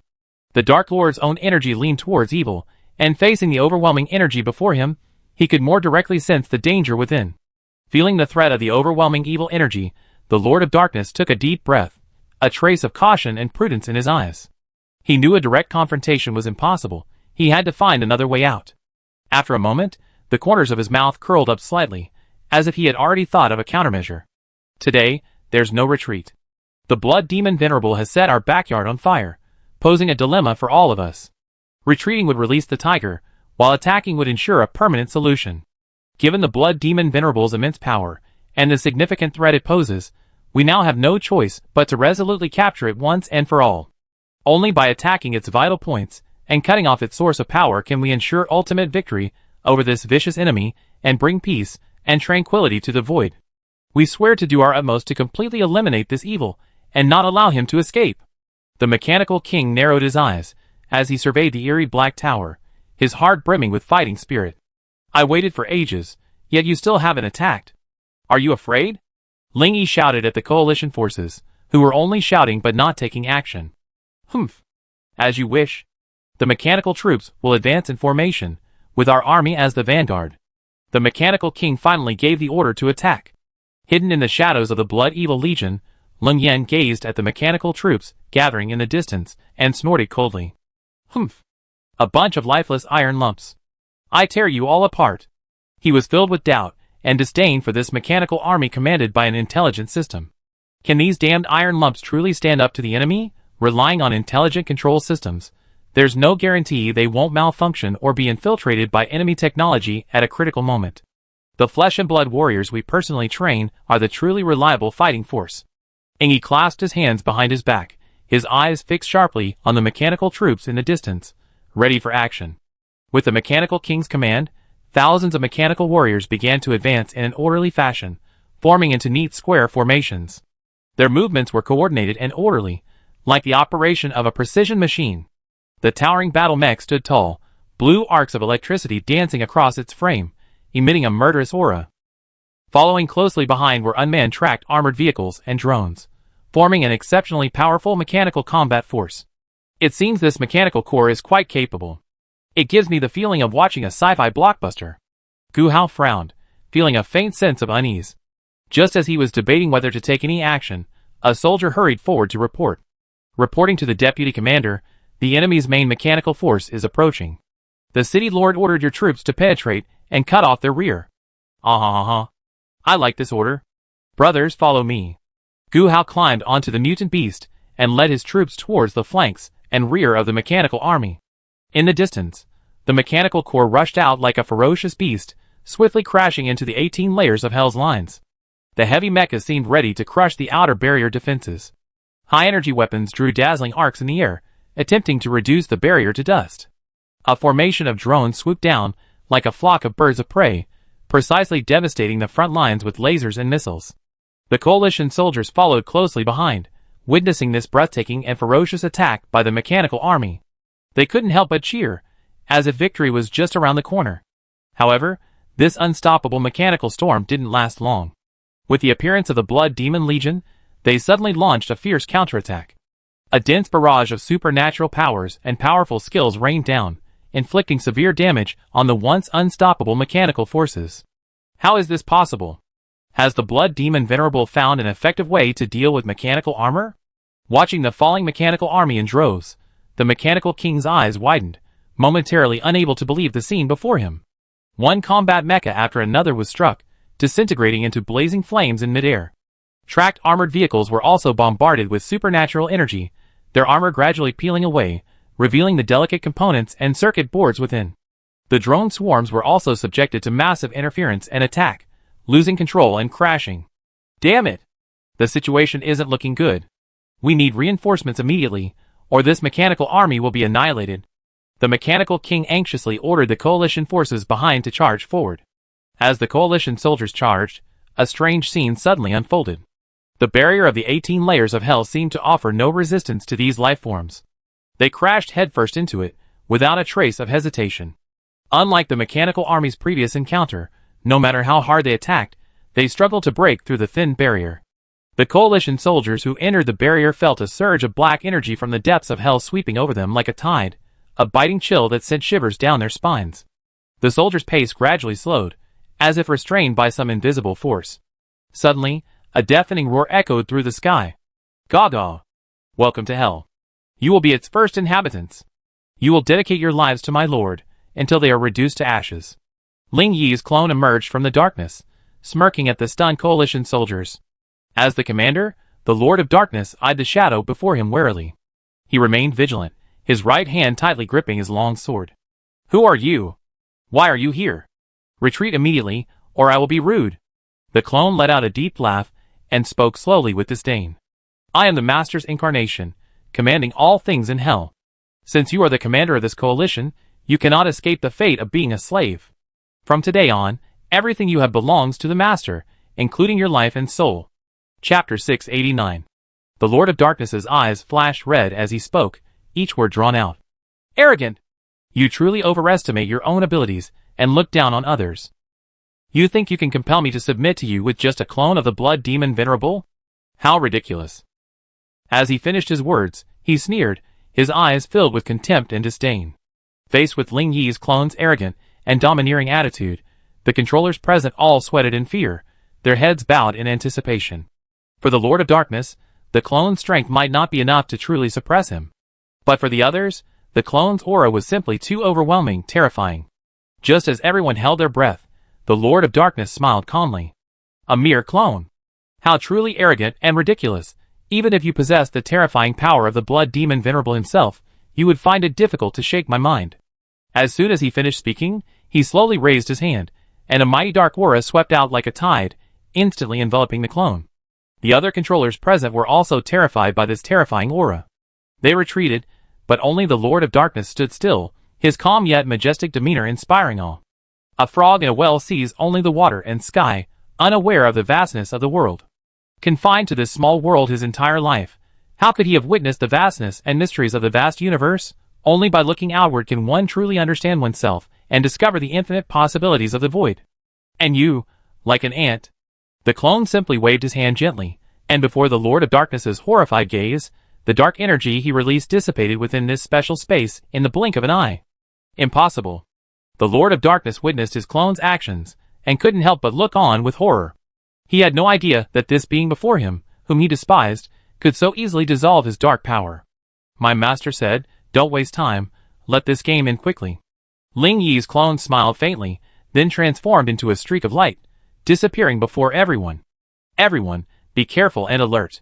This enemy is extremely powerful." The Lord of Darkness's eyes scanned the void. He had to admit that the clone's strength was definitely superior to his own. Hearing this, the controllers behind him all looked terrified, and a chill ran down their spines. For an enemy to be so formidable even to the Lord of Darkness, one could only imagine how powerful he was. Some controllers even began to retreat, their faces terrified, as if ready to flee at any moment. They knew full well that if they provoked the wrath of this powerful clone, the consequences would be unpredictable. The balance of victory and defeat in today's battle may have already begun to tilt. For these fence-sitters, this crisis is a perfect storm. These controllers, oppressed by the Machine King and the Dark Lord, know they are in deep danger. The Blood Demon Venerable, like a long-prepared beast, is lurking, poised for a violent outburst. A single unleashing blow will spell doom and annihilation. A single moment of carelessness could devastate those present, leaving them unable to recover. At this critical juncture, they can only exercise caution and seek a more compromising solution to temporarily escape their predicament, waiting for a breakthrough later. The outcome of this battle seems to foreshadow another reshuffle of Void forces, and will determine the future direction of the Void Overlords. A disturbing prospect. The Lord of Darkness's eyes widened in fury. Without Ling Yi's clone suppression, his patience finally lost. He brandished his long sword and solemnly gave the order to attack. Attack! The Black Army, obeying the order, raised their weapons and let out earth-shaking roars. They marched in unison, advancing mightily towards the massive black tower before them. Though this dark army was numerous, it was no unorganized rabble. On the contrary, having undergone the Lord of Darkness's rigorous military training, they had attained formidable combat effectiveness. The commanders of each division were well versed in various tactics, able to maneuver their forces flexibly and adapt to any complex battlefield situation. More importantly, they were devoutly loyal to the Lord of Darkness and vowed to defend his rule to the death. With the sound of the marching horn, the Black Army swept in like a hurricane. Like a whirlwind, they plunged headlong into the 18 layers of hell, bravely beginning to explore this gloomy and dark abyss. Everyone's heart was filled with curiosity and courage about the unknown. Every step made their hearts beat faster, and their bodies and minds were enveloped in a thick sense of crisis. They knew that endless darkness lay ahead, yet they pressed forward without hesitation. They vowed to conquer cities and territories for the Lord of Darkness, to plant their master's flag on the heads of their enemies. Though the path ahead was still fraught with obstacles, they remained steadfast in their belief that as long as they persevered, they would eventually find the path to dawn. As the army advanced deeper, they gradually discovered those drifting souls. However, under the onslaught of the Dark Army, those stagnant souls began to roar and move, rushing towards the invading enemy. The sound of a shattering explosion echoed across the empty battlefield, a gloom lingering, ghostly figures thick. Though the souls fought tooth and nail to stem the oncoming wave of darkness, it was in vain. The Lord of Darkness, holding the fort, observed the battle with satisfaction, a hint of a sneer playing on his lips. The souls that had appeared were merely paper tigers, all show and no substance, vulnerable to a single blow. Seeing his army about to break through the first layer, his worries dissipated considerably. The Lord of Darkness sat comfortably in his seat of power, overlooking the land shrouded in darkness, his heart filled with the joy of victory. Sadly, the good times were short-lived. Just as the Dark Army slew the last soul, something strange happened. Ah! Ah! Ah! Screams rang out in unison. The cries of pain were endless and heartbreaking. The Dark Warriors collapsed to the ground, bleeding profusely, their bodies twisted and deformed. Seeing their comrades perish one after another, the survivors felt a surge of despair, seeking cover and hiding. The helpless cries for help were endless and chilling. Fear and shock crossed the survivors' faces. They could not believe what they saw. The souls of the deceased slowly drifted away before their eyes, heading towards the unknown next level. The survivors were overwhelmed with mixed emotions, unable to accept the fact that their comrades were gone forever. They stared at the souls of the deceased with wide eyes in fear, as if they could still hear their dying cries. In the utter silence, only the muffled wails pierced the stillness, telling of endless grief and fear. They wished so much that all this was just a dream, but they could not stop the cruel reality. Chapter 690. There were no fierce clashes, no smoke-filled scenes. This one-sided and unfair battle was undoubtedly dominated by the power of the Lord of Darkness. They swarmed in like ants, devouring the floating souls at a speed barely discernible to the naked eye. The lightning-fast attacks poured down like a waterfall, instantly crushing the enemy to utter ruin. The power of this Dark Army was truly overwhelming and terrifying. However, after the Dark Army completely occupied this level of the battlefield, after all the floating souls had been eliminated, something shocking and unbelievable occurred. The once unstoppable Dark Warriors mysteriously began to die one after another. Their deaths were extremely bizarre. Some suddenly collapsed, some suffered complete internal destruction, and some were even reduced to dust. What was going on? Was it a special attack method? Or was it some kind of curse? Whatever the case, these bizarre deaths undoubtedly shocked the survivors. The Dark Lord's army had fought their way to victory. So why did they suffer such mysterious losses in the end? This bizarre manner of death was truly horrifying. What force was secretly sabotaging the Dark Lord's army? As the mastermind of the entire battle, the Dark Lord naturally witnessed all of this. A hint of confusion crossed his dark, weathered face. He seemed unable to explain why his men, after achieving victory, had perished one after another. Could it be that some unfathomable power truly lurked behind this strange dimension? The Lord of Darkness had always prided himself on his power, but the current situation left him feeling more bewildered than ever before. He was now filled with doubts, observing all these developments with apprehension. Always arrogant and domineering, he could barely conceal his inner anxiety. As the leader of the dark forces, was he also facing a fate of being plotted against? The strange expressions on the faces of all the controllers betrayed their inner fear and unease. Everything unfolding before his eyes became a bewildering mystery, leaving him baffled. The devastating attack of the Dark Army, the strange deaths of the warriors, and the uncanny transformations of the corpses' souls leaving their bodies all left him bewildered. What was going on? Was all this premeditated? Or was there something even more terrifying hidden? In any case, the current situation was undoubtedly chilling. Could the Lord of Darkness, despite his power, be manipulated, and those controlling him were retreating step by step? It seemed that all the mysteries here awaited further unraveling. Faced with such a complex and confusing situation, they should hold their breath and wait for the future to reveal its truth. Alas, fear had completely taken over their minds. Everyone feared the unknown that lay ahead, anxiously wanting to leave as soon as possible. They retreated relentlessly, searching for any clues to escape. They vainly attempted to find a way out as quickly as possible, but only to sink deeper into confusion and despair. No, there was no way out. They were completely trapped. At this moment, the only thing they could do was rely on each other and face this unforeseen crisis together. There's a road to heaven, but you don't take it. There's no door to hell, but you enter it. Sinking in the turbid sea of suffering, you will one day be reduced to nothingness.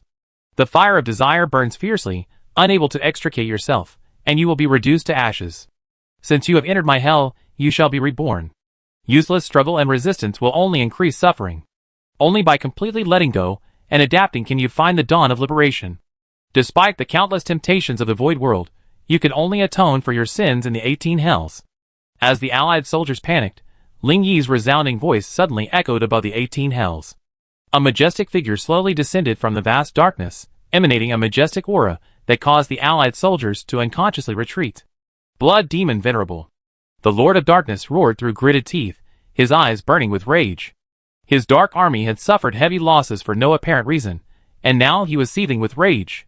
He slowly unsheathed an extremely rare long weapon, its cold gleam radiating a chilling aura.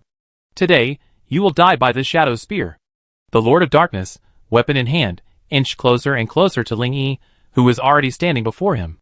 The two sides seemed on edge, undercurrents surging, foreshadowing a thrilling and fierce decisive battle. However, Ling Yi remained composed, his eyes gleaming with the conviction of victory. He simply smiled calmly and spoke slowly. Lord of Darkness, do you think you can defeat me with just a strange, broken weapon? Today you will witness with your own eyes that before overwhelming power, all external forces are nothing. The Lord of Darkness gripped the sharp weapon tightly, his eyes narrowed slightly, and he forced out two words. Arrogant! As soon as he finished speaking, the two men attacked almost simultaneously. Ling Yi gently extended a finger and lightly struck the shadow spear in the Lord of Darkness's hand. The two forces intertwined in the air, emitting a deafening roar. The fierce battle had officially begun. The Lord of Darkness's shadow spear suddenly accelerated, a sharp sound piercing the air resounding, as ferocious as a dragon devouring its prey. Ling Yi remained calm, his demeanor nonchalant. With a flick of his slender finger, a cool gust of wind instantly split the void, forming a resilient energy barrier. The two forces fiercely intertwined in the air, emitting a deafening roar. One was soft, the other was hard, each one striking without mercy, determined to defeat the other. The fierce battle raged. It was unclear who was stronger. At this moment, the two seemed to have reached a delicate balance of power. Neither was willing to yield, each seeking an opportunity to break through their defenses. After the Dark Lord roared, the battle intensified once again. Both sides exchanged blow after blow, neither yielding an inch. The two were evenly matched, with neither side able to determine the winner. The air around them stagnated due to the fierce clash, leaving neither side unable to catch their breath. Of course, this was only the appearance to outsiders. Caught in the middle of the battle, the Dark Lord was already terrified. He felt the pressure from all sides, the pressure from Ling Yi swarming around him like a pack of wolves. The imminent danger forced him to desperately seek a way out. The Dark Lord's eyes were stern, his grip on his weapon clenched, determined to fight his way out. Is that all you have? You truly disappoint me. If that's all you have, the game is over. Chapter 691. Ling Yi shook his head, unabashedly expressing his disdain for the Dark Lord's strength. I thought after all these years, your strength would have soared. To my surprise, you show no sign of improvement at all. If you're only performing this well, how can you possibly compete with me? To even dream of imprisoning me is sheer wishful thinking. A calm smile played at the corners of Ling Yi's lips, his eyes gleaming with undisguised pride. The Dark Lord was enraged, but helpless. Outmatched, he could only grit his teeth inwardly. Damn you, King of Machinery. You still guarantee that the Blood Demon Venerable's reborn power is nothing to be feared. This is simply a death sentence. Despite his thoughts, his movements were unwavering. After Ling Yi retreated, a dense mass of souls appeared out of thin air. The Dark Lord had no choice but to wield his spear and attack again. Despite the frailty of the individual souls, the Lord of Darkness remained unfazed. With a sweep of his long arm, pitch-black energy coalesced within his grasp, transforming into blazing arrows that shot towards the souls. These ferocious attacks swept in like a storm, leaving the frail souls powerless to fight back, leaving them helpless and unable to resist. The Lord of Darkness sneered. Trying to wear him down with a wave of humanity was a dreadful possibility. TSK, TSK, TSK. The Lord of Darkness, the Overlord of the Void, can only find a shred of his dignity in the presence of these humble souls. Ling Yi, who had been silently observing the battle, suddenly remarked sarcastically. Followed by this, Ling Yi smiled faintly, his eyes gleaming with a playful glint. Does a being like you truly deserve the title of Lord of Darkness? In my opinion, you're no better than these spirits. You're merely an ant-like being, yet you dare to call yourself a powerful being. You truly disappoint me. Why don't you let me demonstrate to you what true power truly is? After saying this, Ling Yi slowly raised his palm, his fingers slightly spread apart. Instantly, a powerful pressure emanated from his fingertips, enveloping the surroundings like an invisible chain. The air within a radius of several miles trembled, as if torn apart by this force. Everyone present gasped, an unspeakable fear rising in their hearts. Such an overwhelming aura undoubtedly demonstrated Ling Yi's extraordinary cultivation and strength. Ugh! The Lord of Darkness was completely unable to withstand the onslaught of this energy, and instantly let out a scream. The strength in his body instantly dissipated, and a dark energy continuously flowed from his body. He could no longer maintain his physical existence, and could only watch helplessly as he gradually dissipated. This irresistible energy came not from any dark force, but from a mysterious force akin to the laws of the void. It descended silently, then swiftly engulfed the Lord of Darkness's entire body, as if to devour all darkness. Though the Lord of Darkness possessed boundless dark power, he was like a helpless ant, powerless against this vast energy. After an unknown amount of time, the Lord of Darkness shed only a trace of consciousness. He finally realized that he was powerless to resist this unprecedented force. This energy surged like a torrent, unstoppable, swallowing everything within him. The Lord of Darkness felt an unprecedented sense of loss and despair, unable to maintain his existence. This unprecedented feeling filled him with immense pain and struggle. In the past, he had always navigated the void with ease, mastering everything with ease, but now he felt helpless and lost. The power he once prided himself on was fading from him, and his once proud dominance was crumbling. This stark contrast was unbearable for him, filling him with pain and despair. He could not comprehend how the power that had sustained him for years could suddenly vanish. He had once been brimming with confidence in his own strength, believing he could rule the dark realm of the void forever. But now, he found himself losing strength bit by bit, even his life itself fading. At this moment, he felt himself spiraling towards destruction, as everything slipped away from him. This feeling filled him with unbearable pain, his heart filled with fear and regret. The Dark Lord not only felt his power slipping away, but also the ideology that underpinned his rule was crumbling. For years, he had relied on his immense strength and brutality to rule his subjects. They feared and worshipped him, submitting to his will. But now, the Dark Lord saw that this ideology was crumbling. He felt his subjects' loyalty fading, replaced by resentment and disdain. They were beginning to break away from his rule, no longer bowing to him with the same devotion and faith they once had. If this dominance lost its ideological underpinnings, the Dark Lord would be doomed. Just as the Dark Lord felt unprecedented confusion and despair, he suddenly discovered that his soul was slowly being torn away from his body. This sensation filled him with unprecedented panic and fear. Suddenly, he felt his consciousness gradually leaving his body. It was as if his soul was being slowly pulled away by an indescribable force. This feeling filled him with immense pain and fear, a terrifying experience he had never experienced before. In the past, he ruled a region, and no one dared to resist him. But now, he couldn't even control his own soul, leaving the Dark Lord terrified to the core. He desperately tried to grasp his soul, struggling to prevent it from leaving his body, but all was in vain. He feared he would be annihilated, no longer able to control his own destiny. No! I won't accept this. The Dark Lord clenched his fists and roared hysterically, his heart filled with resentment.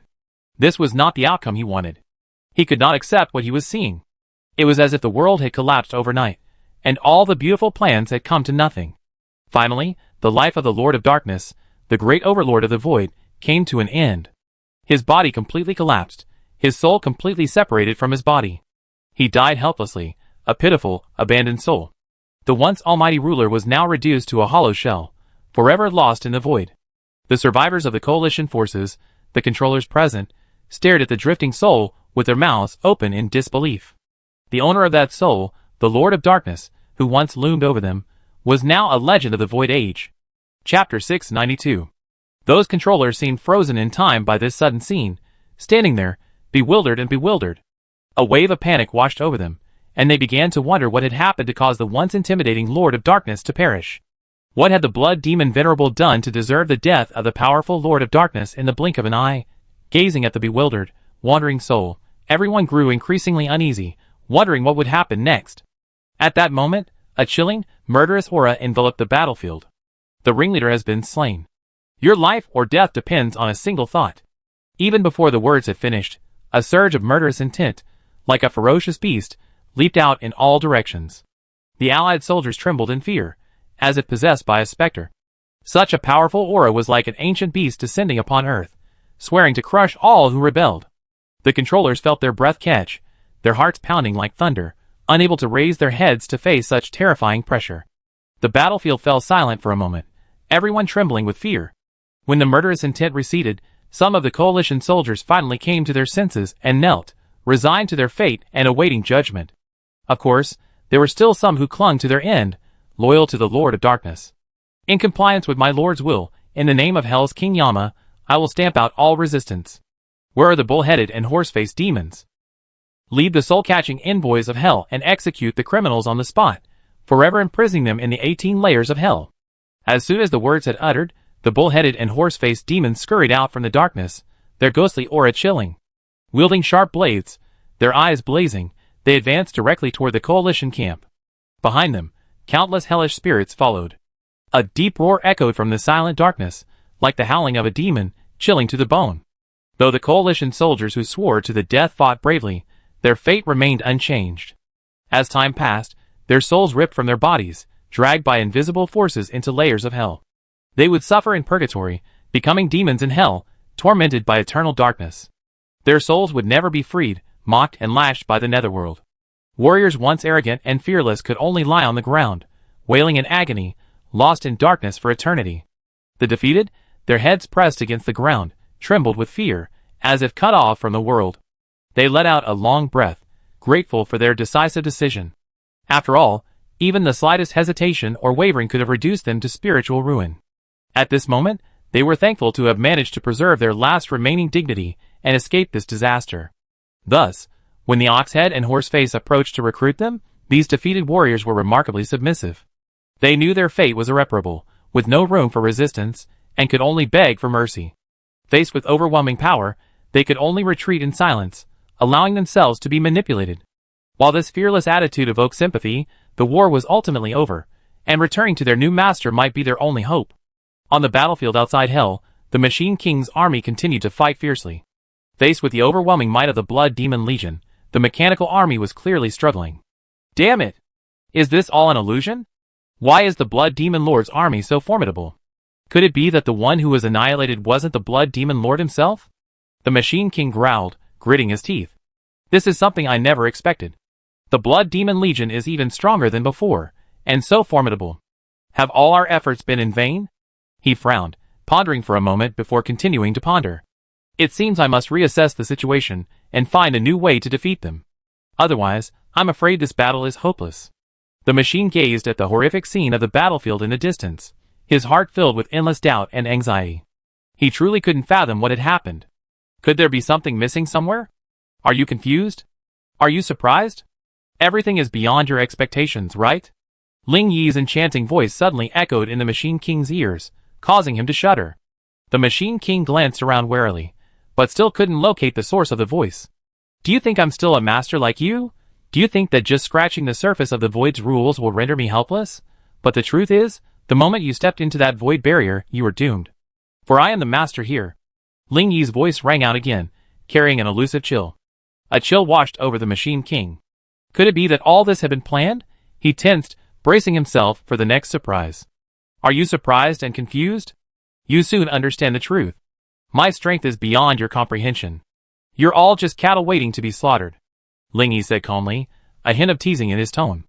Venerable Blood Demon, there's no need for such pretense. Come out and fight if you dare. The King of Machinery roared into the dim void. A childish provocation is enough to make me fight? I just played with the Lord of Darkness, and it was completely pointless. So, I guess your strength is only comparable to mine. Do you dare to challenge me with your ignorant courage? How ridiculous. Ling Yi slowly emerged, narrowing his eyes, as he looked down at the King of Machinery, his tone dripping with arrogance and disdain. You be screwed? Kensini, since you're so conceited, let me introduce you to someone. I promised him I'd let him crush you. Do you intend to surrender yourself, or let him crush you? Faced with Ling Yi's teasing, the mechanical king's eyes gleamed coldly. He glared at him, snorted coldly, remaining unmoved. Then a sneer curled at the corners of his mouth, his eyes revealing disdain and mockery. Venerable blood demon, you are still far too arrogant. You dare to underestimate the power of the void rules. He spoke slowly, his tone brimming with unquestionable confidence. Are you sure you can still use the power of the void rules? Ling Yi asked casually, scratching his ears. Hearing Ling Yi's question, the mechanical king felt a wave of unease. He took a deep breath and replied uncertainly. Although the power of the void rules is difficult to comprehend, I remain absolutely confident in my understanding. At critical moments, it will still unleash astonishing power. After saying this, he stared at Ling Yi with a determined gaze, as if expecting to see Ling Yi's panic. Chapter 693. At this, Ling Yi's lips curled up, and he shook his finger dismissively at the mechanical king. Since you're so confident, then stop the empty talk and show me your so-called strength. Don't just stand there and talk. The truly powerful speak with strength. After saying this, he spread his hands, signaling the other party to demonstrate their abilities as quickly as possible. A hint of amusement flashed in Ling Yi's eyes, and he waited patiently for the outcome. The mechanical king, unsure of himself at this scene, frowned, lost in thought. After a long moment, the mechanical king stepped forward, his hands rapidly manipulating the control panel before him. The machine on his chest began to spin at breakneck speed, producing a sharp metallic clang.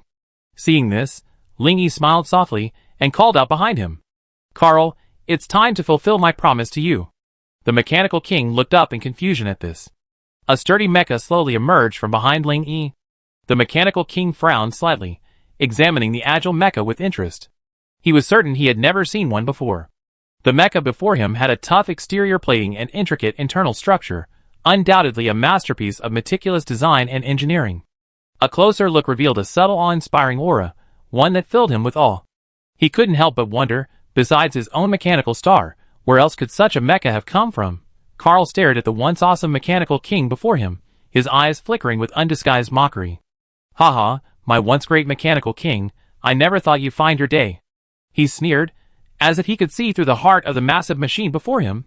In Carl's eyes, the Machine King was once the most powerful being in the void, countless planes in awe of its power and fear of its rule. Yet today, it was humiliated by an enemy it thought it had vanquished. Carl's mockery was undoubtedly a mockery of its past glory. The Machine King rose to prominence during the era of uniting the void planes to annihilate the blood demon Venerable. Its rise marked a significant milestone in the void's transition into the mechanical age. With immense power and wisdom surpassing that of other planes, it ruled the former void lands, becoming the undisputed overlord of the void. In both war and peace, it displayed astonishing abilities. It could easily crush any rebellion and maintain the stability and order of the void. It could also use its wisdom to bring unprecedented prosperity to the former void, allowing other planes to enjoy the benefits of mechanical civilization. Under its hypocritical rule, the void world became a paradise, and all races lived in peace and prosperity. Everyone was forced to revere and worship him, making the mechanical king a common faith in nearly every dimension of the void. Its reputation spread far and wide, once the greatest, noblest, and most powerful being in the void. However, time passed, and with the reappearance of the blood demon Venerable, this once unrivaled mechanical king now fell into such a desolate state. The once dignified majesty of the mechanical king was long gone, replaced by an unconcealable loneliness, like the struggle of a trapped beast. Though still massive and imposing, its body was now covered with the marks of age, and the energy flowing through it had become dim. His eyes, once a blazing fire, had gradually dimmed, as if betraying a deep sorrow. He had once been high and mighty, revered by all races, but now he had become a pitiful, pathetic being trapped here.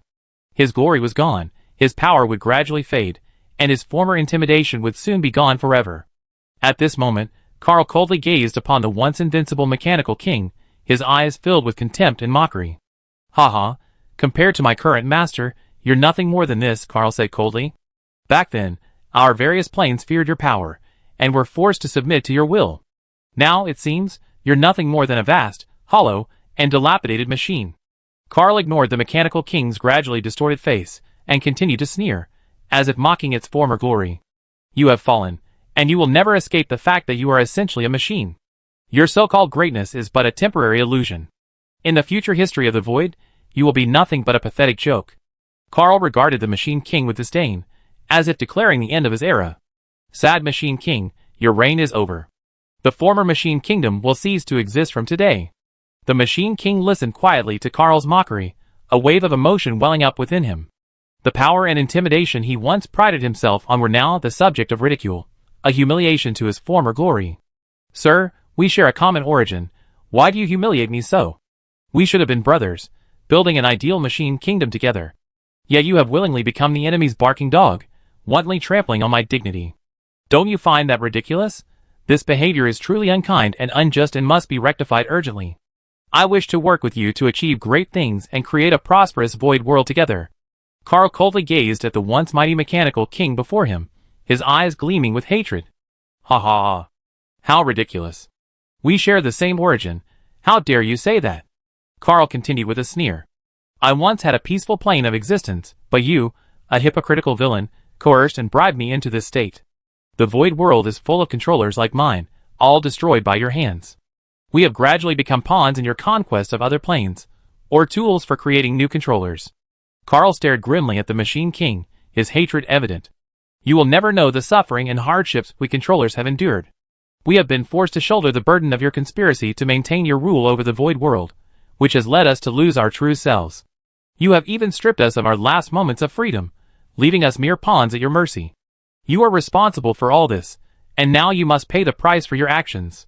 From Carl's words, the Machine King seemed to have guessed his identity. He must be one of the many controllers he controlled. However, he didn't know how he had escaped his surveillance and defected to the blood demon Venerable. But there was no point dwelling on this now, because the enemy was right before their eyes.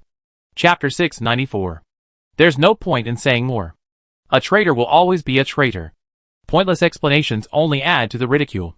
Since we share different ideals, we cannot work together. Today, you will be reduced to dust alongside the blood demon Venerable.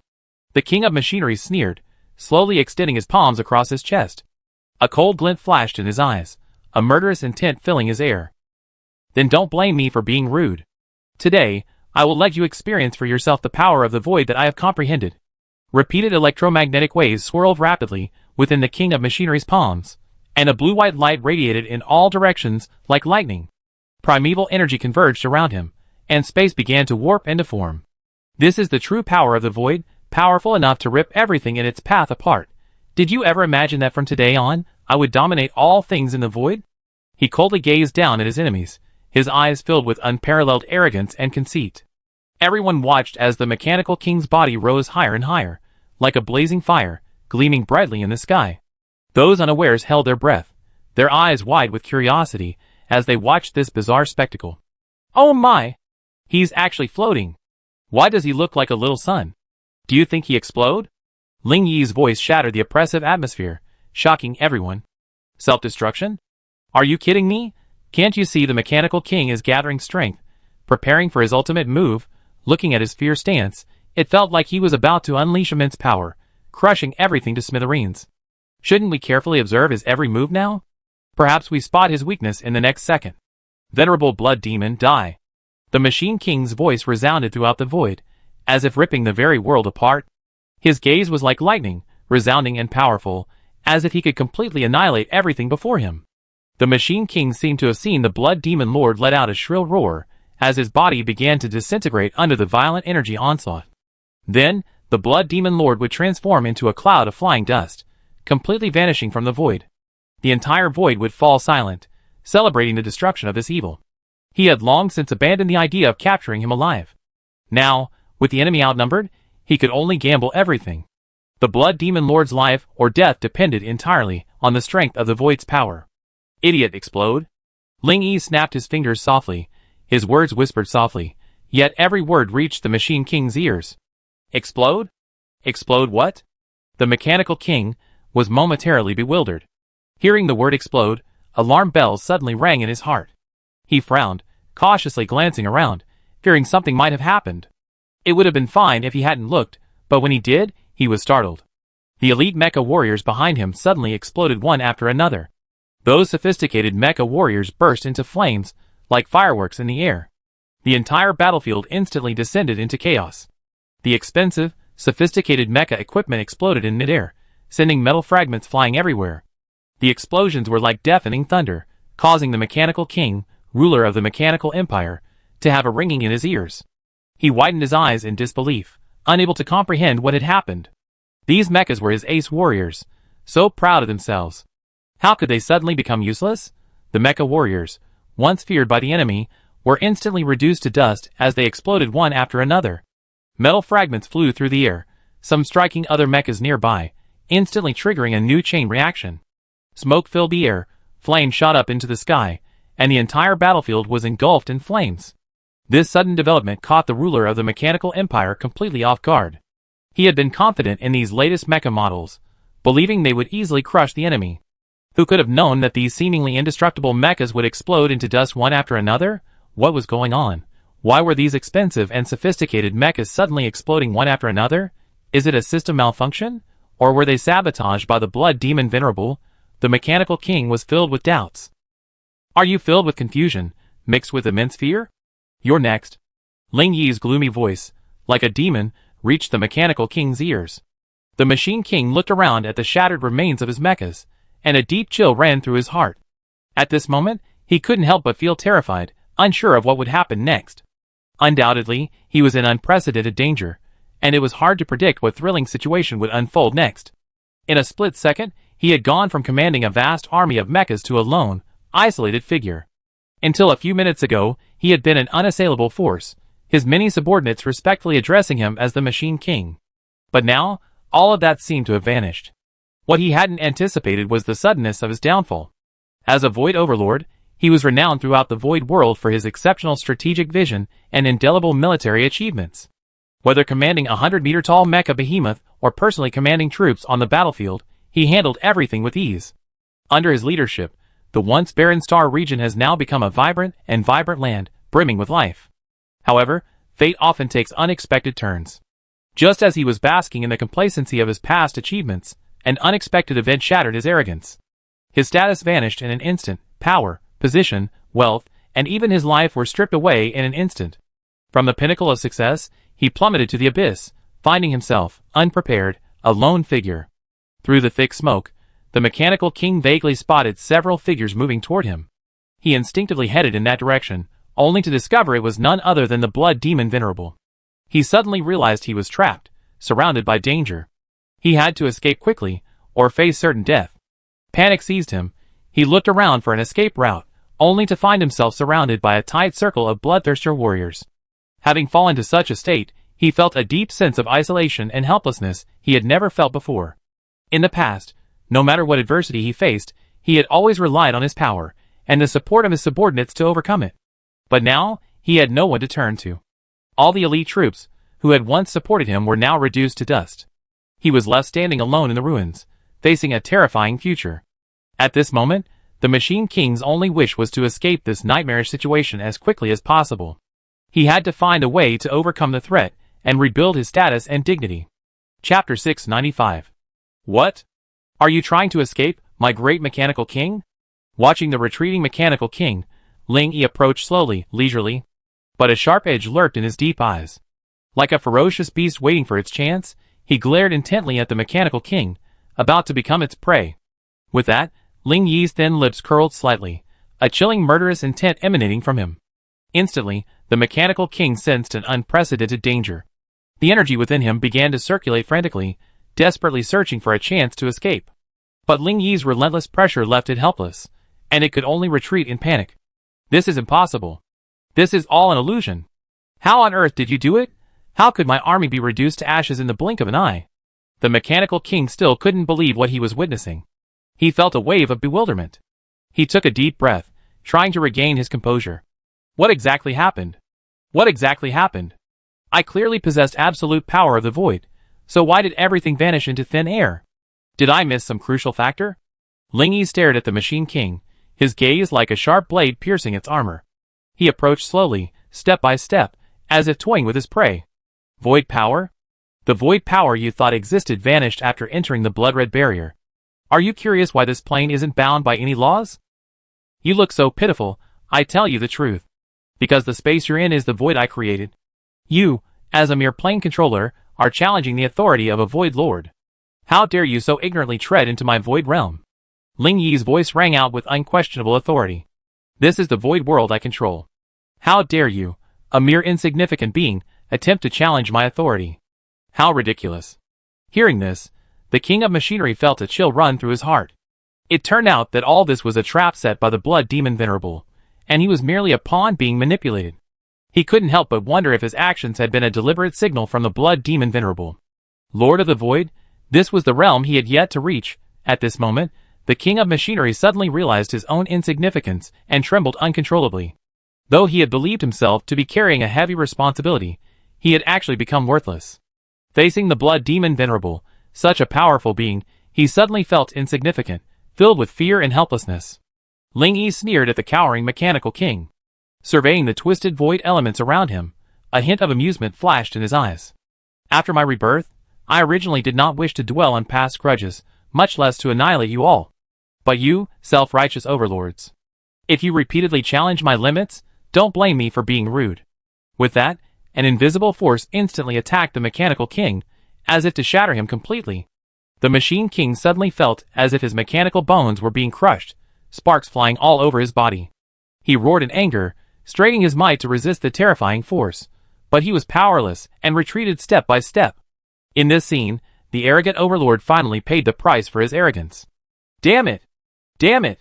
The machine king raged, seething with rage. He could not accept what he was seeing before him. His once invincible mechanical army was gone, and now it was his turn. Such a defeat was undoubtedly a humiliation, and he wished he could smite the arrogant invaders to death with a single blow. But it seemed that such an opportunity would never come again. Crackle. As the sounds of mechanical disintegration continued, the scene before him stunned everyone present. Metal fragments flew everywhere, creating a piercing noise. The massive machine king was disintegrating, its intricate components breaking one after another, like the bones of a giant crumbling. The scene was chilling, as if the machine were suffering in agony.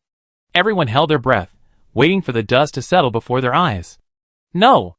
I won't accept this. The machine king's body had crumbled, leaving only a massive head that still roared. The deafening roar filled the controllers, who had chosen to surrender with a shudder. The machine king's doom had finally arrived, the end of his rule irreversible. With its last remaining strength, it let out a shrill wail, like a dying beast. Everyone knew that this powerful being, once feared by all races, would eventually vanish into nothingness, lost in the torrent of history. You were wrong for provoking me. Ling Yi slowly stepped forward and kicked the mechanical king's head in front of Carl. Carl, I fulfilled my promise. Carl looked down at the mechanical king's flickering eyes, unable to articulate his feelings. He sighed, lamenting the loss of its former glory. Carl reached out and carefully touched the dilapidated mechanical head, as if reminiscing about the past. This being, once awe-inspiring in the void, was now nothing but wreckage. One could not help but lament the fleeting passage of time, the irreversible change of everything. Master, everything is settled. Should we eliminate those remaining forces? Carl lightly kicked the completely extinguished mechanical king's head aside. Ling Yi looked around calmly, a look of satisfaction in his eyes. No need. The ringleader has been eliminated. They lost all power and influence, and can no longer pose a threat to us. Ling Yi turned and looked toward the void beyond the blood-red barrier, a faint relief in his eyes. He took a deep breath, feeling the energy fluctuations around him gradually calm down. Although this battle had been long, victory was finally achieved. They no longer had to face those long-dormant threats. A faint smile played at the corners of Ling Yi's lips, and he turned and began to walk. Master, this is a golden opportunity to conquer the entire void world. Taking advantage of the chaotic situation in that void, we are fully capable of taking control of it in one fell swoop. As long as we work together, using our wisdom and strength, we will surely expand our territory within this void and establish a new era for the Master. Then, that void world will submit to the Master's rule. Chapter 696. As soon as Carl finished speaking, Ling Yi's brow furrowed slightly. He was silent for a moment, a bitter smile playing on his lips. Ling Yi glanced around at the people around him, including Lin Yan, Gu Hao, Luo Chen, and the others. Their eyes were filled with anticipation. Ling Yi understood the intentions of these closest people, but a complex and inexplicable emotion welled up in his heart. After a long pause, he raised his head, his gaze piercing through the mist, into the distance, and spoke softly. You seem a little overconfident. Are you planning to follow the same path of defeat as the mechanical king? At this moment, your ambitions have already exceeded your capabilities. You are undoubtedly playing with fire. If you continue down this path of no return, you will inevitably suffer a severe blow and failure. I urge you to think twice before acting. Set your goals within your capabilities. Proceed cautiously, and avoid overnight success. Only by keeping your feet firmly on the ground and taking steady steps can you ultimately achieve victory. Hearing Ling Yi's words, everyone's heart trembled. Though his words were tactful, they resonated like a bolt from the blue. A heavy atmosphere instantly enveloped the entire area. The air seemed to freeze. Everyone looked at each other, and no one spoke for a long moment. Fellow Taoist, forgive others when you can. Take a step back and the horizon will be wider. Suddenly, a voice echoed from the void, like a stone dropped into a calm lake, sending ripples through the air and resonating with everyone. Who is it? Who is playing tricks? Luo Chen held the knife in both hands and scanned the surroundings, searching for the voice that had come from nowhere. Tell me your name, or I won't stop until I find you. He shouted sternly, his entire body radiating an aura of unspoken authority. Hey, little fellow, you might not be very capable, but you do have a temper. The voice echoed again, tinged with a hint of playful laughter. It was clear that the other party took Luo Chen's threat with the slightest scorn. Luo Chen gripped the hilt of his sword tightly, his muscles tensing. His eyes were fierce, and without a word, he searched for the enemy hiding in the void who dared to look down on him. The other party's arrogant attitude only fueled his fighting spirit. So much so that Luo Chen secretly resolved that if the other party dared to show their face today, he would show no mercy. He took a deep breath, slowly steadied his breathing, and slowly held the sword across his chest, ready to strike at any moment. The people around Ling Yi also prepared for battle, as if they were facing a formidable enemy. Their eyes were solemn, their hands were fixed on their weapons, their bodies tense, ready to face any possible danger. Everyone's hearts were filled with alarm, seemingly anticipating Ling Yi's command. The atmosphere was incredibly solemn, as if another earth-shattering battle might erupt at any moment. Luo Chen, do not be disrespectful to the senior. Ling Yi looked up at the blood-red barrier, as if someone was staring at him. At this, Luo Chen instantly gathered his composure and respectfully saluted the blood-red barrier. He had already heard Ling Yi's underlying message. The word senior was not something a powerful person could casually call out. At the same time, everyone could faintly sense a sense of age emanating from beyond the blood-red barrier, yet it seemed to hold an incredible power. Fellow Taoist, in a matter of a few years, has achieved the great Tao. He possesses exceptional talent and vast magical powers, making him a rare spiritual prodigy of his time. After enduring countless hardships and cultivating, he finally embarked on the path of shattering the void, leading all beings on the path of cultivation. Traveling across the void and soaring through the abyss, he has already reached the pinnacle of perfection, truly a role model for contemporary practitioners. The stranger's voice seemed filled with praise for Ling Yi. Senior, you are too kind. I am simply blessed with a tough life, and good luck to have embarked on this path to the pinnacle. Although I have achieved some success, I know the road ahead is long. Only through continuous effort can one truly reach the pinnacle of cultivation. Those who plant trees will enjoy the shade. I will always remember the kindness you paved the way for me, keep my feet on the ground, forge ahead, and dare not even transgress. Ling Yi bowed respectfully in the stranger's direction, his words revealing gratitude and admiration for him. Humph! You are quite the sharp-tongued brat, constantly claiming you dare not transgress. But from your actions, I can clearly see the hidden ambition within you. You may be eloquent, but you can't conceal your inner wickedness. I can see the desire brewing within you, you just haven't found the right moment yet. The stranger snorted, seeming displeased with Ling Yi's response. Ling Yi was slightly taken aback by the snort. He collected himself, and without a trace of displeasure, he continued calmly. Senior seems deeply dissatisfied with my actions, which leaves me somewhat bewildered and overwhelmed. But perhaps we can communicate and find a better solution. After all, approaching problems with reason and empathy is always more effective than blind confrontation. Why don't we sit down and talk it over? Perhaps we can reach a consensus.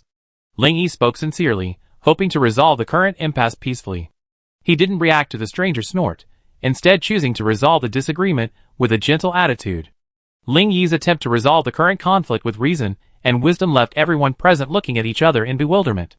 They couldn't help but wonder who this stranger was, someone who even the blood demon Venerable was wary of. However, the origins of this uninvited guest remained a mystery. His features were unclear, yet he seemed calm and composed, emanating an indescribable aura of intimidation. The only thing the people present could tell from his appearance was his presence. In every gesture, one could sense a distinct aura emanating from this stranger. His background, identity, and purpose all fueled speculation and a growing curiosity among those present. Everyone began whispering, trying to decipher the true origins of this mysterious visitor. You destroyed my myriad worlds in the blink of an eye, and now you're just brushing it off with a simple sentence.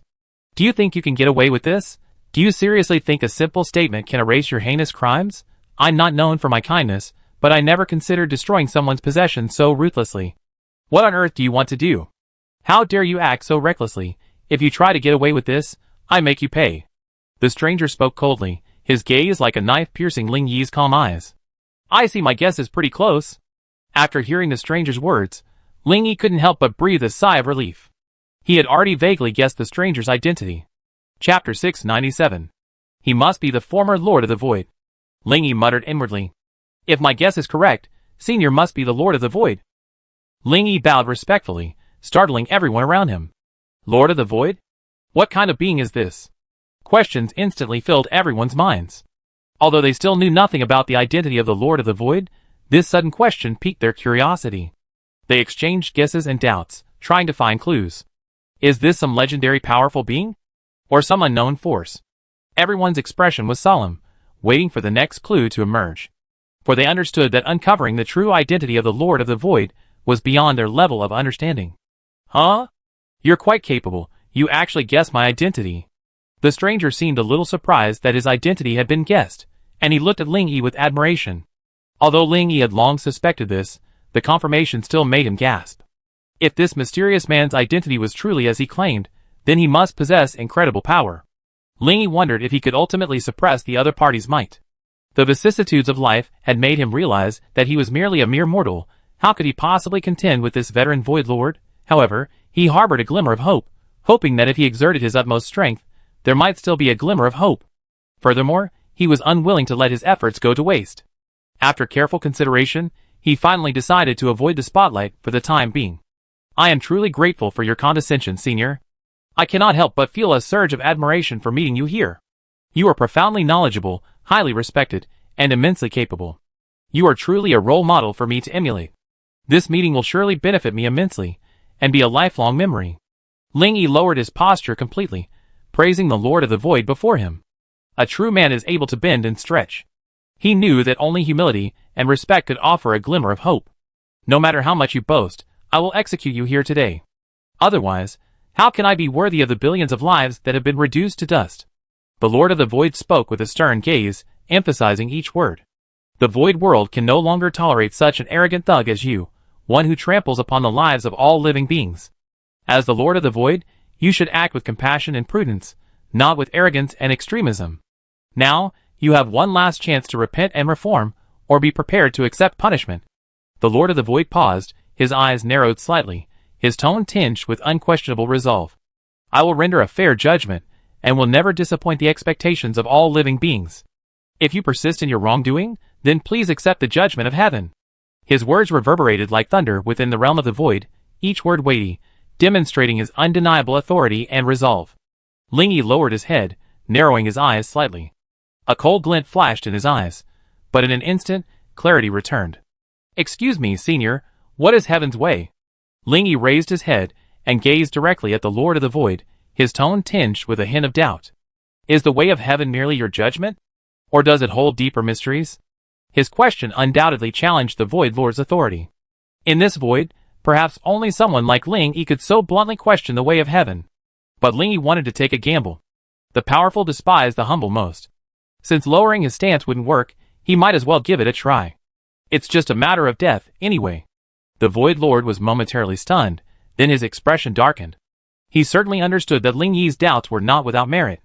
As the being who rules the Void, he naturally possessed a deeper understanding of the way of heaven. Boy, what you say is true. The Void Lord spoke slowly. The way of heaven is indeed not solely my judgment. It is the principle governing all things in the Void, a symbol of supreme justice and order. He paused, then continued. But this doesn't mean that the way of heaven is absolutely fair and flawless. It varies depending on the time and circumstances, requiring our constant interpretation and defense. Ling Yi pondered for a moment before retorting. Then, what exactly is the justice of heaven that you speak of, Senior? Is it truly fair and just, without bias or omission? The Lord of the Void spoke gravely, gazing at the proud and unyielding Ling Yi. The way of heaven is the common rule followed by all living beings, maintaining the order of all things in heaven and earth. Any attempt to undermine the way of heaven will be duly punished. Ling Yi nodded slightly, a smile curling his lips. Although your words are filled with harshness and intimidation, I believe that the true way of heaven is more than just a cold set of rules. The way of heaven contains the pulse of life, nurturing the vitality of all things. Even the most stubborn soul, if they truly pursue the righteous path, will find their way back to the way of heaven. As long as one can listen to the kindness within their hearts and appreciate the harmony between heaven and earth, I believe they will surely comprehend the essence of the way of heaven. Ling Yi looked at the thoughtful Lord of the Void and continued. Senior's way of heaven is exactly what I pursue. As you said, any attempt to undermine the way of heaven will be punished accordingly. Although I have achieved success in my cultivation, it is only thanks to your protection and blessing. The void world you created undoubtedly paved the way for me to reach the pinnacle of the void, and was the source of my ultimate breakthrough. The Lord of the Void stroked his beard and smiled slightly, seeming to agree with Ling Yi's words. Seeing this, Ling Yi knew his strategy was entirely sound, and he continued. I constructed a void world by chance. Although it has departed from the heavenly way of my predecessors, it still adheres to its rules. I had no intention of making an enemy of the myriad planes, but there are always those with ulterior motives who seek to harm me. Though I have endured hardships, I have never yielded. My heart remains steadfast, determined to uphold the righteous path of the void. No matter how they try to obstruct me, I will continue forward, arming myself with justice, resolving dangers, and maintaining peace in the void. Ling Yi paused, then turned and pointed at the 18 levels of hell he had created. Senior, please see, I am not a murderer. The countless beings here came with the intention of destroying me. But I am only trying to minimize casualties and imprison them here, allowing them to enter the heavenly way of repentance and reincarnation. Hearing Ling Yi's words, the Void Lord's expression seemed to soften somewhat. His gaze towards Ling Yi was filled with an indescribable complexity of emotions. Chapter 698. When Ling Yi explained his intentions to the Void Lord, his expression indeed softened. A hint of understanding and recognition gradually appeared in his once cold eyes. The Void Lord was also an extraordinary being, able to see through the essence of things. At this moment, he saw Ling Yi's intentions clearly and understood that this newcomer wasn't just out for killing. He wanted to give those creatures a chance to start over. Although these creatures came to destroy Ling Yi, they were also living beings, each with their own pursuits and desires. The Void Lord now understood that Ling Yi didn't intend to annihilate them completely. He hoped to help them repent and reform from their desperate situation, returning to the right path. Such an approach embodied a higher value and compassion. The Void Lord was moved, a wave of admiration welling up in his heart. He understood that this young descendant's current achievements weren't simply a matter of luck. Rather, he had transcended the limitations of ordinary humans and possessed extraordinary wisdom of the heavenly Tao. Although Ling Yi's actions had soothed the Void Lord somewhat, his heart was still filled with mixed emotions. On the one hand, he understood and approved of Ling Yi's intention to give those beings a chance to repent. But on the other hand, he worried that this approach was merely a form of indirect hypocrisy. No one could predict whether Ling Yi would utterly exterminate all those imprisoned beings after his departure. The Void Lord pondered for a long time before finally speaking. What you're doing is indeed meaningful, but I remain concerned. Do those beings imprisoned in your hell truly have a chance for rebirth? He stared at Ling Yi, his eyes gleaming with a captivating light. This young junior had already demonstrated extraordinary wisdom and compassion. But this was probably not the end, but rather the starting point for a higher ideal. The Void Lord's favorability towards Ling Yi skyrocketed. He felt the need to further discuss with Ling Yi how to maintain peace in the void, while giving both sides more opportunities. This was no simple issue. It required the wisdom and determination of both parties. Senior, I have a question I appreciate clarification on. Where are these imprisoned beings? Ling Yi bowed, but instead of answering the Void Lord's question, he asked a counter-question. The Void Lord, confused by the question, casually pointed behind Ling Yi. Aren't they trapped in the so-called 18 levels of hell by you? Why bother asking? Seeing the Void Lord's reaction, Ling Yi couldn't help but curl his lips. His thoughts had been disrupted. Senior, you're right. They're trapped within my special dimension. But the location of this special dimension is even more special, for it's within my void. In other words, these are invaders, and I'm merely resisting. The perpetrators of this war have essentially been killed. They orchestrated my destruction. My subordinates didn't stir up trouble in your territory, but instead retreated to their own voids. However, these invaders pursued them relentlessly, even charging into my void. In this situation, I'd like to ask, Senior, what is the correct heavenly law's punishment for these invaders? Ling Yi's words silenced the Void Lord, for he was right. Those dead and trapped beings were, in essence, invaders. If one must judge by the laws of nature, they truly deserve death. Senior, please forgive my frankness. Heaven's laws are impartial, and judgments are made by the laws of nature. If invaders harbor aggressive intentions, they should be punished. But if they express remorse, they should be pardoned. Only through kindness and tolerance can we resolve conflicts and achieve peaceful coexistence. Though heaven's laws are strict, they are also compassionate. Resolving grievances with tolerance is the best strategy. Regardless of right and wrong, the key lies in being able to listen to diverse voices with an open and inclusive attitude. Only by setting aside prejudices and biases and understanding others from their perspective can we turn hostility into friendship and achieve harmony through sincerity. When we trust each other and treat others with rationality and kindness, conflicts will naturally be resolved into consensus. Only through kindness and magnanimity can the Void World achieve lasting peace and stability. Ling Yi paused, observing the Void Lord's expression. Seeing the other party nod slightly, lost in thought, he felt a sense of peace and continued. Senior, regarding what has been said, I believe I am innocent. Although my resistance caused countless controllers to suffer bitter defeat, and caused countless planes in your void to turn to dust in a single day, but at your level of cultivation, recreating countless planes of existence is a piece of cake. All things in nature originate from a single source, and all phenomena in the world remain unchanged throughout time. Only morality and civilization undergo vicissitudes of time. Our predecessors understood the ultimate principles of heaven and earth, and penetrated the mysteries of the void. Even as they effortlessly created countless worlds, they never forgot their own self-cultivation, pursuing the realm of the cycle of reincarnation. They were free and detached, transcending the mundane world, understanding the impermanence of life and death, and deeply understanding the myriad forms of life. They presented themselves as foolish with great wisdom, and used great love to resolve karmic obstacles, guiding all beings to the highest moral heights. This noble spirit truly commands the admiration of younger generations. Looking up to the heavenly Tao of our predecessors is awe-inspiring. Their years of accumulated wisdom and extensive cultivation are the result of self-cultivation and the subtle influence of their influence. We should reflect on ourselves, be humble, and learn with an open mind, hoping to contribute our modest contributions and carry on the legacy of our predecessors. Ling Yi's flattery remained calm, his effusive flattery making the Void Lord stroke his beard and smile. It was Ling Yi's quick wit that allowed him to discern the Void Lord's intentions, his words flowing eloquently and expressive. Although boastful, he was able to accurately grasp the Lord's thoughts and skillfully cater to his preferences. The Void Lord was impressed by this, his face radiating with satisfaction, clearly delighted by Ling Yi's flattery. The two men's conversations were filled with hidden meanings, each drawing on their needs and achieving a tacit understanding. After a long moment, the Void Lord slowly spoke, expressing his final thoughts. Boy, you are truly a promising talent. Your ability to persuade me so tactfully is truly astonishing. However, you must not become complacent. However, the principles of the void cannot be mastered overnight. Only through diligent practice can one reach a higher realm. I have high hopes for you, and hope you cherish this rare opportunity, and advance further on your path of cultivation. Hearing this, Ling Yi breathed a sigh of relief. This war without gunpowder had finally come to an end. He hurriedly replied respectfully, Thank you, Senior, for your high hopes. I will do my best to live up to your expectations. Chapter 699. The Lord of the Void nodded in satisfaction, still appreciating Ling Yi's attitude. He admired Ling Yi's ability to maintain composure and wise judgment in critical moments. This exceptional adaptability and calm demeanor are essential for a strong person. It allows one to maintain a clear mind in the face of adversity and respond to various emergencies with calm and decisive decisions.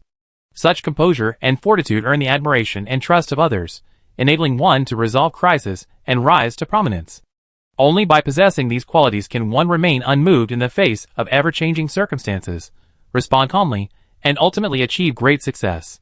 Boy, in billions of years, besides that black-eyed creature who always lurks like a mouse, you are the second person to ascend to the void.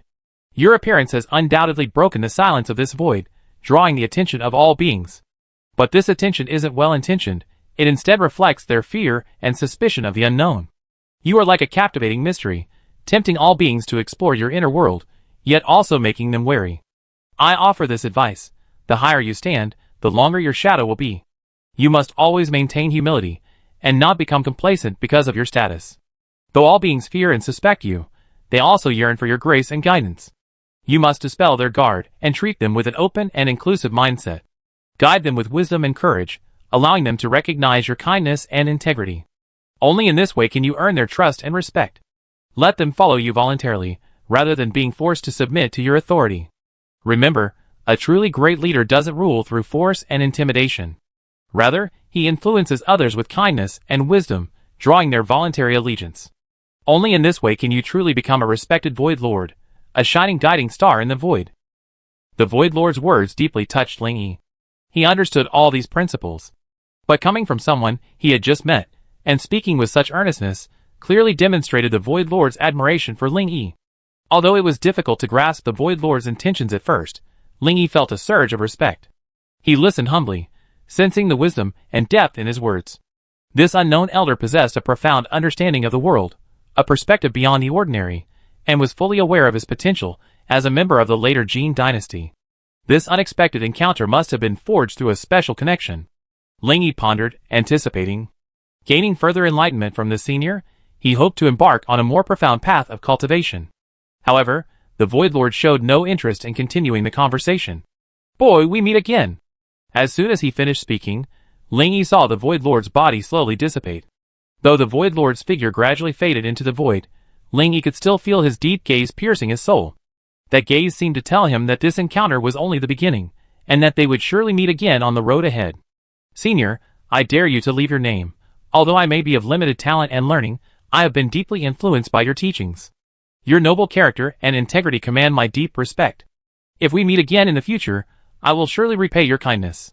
Ling Yi's eyes flickered with unconcealed anticipation. He knew this was only a brief separation. He believed that one day, he would encounter this mysterious being again. Haha. Interesting, boy. Remember, never forget your original intention, and you will achieve your goal. I, the universe, await you at any time. The Lord of the Void laughed heartily, as if foreseeing the entire future. Looking at the completely vanished Lord of the Void, Ling Yi muttered to himself. Universe. So the Lord of the Void is what humans call the universe. Gazing at the ethereal void, Ling Yi felt a surge of emotion.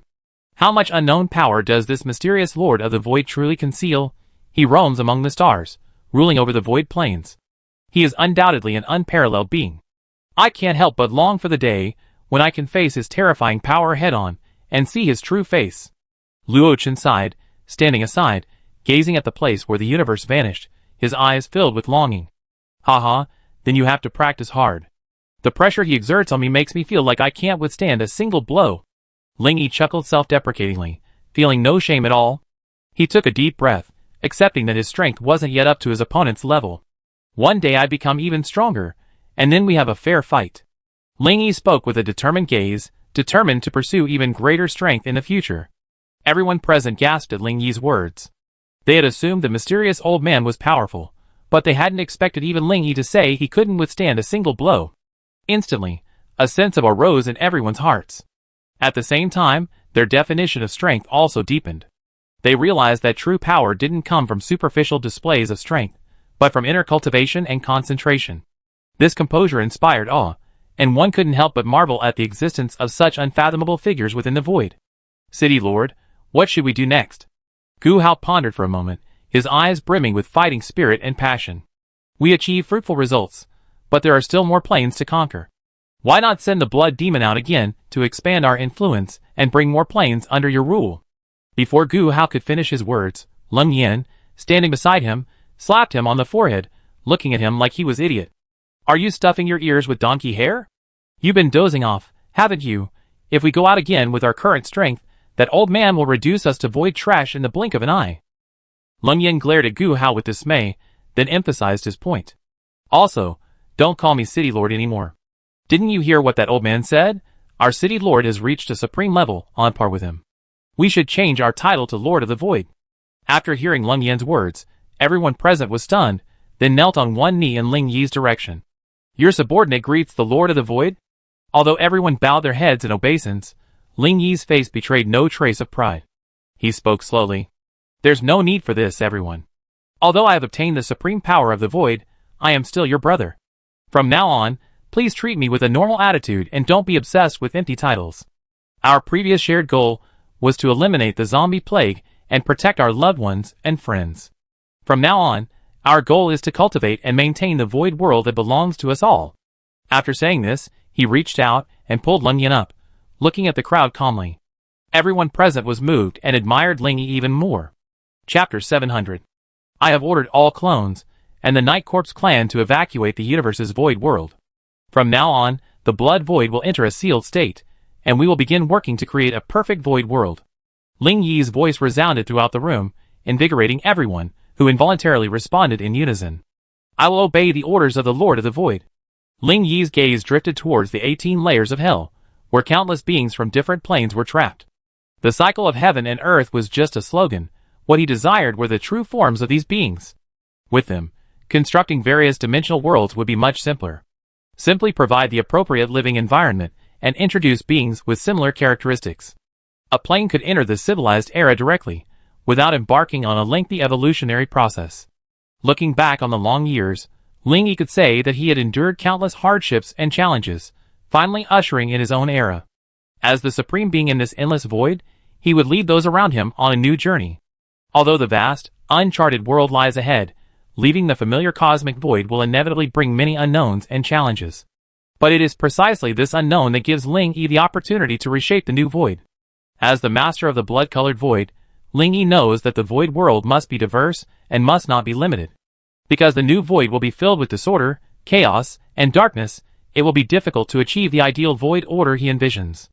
He must abandon the previous void order, filled with negative energy, and begin a new chapter. With Ling Yi's command, the blood-colored void began to close. This new realm, like a tightly closed door, was completely separated from the original void. The closure of the bloody void is not a simple isolation, but a complete reshaping. Ling Yi will personally lead this process, ensuring the bloody void's transformation into an independent, special void, isolated from the outside world.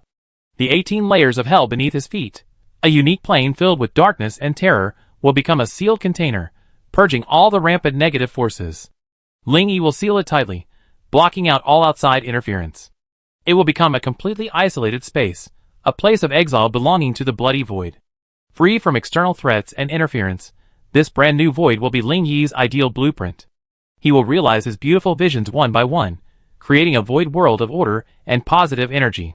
In this new void realm, Ling Yi will redefine the laws and order of the void. He will make justice, peace, love, and wisdom the dominant themes of this void.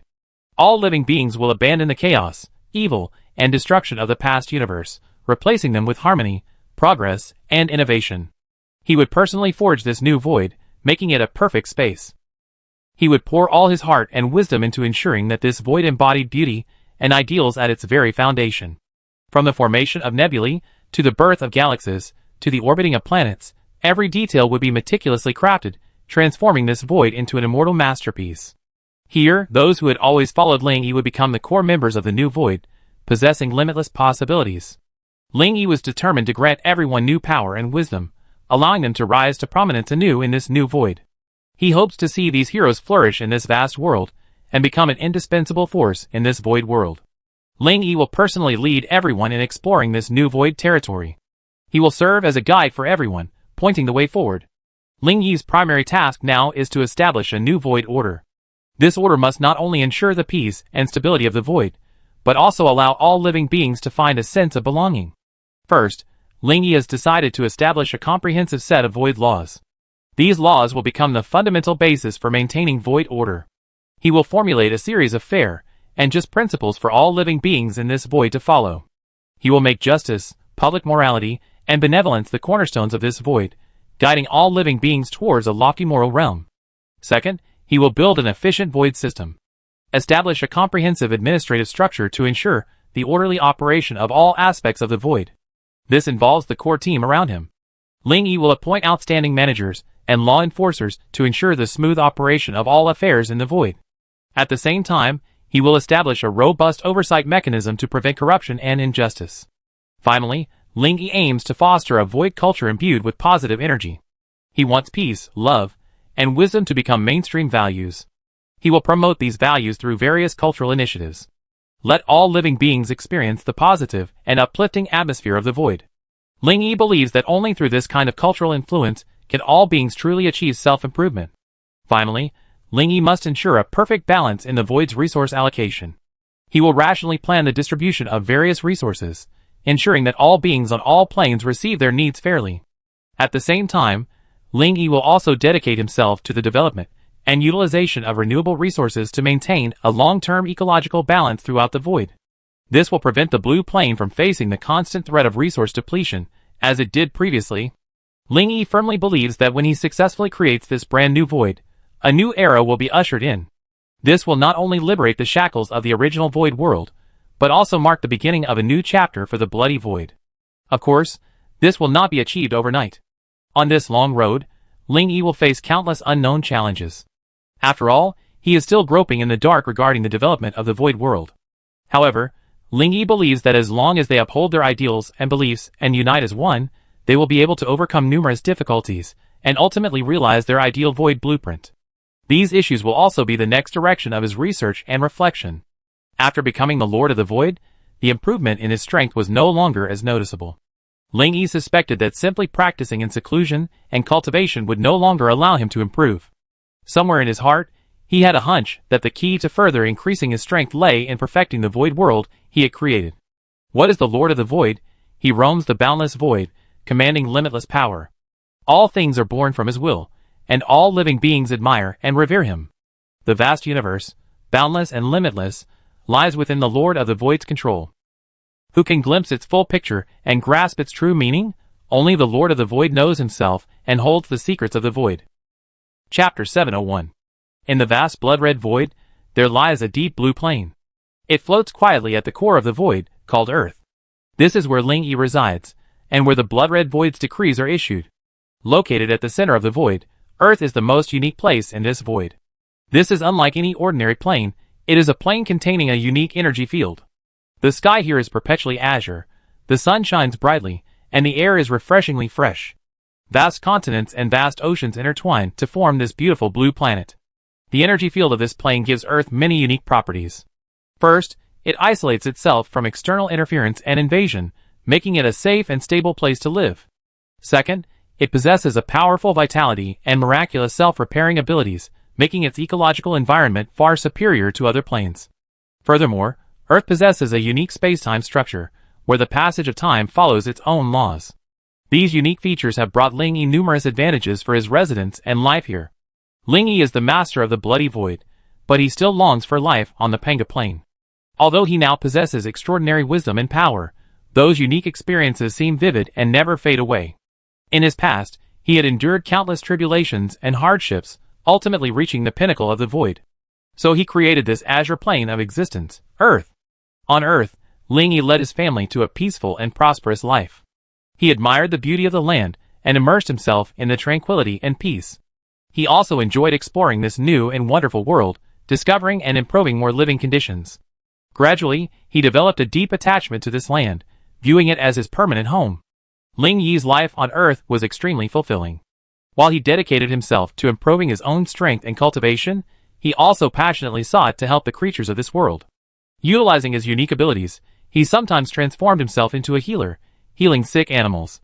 Sometimes, he played the role of a protector, maintaining the ecological balance. Other times, he became a guide, enlightening lost souls. On this beautiful blue planet, Ling Yi found the life he desired and lived a fulfilling and happy life. During this time, Ling Yi also observed the development of human civilization. He witnessed humanity's tremendous transformation from primitive tribes to a highly technological society, marveling at the boundless creativity of the human race. He also participated in this process, helping humanity through critical periods and promoting the advancement of civilization. But at the same time, he also discovered the dark side of human nature, the ever-present desires. Social problems like war, poverty, and exploitation. This made Ling Yi's life more fulfilling, as if he had returned to the Panga plane. A cute little girl, with her rosy pink eyes twinkling, her lips curled slightly in a sweet smile. She cautiously questioned her father, filled with curiosity and longing for that strange world. Ling Yi squatted down, gently stroked his daughter's hair, and spoke tenderly. "Inger's right. Daddy, go see how humans live. But what I miss most is always you, my precious daughter." The little girl happily threw herself into her father's arms, feeling the warmth of his love. She knew that no matter where her father was, he would always be in her heart. Dad is the best. My brothers and sisters spend all their time cultivating and building their own worlds. No one plays with me. The little girl pouted, looking unhappy. Musia looked lovingly at her and Ling Yi's little daughter, and said with a smile, Inger, when you grow up, you too must build your own world. That's the task Daddy has set for you. Ling Ying gently rubbed Ling Yi's neck, her little head bobbing. Dad, Inger, don't build worlds. It's not fun at all. Musia smiled softly. You're just too playful. You should learn more from your brothers and sisters. You're not even interested in building worlds. It seems I need to guide your interests and hobbies. Ling Yi caressed his daughter's hair lovingly. Inger, Mom and Dad both hope you can explore the wider world and experience more possibilities. Maybe you don't like it now, but when you grow up, you understand the joy of it. Ling Ying frowned stubbornly. No, I don't want to. I just want to live a peaceful life with Mom and Dad. Musia and Ling Yi smiled at each other. It seemed like it would take some effort to cultivate this little girl's interest. Okay, Inger doesn't like it, but Dad won't force it. Just stay by my side. Hearing this, Ling Ying happily kissed Ling Yi on the cheek and ran happily towards the boundless prairie. It seems my daughter truly enjoys this green land. Ling Yi sighed heartily, his smile breaking as he gazed at Ling Ying's cheerful figure. You dote on Inger too much. Musia nestled in Ling Yi's arms, her eyes narrowed slightly, a hint of a smile playing on her lips. She's my youngest daughter, and I just can't bear to see her suffer even the slightest injustice. Ling Yi lowered his head and placed a gentle kiss on her forehead, saying lovingly. The two sat in each other's embrace, their heartbeats mingling only in the quiet grassland. Thanks to Inger, I'm able to stay by your side. Otherwise, like the other sisters, you have kicked me out to teach the children how to construct planes. Musia said contentedly. According to Panga's plane of existence, it should be almost New Year's Eve. Go and get everyone back so we can celebrate together. Ling Yi said, thoughtfully, but when he noticed Musia didn't respond, just staring blankly at him, he couldn't help but ask. Why are you looking at me like that? Musia smiled softly, a hint of inscrutable expression in her eyes. I'm just admiring your charm. You changed so much, it's hard to stop. She paused slightly before continuing in a gentle voice. I think I'm completely captivated by you. Ling Yi gazed into Musia's deep eyes, feeling an indescribable throbbing in his heart. He reached out and gently stroked her beautiful face, a gentle smile playing on his lips. It seems we have an unspoken understanding. After a pause, Ling Yi lay flat on the grass, his thoughts racing. It took a long time before he spoke slowly. Perhaps it is because of the 7 emotions and 6 desires that I can understand how beautiful life is. Chapter 702. Ling Yi gently embraced Musia and continued. Everyone experiences various emotional ups and downs in life. Basic emotions such as joy, anger, sadness, fear, surprise, and disgust constitute the rich and varied inner world of humanity. At the same time, complex emotions like love, hate, and desire also shape our unique humanity. These emotional ups and downs seem to be an integral part of life. Many people believe that emotional fluctuations are a flaw and should be restrained and suppressed. But in fact, emotional experience is the very essence of being human. Without joy, anger, sorrow, and happiness, we lose the ability to experience life and cannot form deep connections with others. When we strive to understand and accept our emotions, life becomes more fulfilling, more colorful. Joy makes us feel the vitality of life, while anger drives us to defend justice. Sadness makes us realize the fragility of life, and fear forces us to be on guard. Each emotion has its own unique value and meaning, and together they weave a complete picture of life. In addition to personal effort, human growth requires the experience of various emotions. As we experience the trials of family, friendship, and love, our hearts change. Family ties are the most fundamental and precious emotional bonds. The care of parents and the mutual support of siblings all make us feel the warmth of family. But family ties are often accompanied by conflicts and disputes, requiring us to learn tolerance, understanding, and compromise. In this process, we not only strengthen the bonds within our families, but also improve our emotional intelligence and communication skills. Friendship is a crucial support for us as we venture out into the world. The trust, understanding, and encouragement between friends allow us to experience joy and companionship in life. But friendship also requires cultivation and maintenance, requiring us to learn to be considerate, tolerant, and willing to compromise. When we lose or miss a friendship, we also experience loss and regret. These feelings are an integral part of our growth. Love, on the other hand, is the most complex and elusive emotion in life. It is filled with sweetness and passion, but also with pain, betrayal, and loss. Through the trials of love, we learn to cherish and tolerate, and we also experience pain and struggle. But it is precisely these experiences that give us a deeper understanding and appreciation of love. All of these emotional experiences will nourish our hearts, enriching and completing our personalities. They may cause us pain, but they also allow us to gain growth and wisdom. It is precisely because of these emotional experiences that we can better understand the true meaning of life and appreciate the beauty of nature. Everything in life is interconnected. We cannot live forever in an ideal world free of pain and frustration. On the contrary, it is precisely because of the existence of negative emotions that we can better appreciate the richness of life. When we experience setbacks and disappointments, the inner pain may lead us to despair. But it is precisely in such moments that we more clearly realize the fragility and transience of life. We will realize that happiness isn't something we take for granted, but something we must cherish and nurture with our heart. This understanding can also give us a deeper understanding of life. Similarly, when we experience the death of a loved one or friend, the sadness and grief we feel will make us cherish the people and things around us even more. We will realize that the value of life lies in its scarcity and brevity, and that we should cherish every moment we spend with others. This realization will give us a more comprehensive understanding of life. When we experience the sweetness and betrayal of love, the joy and pain we feel will give us a more complex understanding of love. We will understand that love is not just beautiful, but also requires dedication and sacrifice.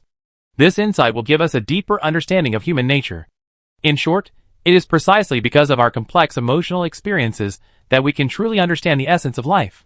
Without joy, anger, sorrow, and happiness, life would become monotonous and boring. But it is precisely because of these emotional experiences that we can better understand the meaning of life and cherish everything we have. I lived through 2 lifetimes and traveled through countless planes of existence. Only in the Panga plane can I truly experience life. After experiencing the baptism of the apocalypse, I finally understood the meaning of life. It lies not in the pursuit of material gain or power, but in inner peace and happiness. True happiness does not come from external achievements or immense strength, but from gratitude for life and love for others. Only when our hearts are filled with positive emotions can life become more fulfilling and meaningful. Therefore, I want children to construct a plane similar to Pangu's. I want them to understand the true meaning of life. Life is a process of continuous learning and growth. I want them to learn to accept their emotions, to build deep connections with others, and to be grateful for the beauty of life. Only in this way can they continuously improve themselves and become more complete people. In short, after experiencing the ups and downs of life, their understanding of life will change forever. I want them to learn to cherish the present, be grateful for life, and continue to grow. This is the true meaning of life. Ling Yi spoke a lot in one breath, his expression excited and serious. His eyes sparkled, as if he were sharing a personal experience. The unwavering determination in his words demonstrated his dedication and pursuit of understanding. Musia listened to him, as if she could feel the surging emotions within him. Ling Yi's words were like a torrent of water, each word precious and weighty, difficult to ignore. You always have a lot of profound truths to say, but I just don't understand them. But I believe that as long as we listen attentively, everyone can grasp their own wisdom. Perhaps these seemingly profound words are precisely the remedy for us to reflect within and discover ourselves. As long as we maintain an open mind, I believe that one day, these seemingly unattainable truths will gradually emerge in our daily lives. Musia said sincerely. Yes, that's exactly what I envision. To achieve the eternal solidity of our void, or perhaps to cultivate your own void. Human emotions are the best remedy for cultivation. In this fleeting time, we must cherish the present and seize opportunities. Only by fully developing the strengths of human nature can we build a more beautiful void. Only by cultivating our inner selves can we transcend the mundane world. Let us work together to create our own ideal space. Everyone should become the builder of their own void, illuminating the light within with wisdom and courage. Ling Yi looked up at the sky, his eyes filled with anticipation. Chapter 703. Everything in the world has its own inherent laws, and the core of Ling Yi's bloody void is none other than the eternal and unchanging 7 emotions and 6 desires within human nature. These fundamental elements of human nature not only dominate the inner world of every individual, but also profoundly influence the entire operating mechanism of the void. Since ancient times, the development of human civilization has invariably been marked by the 7 emotions and 6 desires. When love and hate intertwine, joy, anger, sorrow, and happiness alternate, a series of complex social changes are inevitable. When desires run rampant and greed expands, power and class shifts inevitably follow.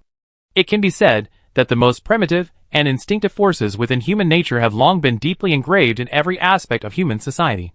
Now, under Ling Yi's leadership, the bloody void is accelerating towards prosperity and strength.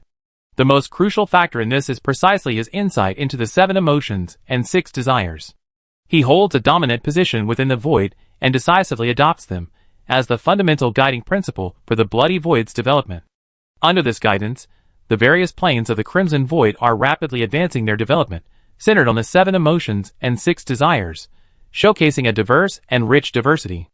As the founder and leader of the Crimson Void, Ling Yi is undoubtedly a man of extraordinary wisdom and a global vision. He has a keen eye for the universe and a keen grasp of the times. Throughout the construction of the Crimson Void, he has consistently planned and laid out his plans with a far-sighted strategic vision, leading the Crimson Void on a path of rapid development. Within the vast expanse of the Crimson Void, the lives of the living are truly rich and vibrant. It is precisely through his profound understanding of human nature that Ling Yi has successfully created such a diverse and desirable world. Here, each plane of existence possesses its own unique cultural characteristics and ecological environment. Some worlds are bustling with activity, others are cold and desolate, while still others are ethereal and breathtakingly beautiful. Creatures may be caught in the vortex of power struggles, obsessed with the pursuit of beauty, or struggling with the hardships of survival. In short, everywhere is overflowing with the vigor and passion of life. In this vast void, composed of countless distinct worlds, the lifestyles of living beings present an extremely rich and diverse pattern. Some creatures pursue their passions as their own, constantly realizing the sublimation of their self-worth in the process. Some are dedicated to seeking a better future for their homeland and country, devoting themselves to this cause. Still others immerse themselves completely in a particular belief or ideal, leading a life of seclusion and tranquility. In short, in this vast world dominated by the passions of the 7 emotions and 6 desires, the lifestyles and values of living beings are diverse and flourishing. Some walk with difficulty, while others are high-spirited and vigorous. Some possess inner clarity, while others are complex and incomprehensible. But without exception, they all find their own unique value and meaning in this world. Although the various dimensions of the bloody void bear the marks of the 7 emotions and 6 desires, a powerful force is also necessary to maintain order and harmony throughout the void. In Ling Yi's meticulously designed void, this divine power is borne by the powerful Blood Demon Legion. Without exception, these Blood Demon warriors are transcendent beings cultivated within the inherent laws of the 7 emotions and 6 desires. They may be gods of love, gods of war, gods of wealth, or gods of wisdom. Each possesses unique specialties, collectively forming a comprehensive, multifaceted system of deities. It is precisely this vast and comprehensive system of deities that provides enduring and powerful protection for the vast void dominated by the 7 emotions and 6 desires. For example, in the Tengu plane, the Blood Godhead is the supreme guardian. As gods of war and strength, they ruthlessly suppress the chaotic conflicts between various factions, maintaining peace in this jungle of the survival of the fittest. For another example, in the magnificent Demon Flower plane, the enchanting goddesses are the supreme rulers. With their own beauty and charm, they guide sentient beings to indulge in the enjoyment of beauty, ensuring the lasting stability of this ethereal and dreamlike realm. Under the protection of these divine powers, the various planes of the bloody void are able to operate in an orderly manner according to the inherent laws of the 7 emotions and 6 desires. Living beings can also peacefully pursue their own survival and development within this world. This virtuous cycle is a crucial element Ling Yi designed when planning this void. It can be said that these powerful divine powers are like a solid fortress, providing solid and reliable support for this void dominated by the 7 emotions and 6 desires. Only with this supreme divine system as a foundation can the bloody void's development path be more stable and long-term. However, all within the bloody void are aware that Ling Yi's ambitions go far beyond this. His ultimate goal is to make the bloody void a supreme void world. At the annual meeting, Ling Yi's closest associates returned one after another. Ling Yi also firmly conveyed his philosophy. While we must fight for ourselves and the bloody void, we must never do so at the expense of others. We must uphold kindness and justice, and treat others with a spirit of peaceful coexistence. Only by upholding this belief can we go further on the path of power, and achieve greater things. For Ling Yi knows that only by treating others with kindness, and not harming them can we gather greater strength and ultimately achieve greater goals. Therefore, he hopes that everyone will follow the principle of I will not offend others unless they offend me, and together write a glorious chapter for the bloody void. Endless wars and struggles for power are no longer the domain of the Void Lord. Ling Yi is weary of meaningless wars and conspiracies. Although power held a powerful allure for him, he began to realize that even controlling everything would not bring him true satisfaction. As his strength grew, he gradually understood the universe's purpose and realized that there were more beautiful pursuits in life, such as peace and tranquility.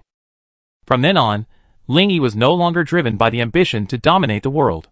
He instead viewed the world with a peaceful mind, focusing on cultivating his inner self and pursuing a higher spiritual realm.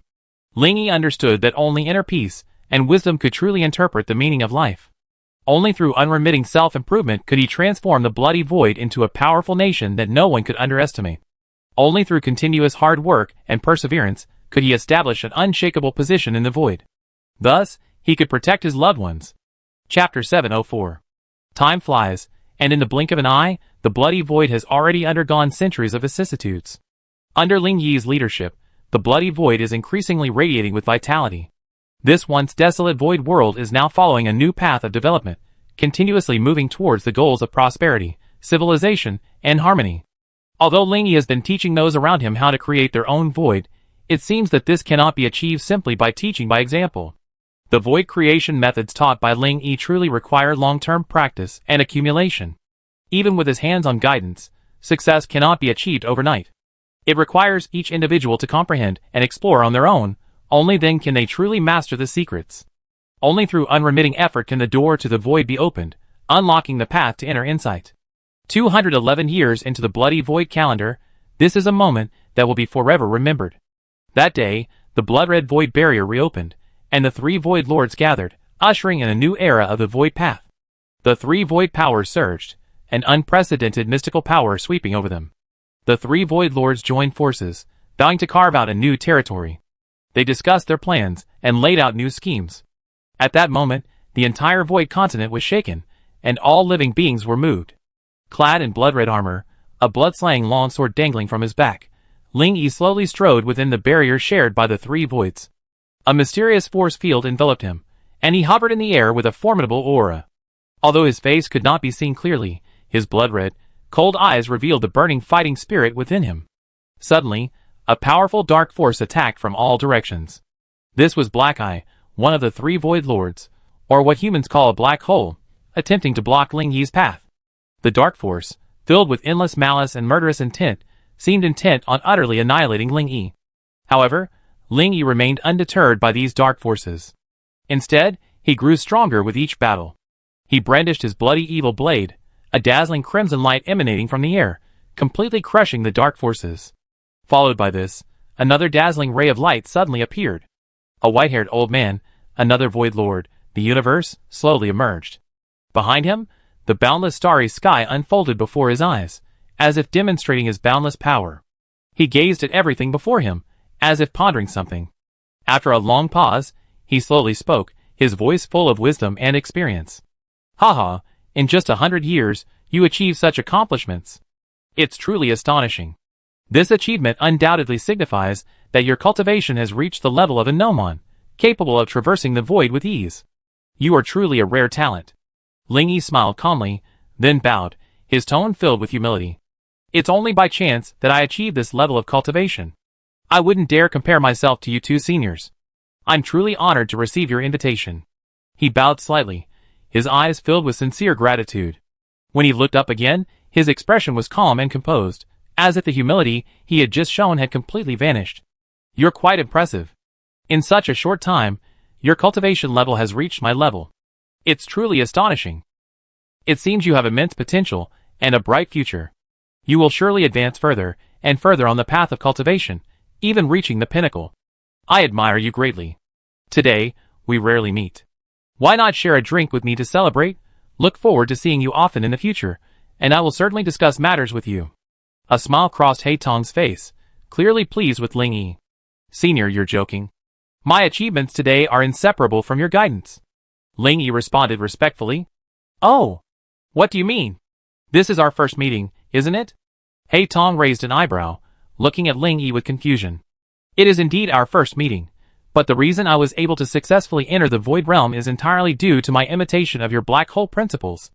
Ling Yi recounted the details of how he created the Blood Void, leaving the two powerful warriors sighing in amazement. Therefore, I once again thank you, seniors. It was Senior Universe that gave me a living body, enabling me to cultivate. Senior Haitong gave me the insight to cultivate, enabling me to reach the pinnacle. Yuzhou and Haitong exchanged glances, each revealing surprise. Ling Yi's achievements were largely due to his willingness to risk his life. His courage and resilience are admirable. Although the road was bumpy, he ultimately reached the pinnacle he has reached today. There are myriad plans. Your achievements today were not achieved overnight, but are the result of your own hard work. Haitong and I have gathered you today to open a passageway connecting the three great voids. This not only breaks the limitations of the three separate voids, but also clears the way for billions of beings to freely traverse this vast void, communicating and learning from each other. Young friend, what do you think? Yuzhou stroked his beard and looked at Ling Yi, even changing his address. This can be said to be a milestone breakthrough, one that will surely inject new impetus into the development of the entire Void civilization. Furthermore, at our level of cultivation, the only way to advance is to dedicate ourselves to developing the Void.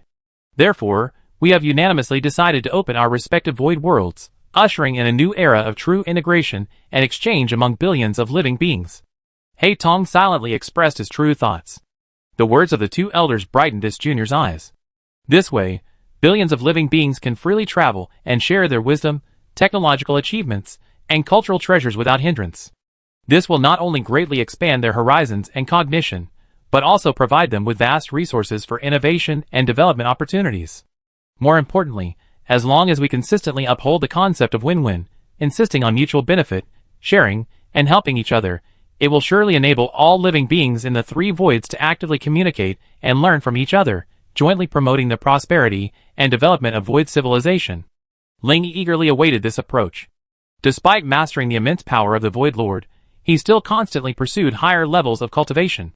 He knew that relying solely on his own strength was far from enough to break through his bottleneck. Only by absorbing the power of faith from countless dimensions could he ascend to a higher realm. Clearly, Universe and Black Eyes had also figured out this secret. Under the joint planning of the three Void Lords, the three Void worlds were steadily moving towards an even more glorious and splendid new era. And Ling Yi, as the youngest Void Lord, was driving the transformation of the entire Void world with his unique insight and brilliant strategic planning. Not content with the status quo, he constantly explored new possibilities, injecting unprecedented vitality into this mysterious realm. Ling Yi's ambition and innovative spirit were converging into a powerful driving force for the Void world's rapid development. Under his leadership, the Blood Void world ushered in a breathtaking new era.